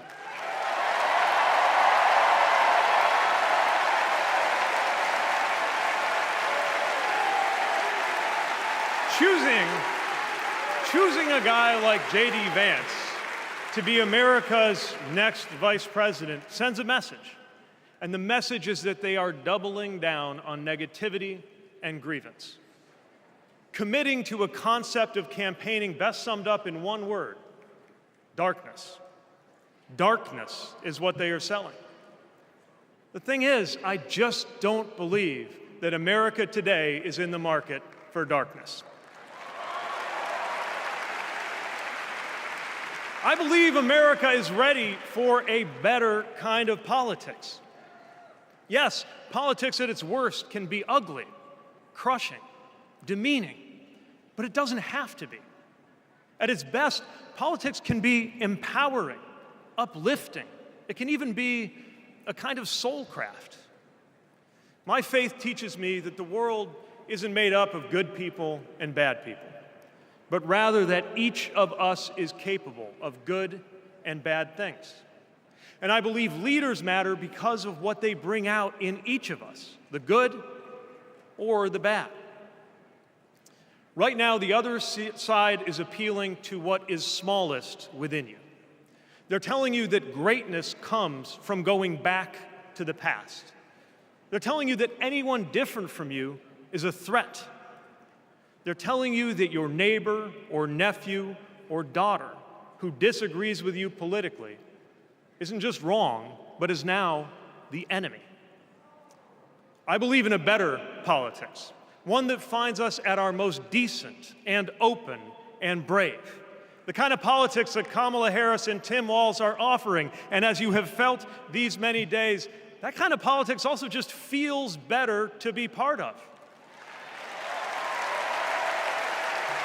There is joy in it, as well as power. And if all of that sounds naive, let me insist that I have come to this view not by way of idealism, but by way of experience. Not just the experience of my unlikely career. Someone like me serving in Indiana, serving in Washington, serving in uniform. I'm thinking of something much more basic. I'm thinking of dinner time at our house in Michigan. When the dog is barking and the air fryer is beeping and the mac and cheese is boiling over, and it feels like all the political negotiating experience in the world is not enough for me to get our 3-year-old son and our 3-year-old daughter to just wash their hands and sit at the table. It's the part of our day when politics seems the most distant. And yet the makeup of our kitchen table, the existence of my family, is just one example of something that was literally impossible as recently as 25 years ago, when an anxious teenager growing up in Indiana wondered if he would ever find belonging in this world.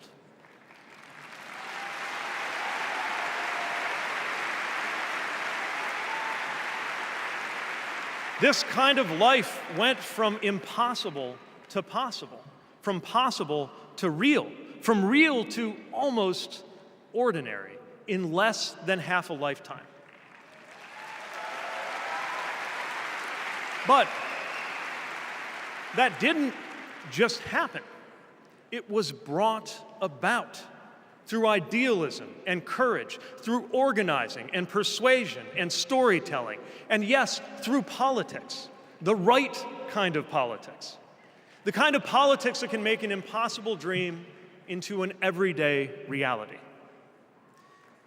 I don't presume to know what it's like in your kitchen, but I know, as sure as I am standing here, that everything in it, the bills you pay at that table, the shape of the family that sits there, the fears and the dreams that you talk about late into the night there, all of it compels us to demand more from our politics than a rerun of some TV wrestling death match. So this November, we get to choose. We get to choose our president. We get to choose our policies, but most of all, we will choose a better politics. A politics that calls us to our better selves and offers us a better everyday. That is what Kamala Harris and Tim Walz represents. That is what Democrats represent. That is what awaits us when America decides to end Trump's politics of darkness once and for all. That is what we choose when we embrace the leaders who are out there building bridges and reject the ones who are out there banning books. This is what we will work for every day to November and beyond. So let's go win this. Thank you, Democrats. Thank you.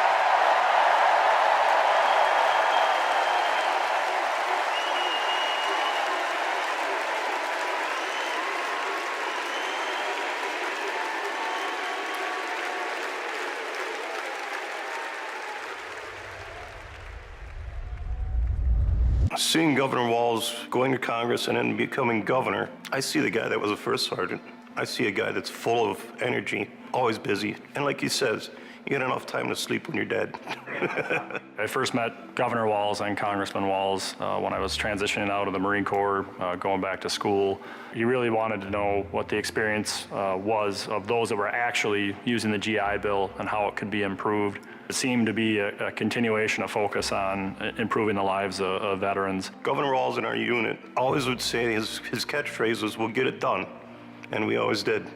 The way I've seen him carry himself over the years in Congress and the way he works for veterans, there's no excuse making, there's no scapegoating, it's just accomplish the mission. Governor Walz has been that way and always will be that way. Having Governor Walz on the House Veteran Affairs Committee was instrumental in getting the post-9/11 GI Bill not only introduced, but also passed. When Governor Walz wants change, it'll happen. Back to the Guard. We'll get it done.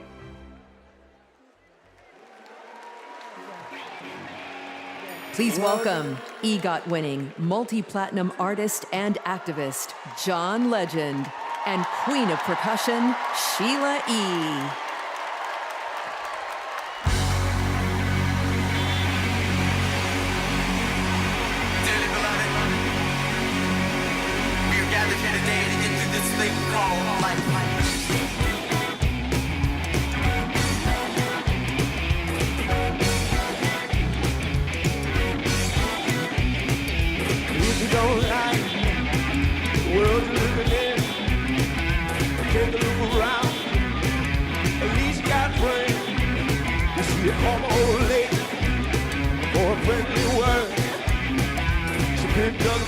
Dropped it on the floor. That's all I heard. Are we gonna let the elevator break us down? Oh, no, let's go. Let's go crazy. Let's go nuts. Let's go for the purple banana until they put us in the truck. Let's go.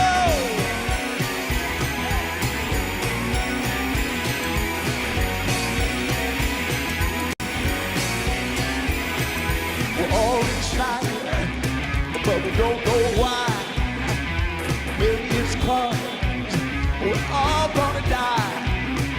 And when we do, oh, what's it all for? You better live now before the Grim Reaper comes knocking on your door. Tell we gonna let the elevator break us down. Let's go crazy. Let's go nuts. Let's go for the purple banana until they put us in the truck. Let's go! Come on, baby. I need everybody to get nuts with me. Come on. Are we on here?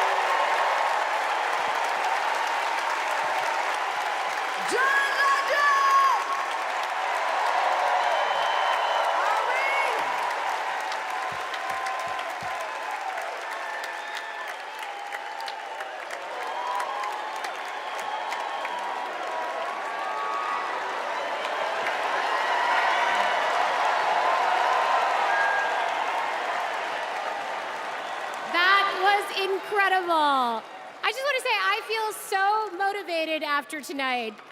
It's like never been more clear that if Kamala Harris and Tim Walz are elected this November, they're going to protect our freedoms. The freedom to read whatever books you want. The freedom to work one job and afford your rent. And Kamala Harris and Tim Walz will protect your freedom to start a family on your own terms. And if you ask me, that is something worth fighting for. So guys, let's do it. It's time. Let's nominate the next Vice President of the United States, Minnesota Governor Tim Walz. And to take us there, please welcome to the stage, Minnesota Senator Amy Klobuchar.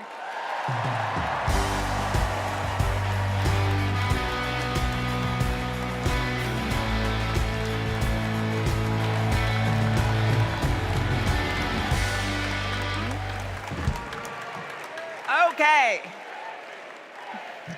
that was a warm-up act. On behalf of the great state of Minnesota, where purple reigns, I stand before you in support of our next Vice President, Tim Walz.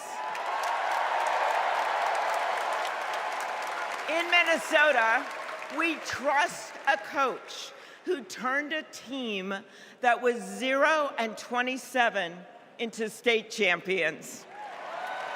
In Minnesota, we trust a hunter who has stood in a deer stand in 10-degree weather. In Minnesota, we trust a candidate who has made a viral video on how to change a burnt-out headlight.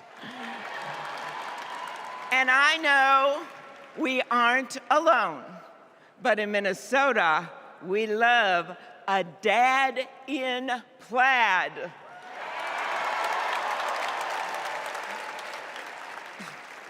So Tim and I go way back. He taught high school right down the road from where my husband John grew up. My mother-in-law even brought him and Gwen a Parmesan chicken dinner when their son was born. That's what we do in America. We look out for our neighbors. Tim has been doing that his whole life, on the farm and in the factory, with his students and his fellow service members. And the truth is, that matters. Who better to take on the price of gas than a guy who could pull over to help change your tire? Who better to serve our nation than a guy who has served in uniform? Who better to find common ground than a guy with Midwestern common sense? A former football coach knows how to level the playing field. And a former public school teacher knows how to school the likes of J.D. Vance.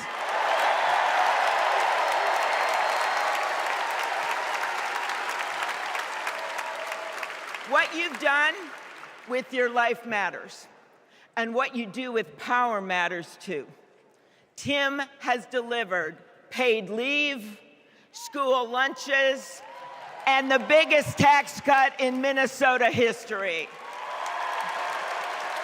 A Democrat from a red district in a purple state, Tim has brought Minnesota together. And together with Vice President Kamala Harris, I know he will do the same for our nation. America, there is so much that we share, so much that connects us. Way up north in Minnesota, out of Lake Itasca, flows the Mississippi River.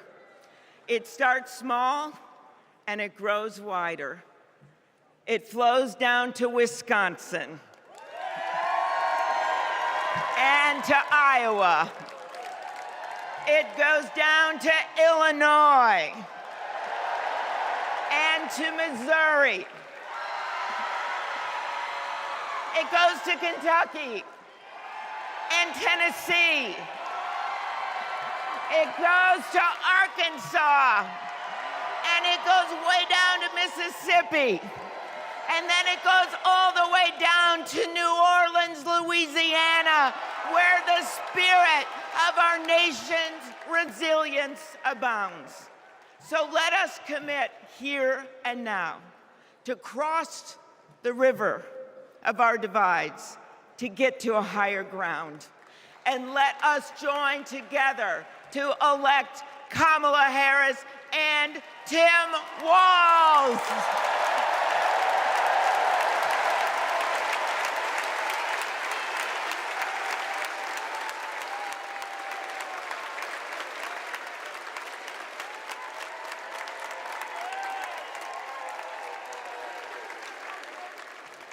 Please welcome Ben Ingman from Minnesota.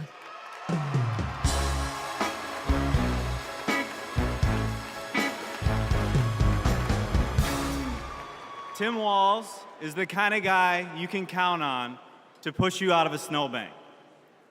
I know this because Tim Walz has pushed me out of a snowbank. I grew up next door to the Walzes in Mankato. Mr. Walz was also my geography teacher and my coach. Not for high school football, but for 7th grade basketball and track. So what was a high school football coach doing, coaching 7th grade basketball and track?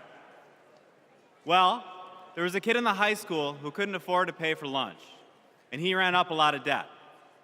And Tim and Gwen decided they'd help pay it off.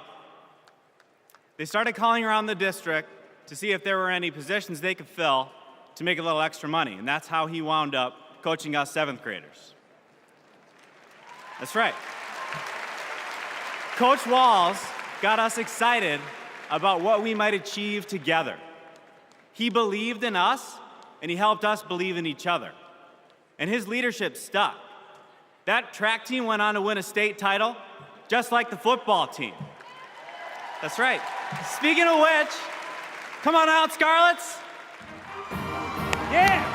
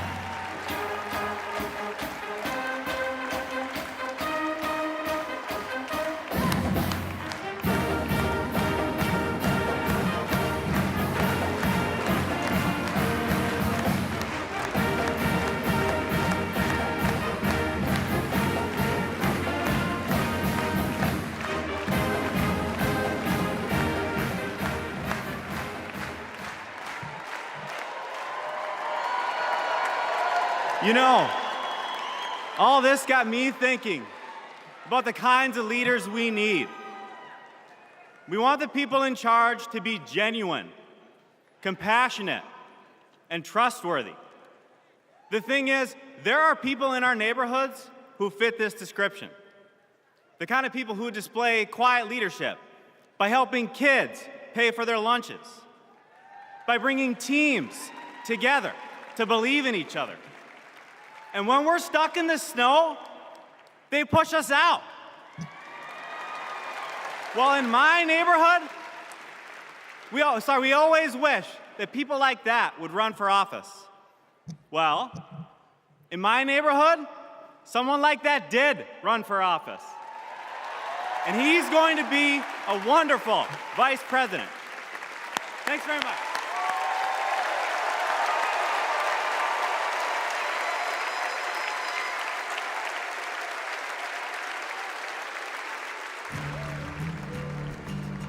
Out here, in the wide open spaces, we are reminded of the values we share: a commitment to community, country, and standing up for what's right.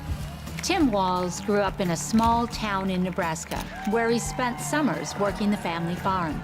There were just 24 students in his graduating class.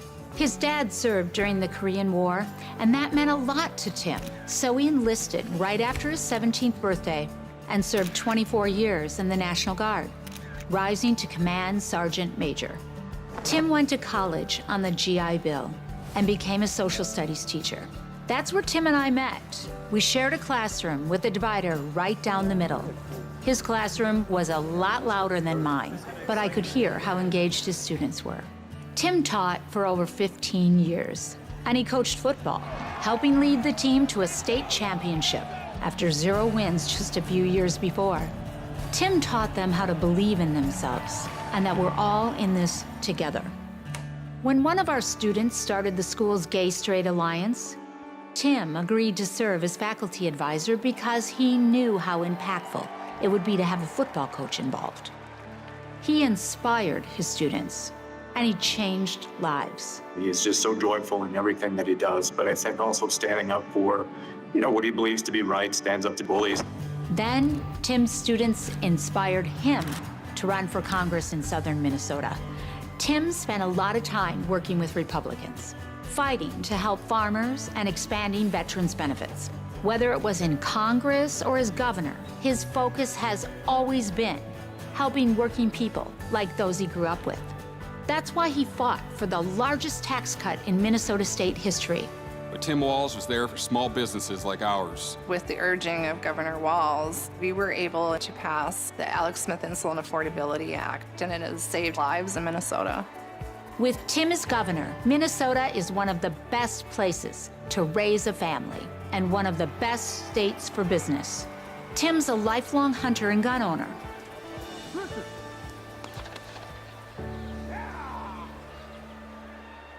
But after the Sandy Hook school shooting, he knew that we had to do something. So he's fought for background checks and red flag laws. But of all the things he's done, Tim loves being a dad. We struggled to have kids, and fertility treatments made it possible. There's a reason our daughter is named Hope. Hope and Gus mean the world to us. Governor Walz making good on a promise to his son and family yesterday by getting them a puppy. Then we're gonna go get some food, corn dog. I'm vegetarian. Turkey then. And Turkey's meat. Not in Minnesota, turkey special. He's as at home on a farm, a fishing boat, a football field, or a factory floor as he is on the floor of Congress. Tim's commitment to service all comes back to the values we grew up with. Love your country, help your neighbor, and fight for what's right. Because that's what America is all about. 2 middle-class kids. One, a daughter of Oakland, California. The other, a son of the Nebraska Plains, only in America. Is it possible for them together to make it all the way to the White House?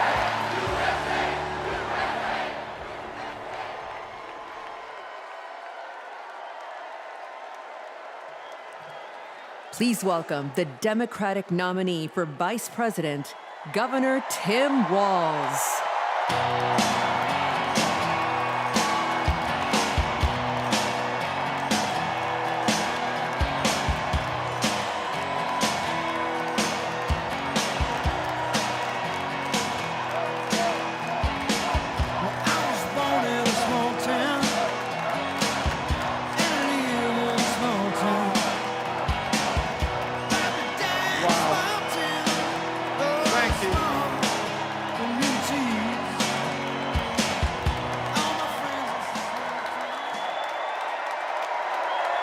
Thank you.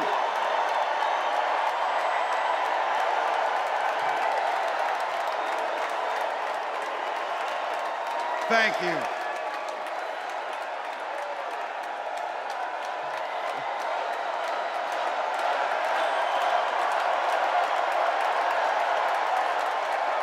Wow. Well, thank you. Thank you, first of all, to Vice President Harris. Thanks for putting your trust in me and for inviting me to be part of this incredible campaign. And a thank you to President Joe Biden for 4 years of strong, historic leadership.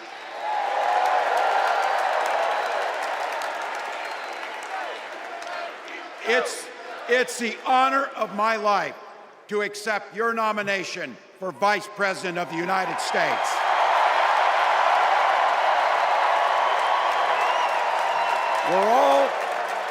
We're all here tonight for one beautiful, simple reason. We love this country. So thank you to all of you here in Chicago and all of you watching at home tonight. Thank you for your passion. Thank you for your determination. And most of all, thank you for bringing the joy to this fight.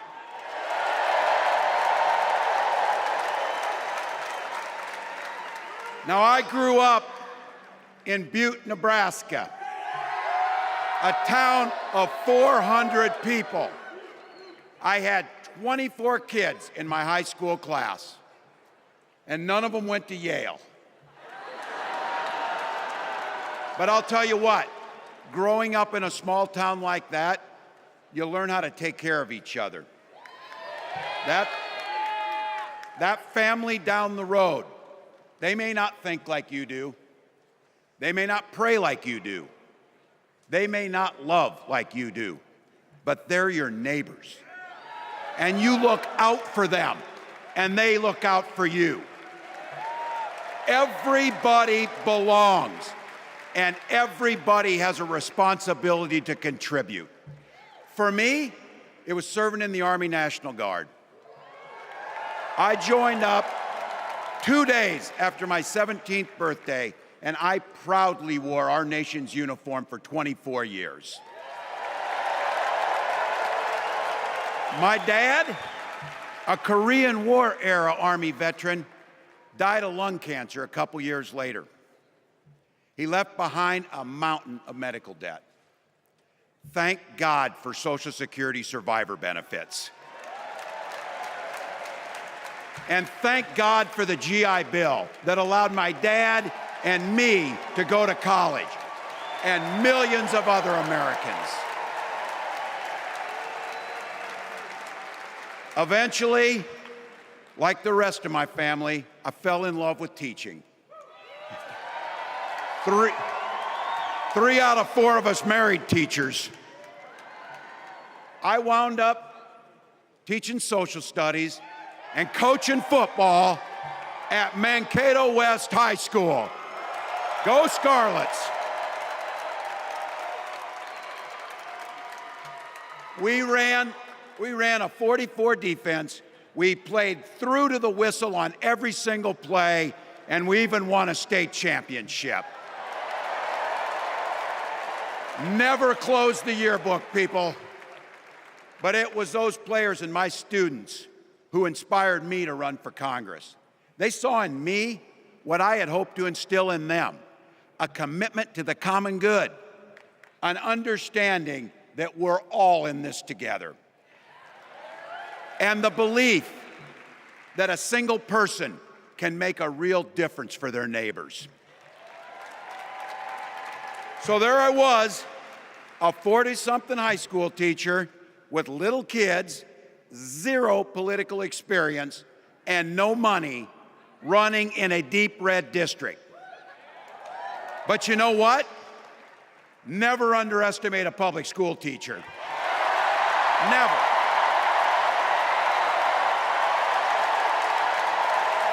I represented my neighbors in Congress for 12 years, and I learned an awful lot.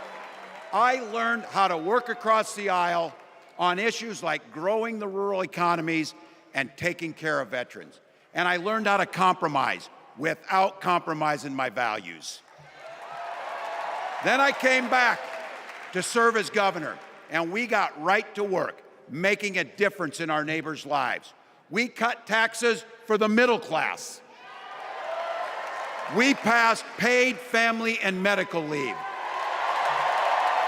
We invested in fighting crime and affordable housing. We cut the cost of prescription drugs and helped people escape the kind of medical debt that nearly sank my family. And we made sure that every kid in our state gets breakfast and lunch every day. So while other states were banning books from their schools, we were banishing hunger from ours.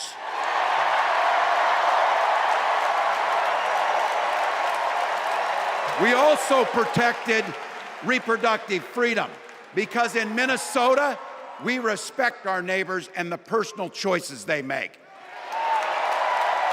And even if we wouldn't make those same choices for ourselves, we've got a golden rule. Mind your own damn business.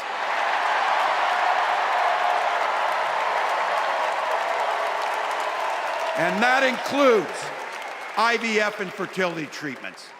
And this is personal for Gwen and I. If you've never experienced the hell that is infertility, I guarantee you, you know somebody who has.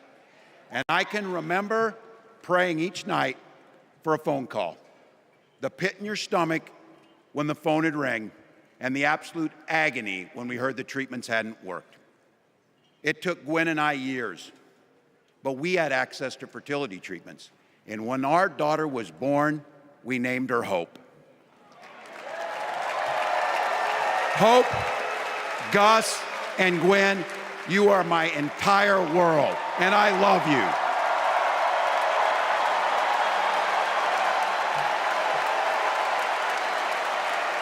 I'm letting you in on how we started a family because this is a big part about what this election is about. Freedom.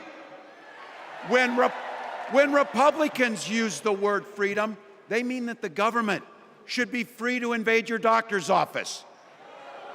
Corporations free to pollute your air and water. And banks free to take advantage of customers. But when we Democrats talk about freedom, we mean the freedom to make a better life for yourself and the people that you love. Freedom to make your own health care decisions. And yeah, your kids' freedom to go to school without worrying about being shot dead in the hall. Look, I know guns. I'm a veteran. I'm a hunter. And I was a better shot than most Republicans in Congress, and I got the trophies to prove it. But I'm also a dad. I believe in the Second Amendment, but I also believe our first responsibility is to keep our kids safe.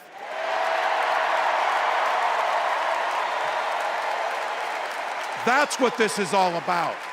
The responsibility we have to our kids, to each other, and to the future that we're building together, in which everyone is free to build the kind of life they want.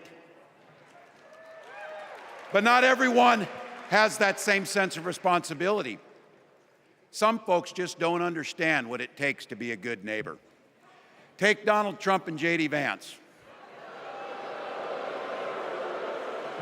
Their Project 2025 will make things much, much harder for people who are just trying to live their lives. They spent a lot of time pretending they know nothing about this. But look, I coached high school football long enough to know, and trust me on this, when somebody takes the time to draw up a playbook, they're going to use it. And we know if these guys get back in the White House, they'll start jacking up the costs on the middle class. They'll repeal the Affordable Care Act. They'll gut Social Security and Medicare. And they will ban abortion across this country, with or without Congress. Here's the thing. It's an agenda nobody asked for. It's an agenda that serves nobody except the richest and the most extreme amongst us. And it's an agenda that does nothing for our neighbors in need. Is it weird? Absolutely. Absolutely. But it's also wrong. And it's dangerous. It's not just me saying so. It's Trump's own people. They were with him for 4 years. They're warning us that the next 4 years will be much, much worse. You know, when I was teaching every year, we'd elect a student body president. And you know what? Those teenagers could teach Donald Trump a hell of a lot about what a leader is. Leaders don't spend all day insulting people and blaming others. Leaders do the work. So I don't know about you, I'm ready to turn the page on these guys. So go ahead, say it with me. We're not going back.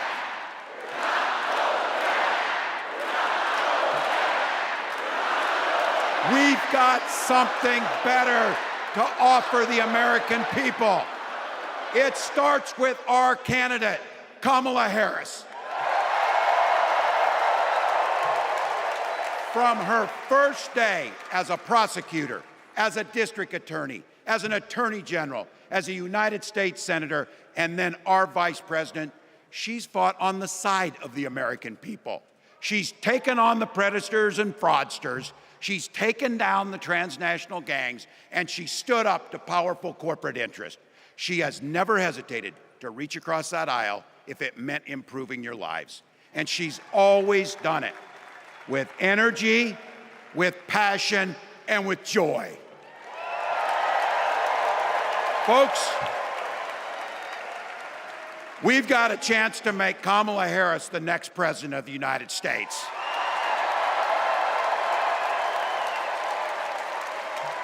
But I think we owe it to the American people to tell them exactly what she'd do as president before we ask them for their votes.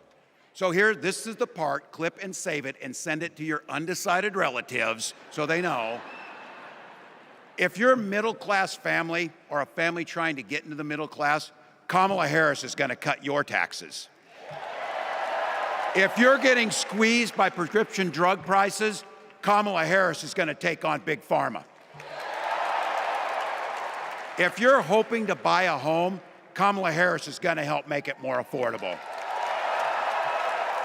And no matter who you are, Kamala Harris is going to stand up and fight for your freedom to live the life that you want to lead. Because that's what we want for ourselves, and it's what we want for our neighbors. You know, you might not know it, but I haven't given a lot of big speeches like this. But I have given a lot of pep talks. So let me finish with this, team. It's the fourth quarter. We're down a field goal, but we're on offense and we've got the ball. We're driving down the field. And boy, do we have the right team. Kamala Harris is tough. Kamala Harris is experienced, and Kamala Harris is ready. Our job for everyone watching is to get in the trenches and do the blocking and tackling. 1 inch at a time, 1 yard at a time, 1 phone call at a time, 1 door knock at a time, 1 $5 donation at a time. Look, we got 76 days. That's nothing. There'll be time to sleep when you're dead. We're going to leave it on the field. That's how we'll keep moving forward. That's how we'll turn the page on Donald Trump. That's how we'll build a country where workers come first. Healthcare and housing are human rights. And the government stays the hell out of your bedroom.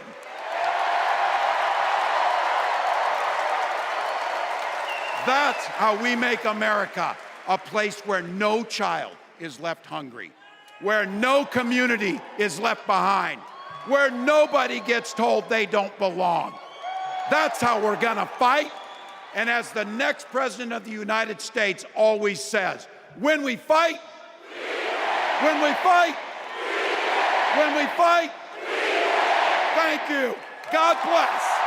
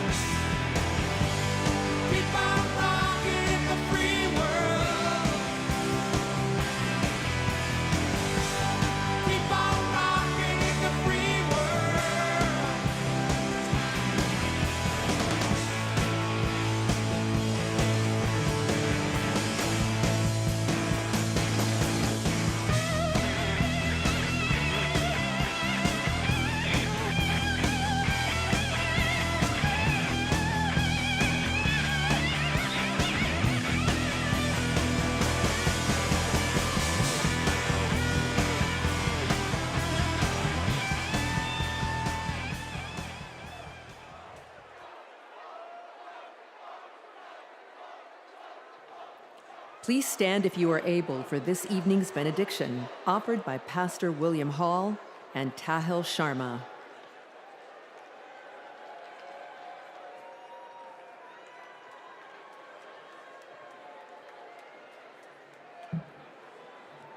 Growing up on the block with Mamie Till, serving alongside CTU President Stacey Davis Gates, and walking past the childhood home of Senator Carol Moseley Bronze, I know that women from the 6th Ward on the south side of Chicago have changed the world. On the eve of the first black woman receiving nomination for the President of the United States, God, we are ready to fight for freedoms. Division is the tool of the insecure. Hatred is the misunderstanding of love. Help us to come together and paint a brighter future, the one that Shirley Chisholm dreamed of, Maya Angelou spoke of. And let there be peace tonight.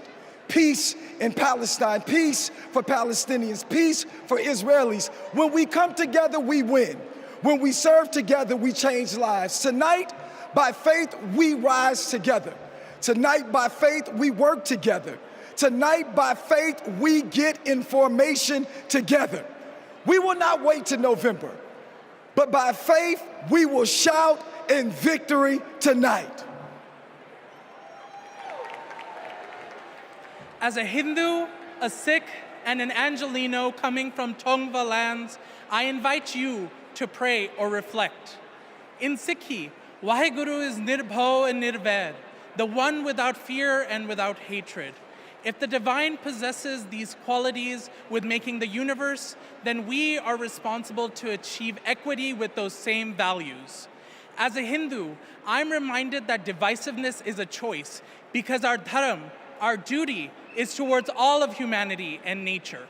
We are working towards righting the wrongs of our past and preventing a future harm, paving a path for restoration we deserve.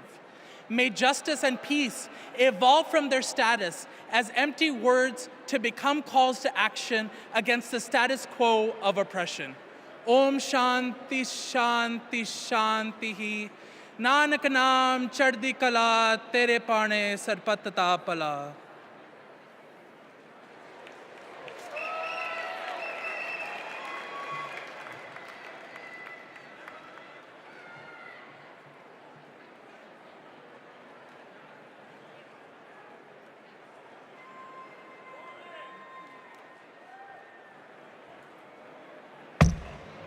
All right, for those of you that are left, I've got a question.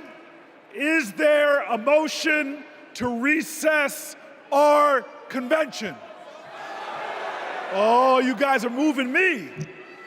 Is there a second? Okay, before I ask for the final vote, I don't have my phone, I can't do a selfie. Some people are asking me for a selfie. All those in favor, say aye.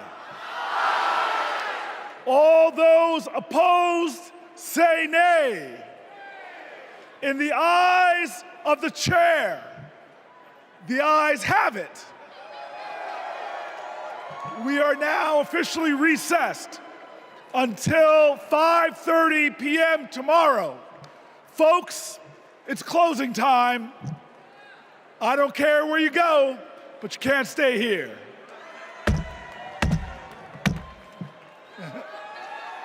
I love you.